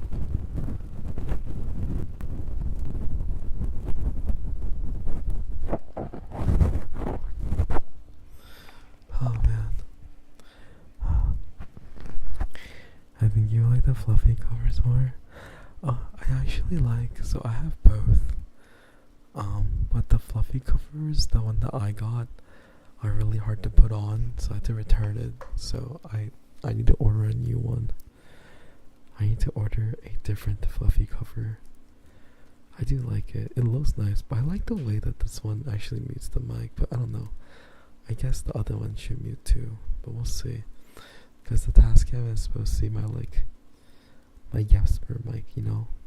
But I did order a new one, or I need to order a new one, because the one that I got originally was way too small for me to put it on, and I don't understand. Yeah. Anyways, sorry about the wait, Angel. The other is good for the breath sounds and brushes. I see. Actually, do you have like any regular brushes you recommend for ASMR? I don't know a lot, but here is your super close whispers, Angel. Here it is. There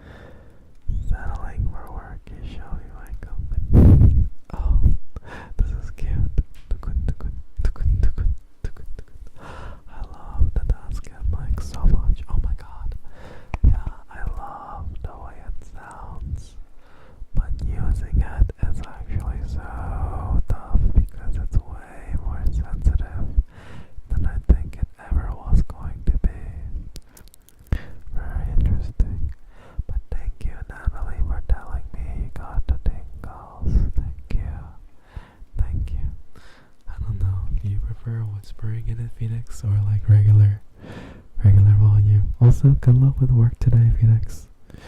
I wish you the best of luck, okay? I'm looking you too.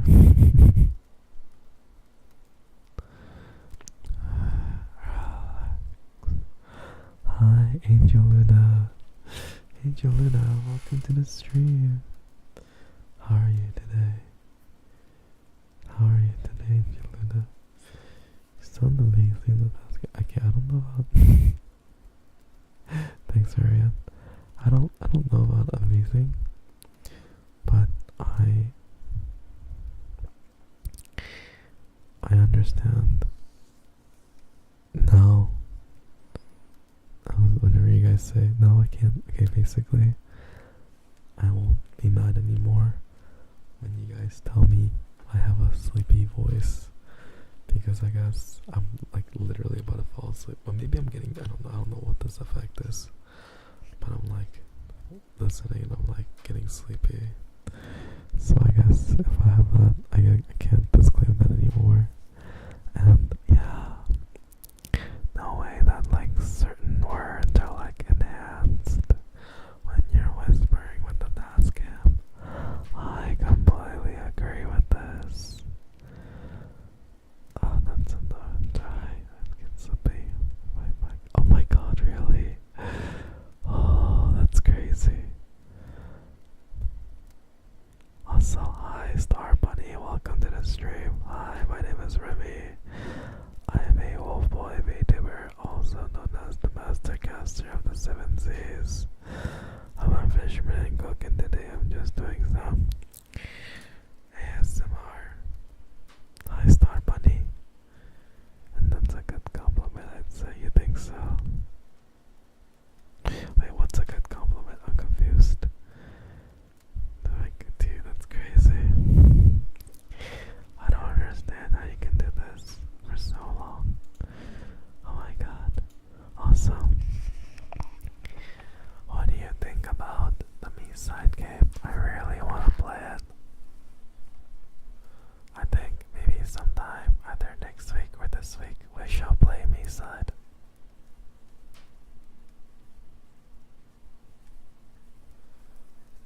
Having a sleepy voice, I guess so, even though I don't have that. Even though I don't have a sleepy energy at all, I feel like too loud, too clumsy. How I keep trapping the TASCAM today. Also, welcome back, Ian. Welcome back.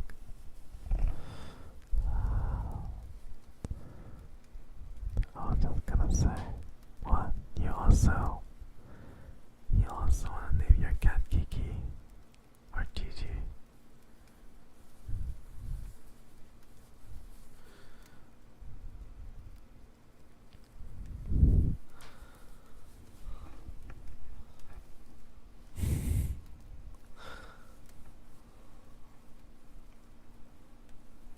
I see. I understand, guys. I understand. Relax. Alright. And then the final redeem was Bittersweet's humming. What am I having now? Oh. 바라보면 자꾸 눈물이 나는 건 왠지 몰라도 돌고 돌아 내가 오고 있었나요. 피해지지 않는 그 사람. I love you, love you, love you. 인연인 걸 느꼈죠. 난 And I miss you, miss you. 나의 운명인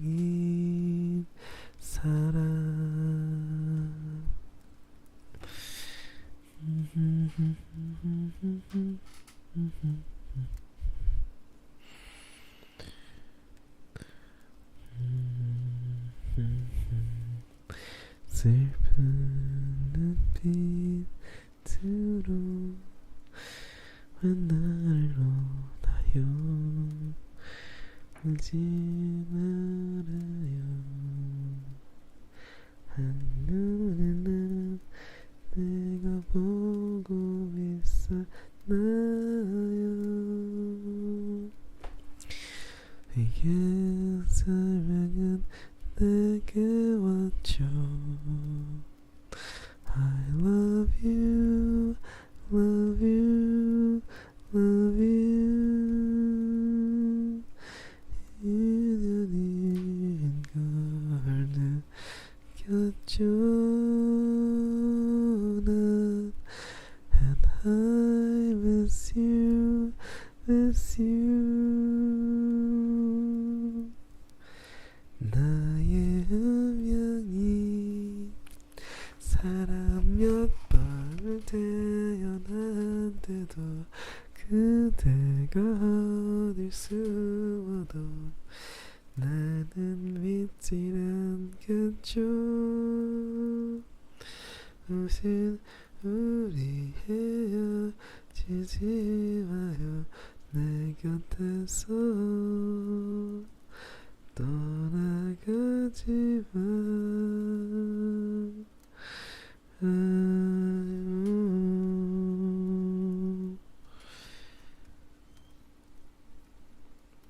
Yay. I hope that you guys found that soothing and relaxing. Sorry that wasn't really a hum either, I just full on sang.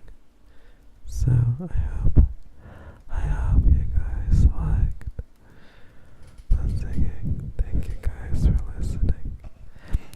I really appreciate it. Thank you guys for listening.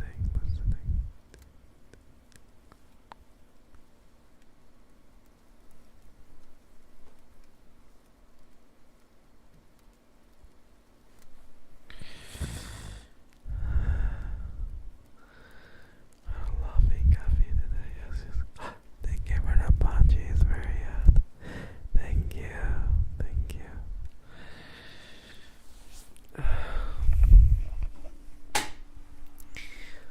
Oh my god, the humming was a good idea because if it wasn't the humming, I think any other trigger would have knocked me out. More monsters today. Jeez. Why'd you have so many monsters? Let's have it one day. Yeah. You make it sound like that's like a good thing. And you're like, we're about limited unleash. You shouldn't be taking that much. You should be taking more than that. That's bad. Don't do that, Aiden. That's bad.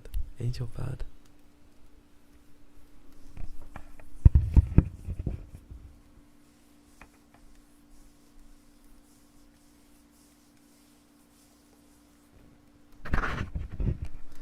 Sleep has forsaken me lately.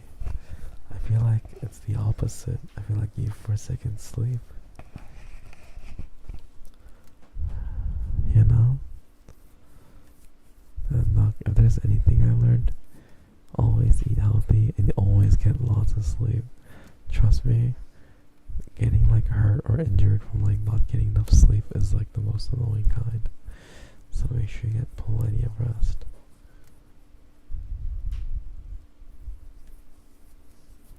Okay. Anyways, how's everyone feeling? Everyone's okay?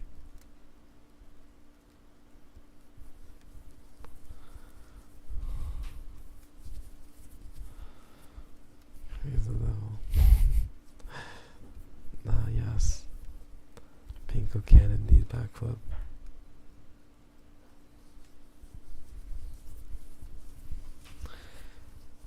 Caffeine is the devil. Like you beautiful devil. Oh wait, a beautiful devil. Ow. Why are you eating cozy? Is it the cozy one, Miyu? You're cozy. Yeah, sorry. I don't know if you need to refresh my channel, but basically some of the channel points are weird. No, I do not. Good old Tiara though.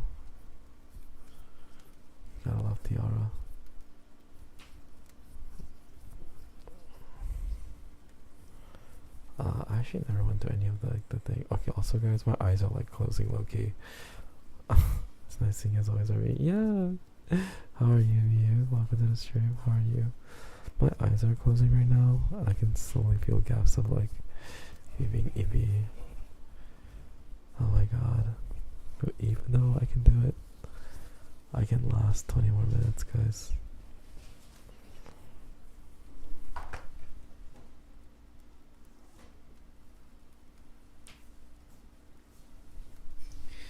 I go to college. Gallowa School, Marianne. Everyone tell Marianne Gallowa School, guys. Gallowa Korea.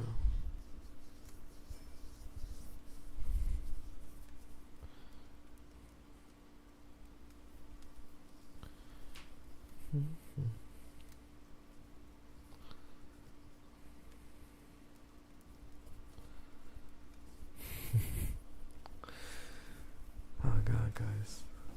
The emotes aren't working. Yeah, it's not. I wonder why. Try refreshing maybe, and then go from there.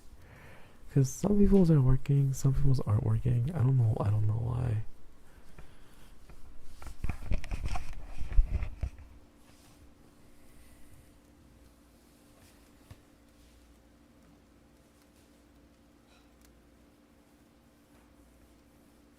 Oh, there we go.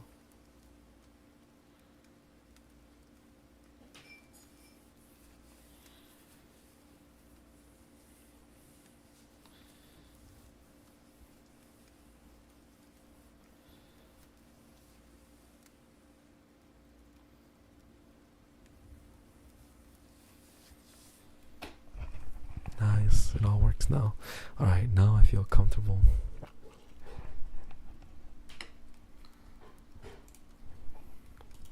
Now I feel comfortable adding these.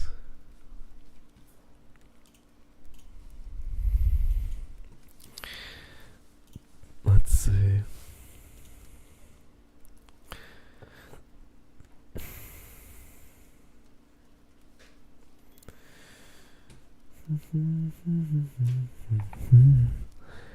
Yeah, I literally, it feels so weird, like making yourself sleepy.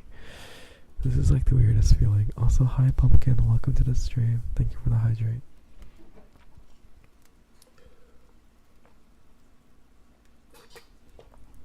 It's actually the weirdest feeling. Alright, hold on guys, 1 second. Let me see.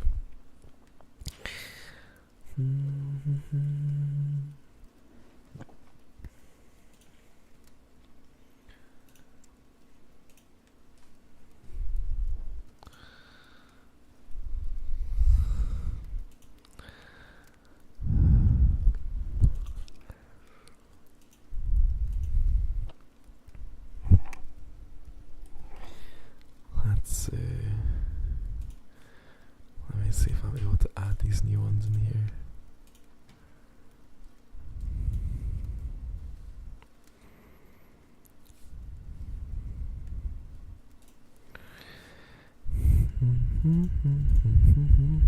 You must have know how I mean.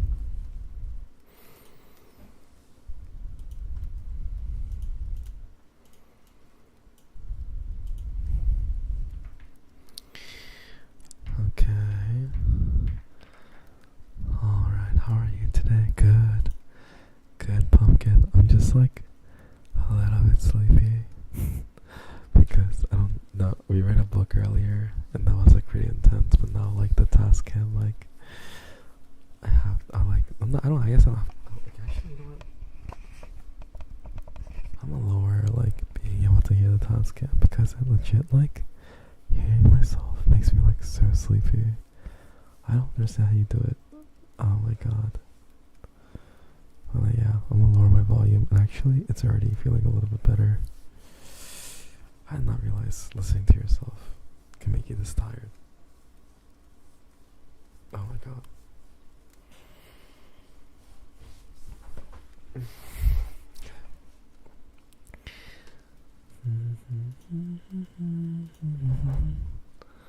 What did you read? It was a book.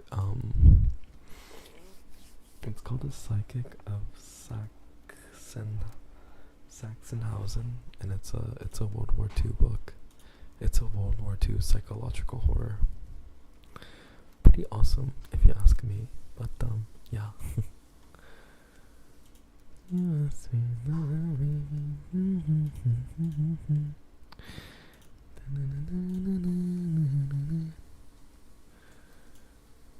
Alright, guys.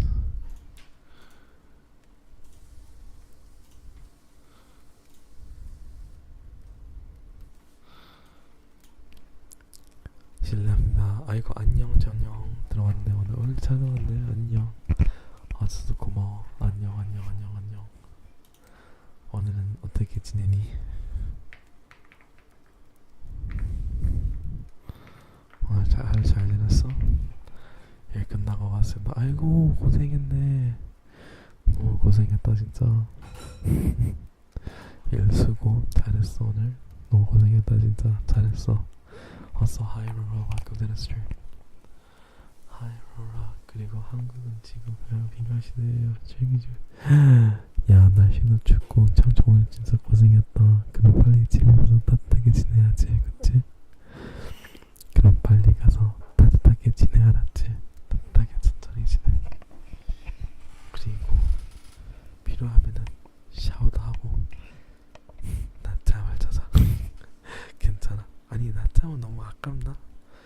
하고 싶은 거 해. 괜찮아. 알았지? 근데 어쨌든 쉬는 걸로.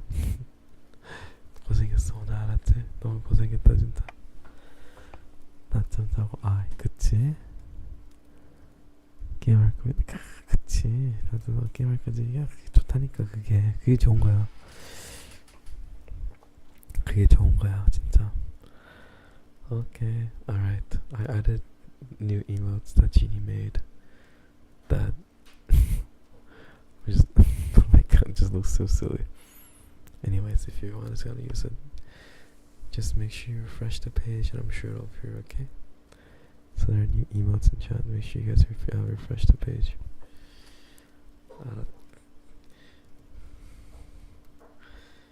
You must have known me.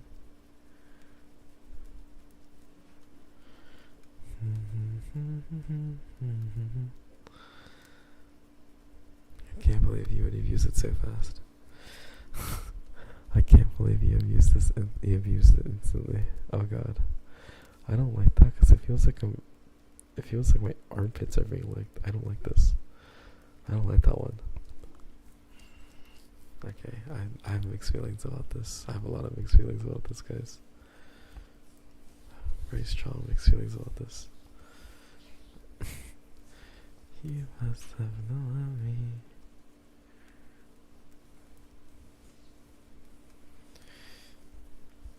What are we streaming tomorrow, by the way? I like you're like whoa. I like you're like whoa. What are we streaming tomorrow, guys? Stop licking my butt. Get off my ass. I swear to God. Anyways, what are we playing tomorrow? East side? Should we start East side tomorrow? Oh, Zephyr Saffron, thank you so much for the follow. Welcome to Video Great Letter 1. 8-hour stream. You just finished an 8-hour stream? Do not talk to me about the Toa video. Do not talk to me about the Toa video. Unbelievable, actually. Did you just finish an 8-hour stream? How was it? No, East side. Oh, it's 8 hours? Oh. Ooh, then I guess there's no way we're finishing it tomorrow. Then I guess we're streaming on Friday. Oh wait, I can't stream Friday. No, then we can't. You guys have to wait for so long to finish it. Okay, never mind. We're gonna wait. We're gonna save Misa for next week then, because next week I can stream Thursday and Friday, so I can finish the game.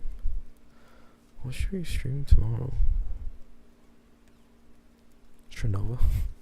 I've been playing Strenova recently. I'm not good at it, but it's been pretty fun.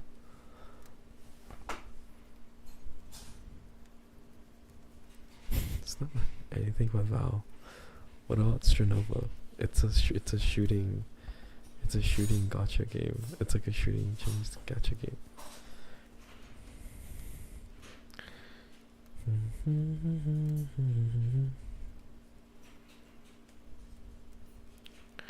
It's so goofy. I know, it really is. It actually is so goofy.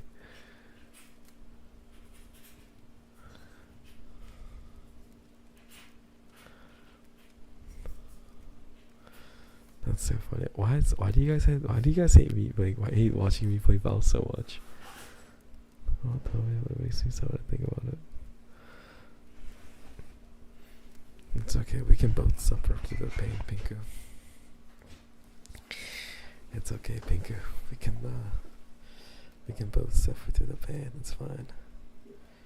I think.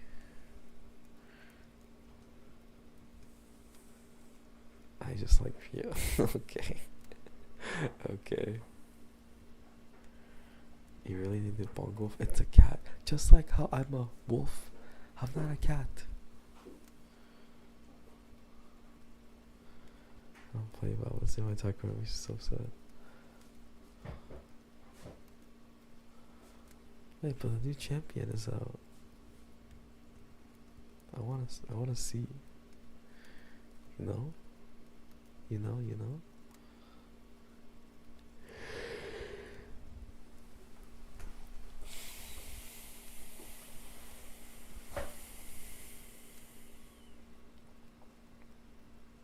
Maybe I'll just re-download Fortnite. Spray.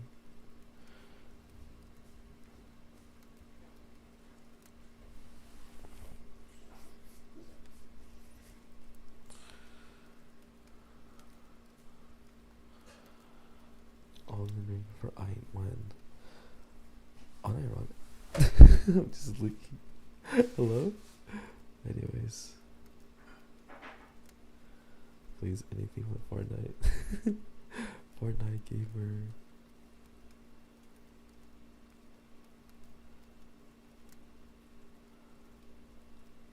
Elden Ring. Okay, bye. Oh, thank you for alerting me. Bye. Bye, Ryu. I think I'll play Elden Ring once. How long does it take to beat the game? It's not very fun. Yeah. I mean, we stopped halfway or like at the beginning. How long does it take to beat? Like 50 hours? How many hours do we have in it already? Well, Market took a lot. I'm 24 hours in. I haven't even scratched the surface, so it's okay. Me too. How many? I don't even know how many hours we played that game. I feel like we've still played a decent amount. I think we played at least like 30 hours in that game. That's what I remember. I can't believe you actually timed that view. You want to leave so bad that you even timed it so you could leave? My feelings. My feelings. If you want the full experience, it'll take like 100. Oh. Honestly,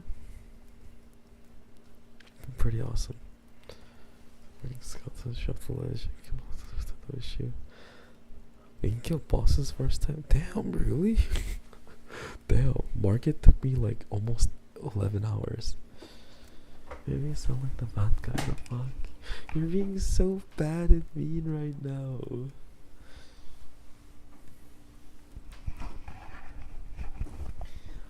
I don't know what to play tomorrow.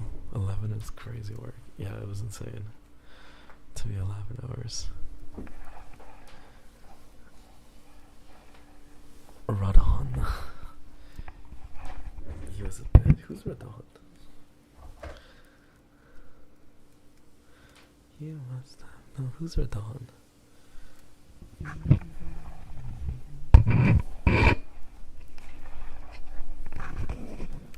I guess that's technically a spoiler. I guess you guys can tell me that's a spoiler technically, right? That makes sense.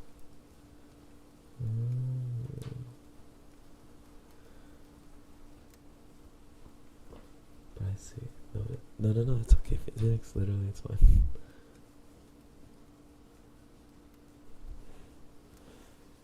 You guys are never catching me bald. Oh god, why am I looking at spray bottles so hard? I have mixed feelings about these looking ones.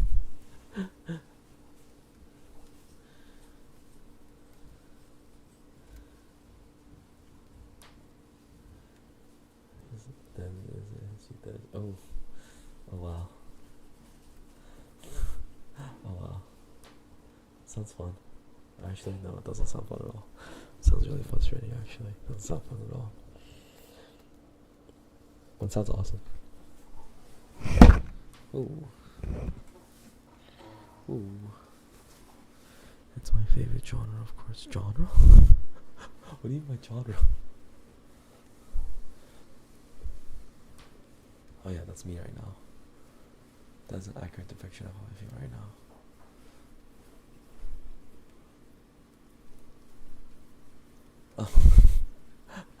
The Rowan's funny.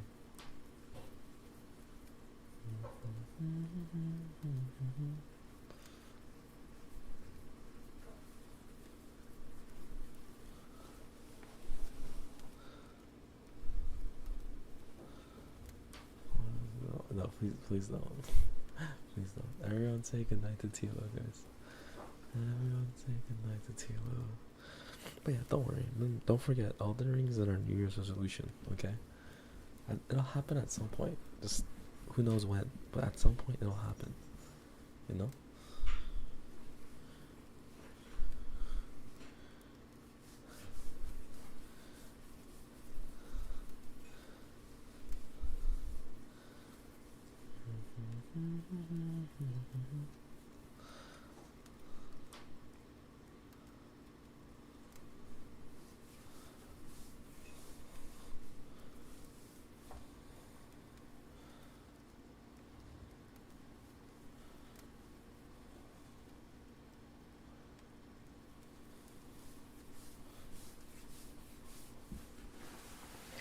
Okay, I go, but good night. Good night, Mew. Everyone say bye and good night to you guys. Thank you so much for stopping by. I appreciate you, Mew. Thank you. Everyone, everyone say good night and bye bye to you guys. Bye bye.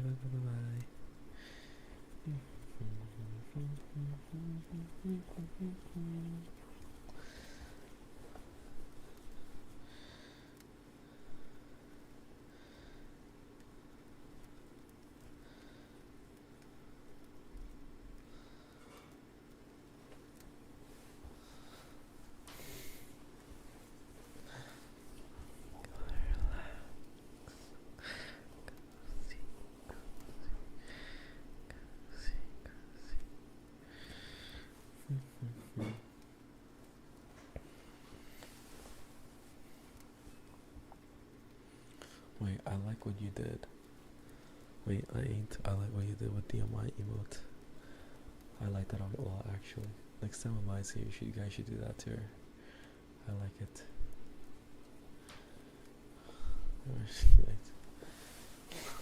What the hell? Hello? That's how I get to see you play on the ring.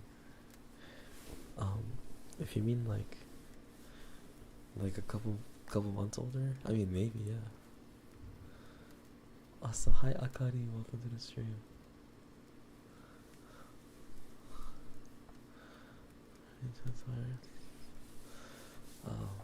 You know what they say.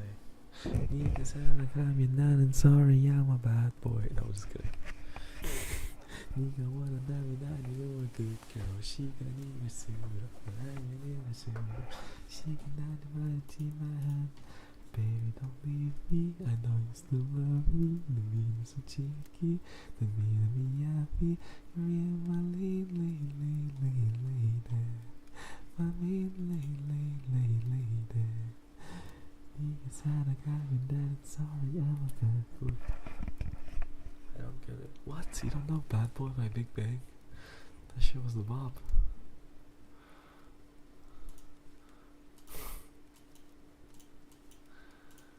What do you mean negative? What are you negatives for? You're fine. Okay. Oh, Lyra Beckett ASMR. Thank you so much for the follow. Welcome to being a great letter number 1. Welcome to the stream. Alright, let me zoom out this magma board. And let's get ready to wrap up stream so I can knock the fuck out because I'm literally about to fall asleep. Okay.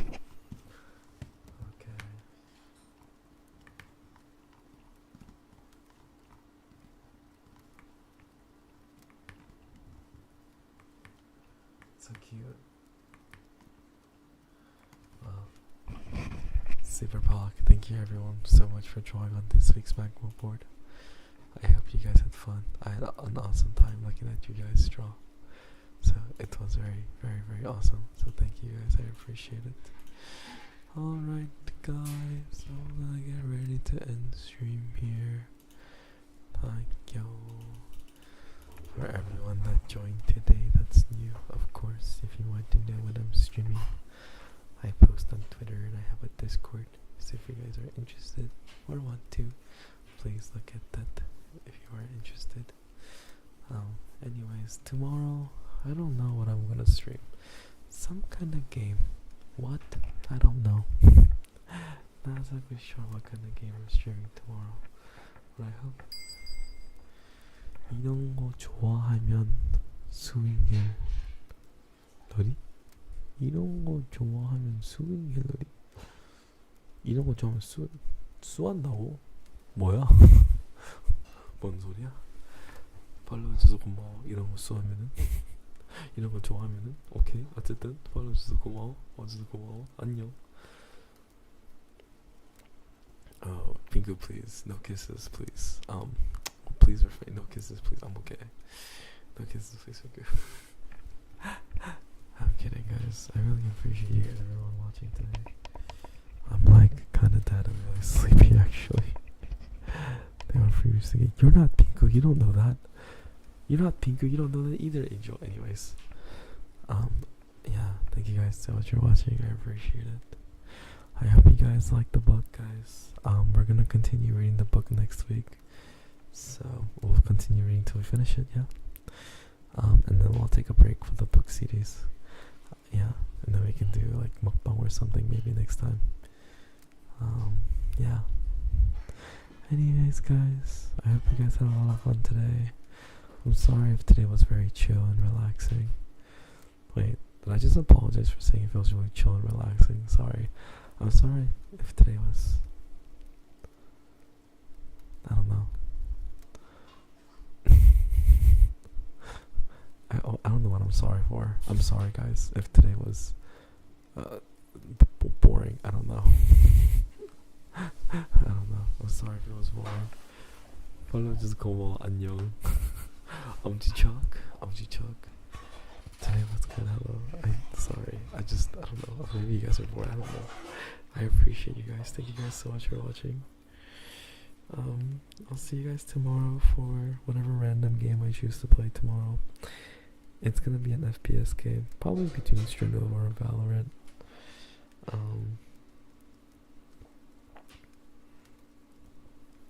But we'll see.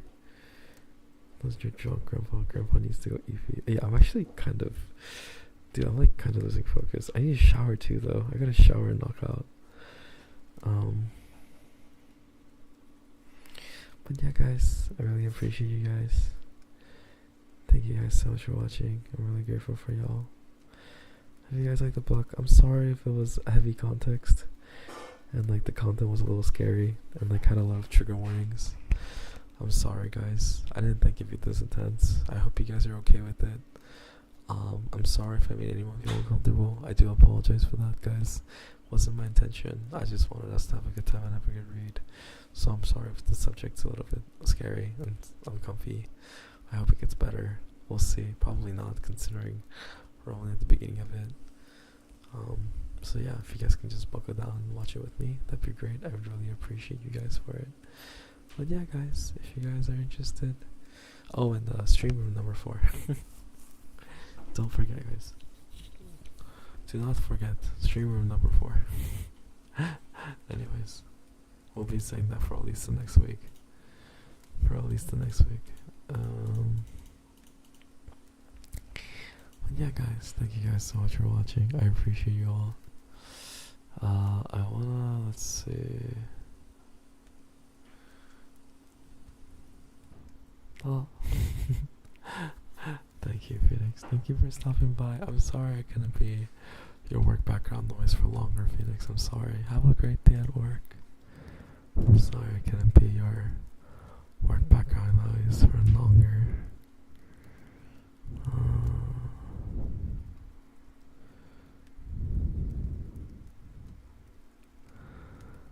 Alright, guys. Today, let's raid nightly, shall we?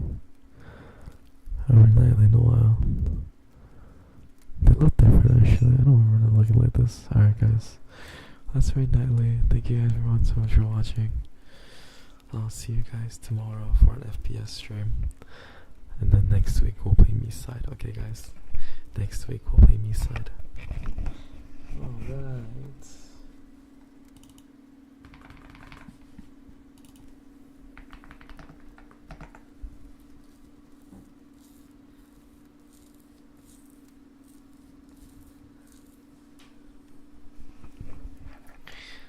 Anyways, yeah, thank you guys so much for watching today. Dude, I don't know why I'm so tired today, but I really appreciate y'all. I'll see you guys tomorrow. Yeah. And if you guys once again aren't in the Discord or follow me on Twitter, in case you guys are interested in more streams, just make sure you guys follow it. If not, it's totally okay. Do what you guys want to do, you know? Where's the message? Can somebody make no. Sorry. And then maybe I should update that actually. Can somebody just make a Remy raid for me? As long as just use anything but the no. Please. just make a normal Remy raid. Guys, no, we cannot. I cannot send you guys with that. Please just make a Remy. No. We're not raiding nightly like that. We're guys, we cannot raid nightly like this. We cannot raid nightly like this. What the I mean, I'm sure nightly is. Actually, I don't know nightly. Is this doomed? Alright, I guess we'll find out. I guess we'll find out the hard way. I guess we'll actually find out the hard way. Okay, alright guys. Bye guys.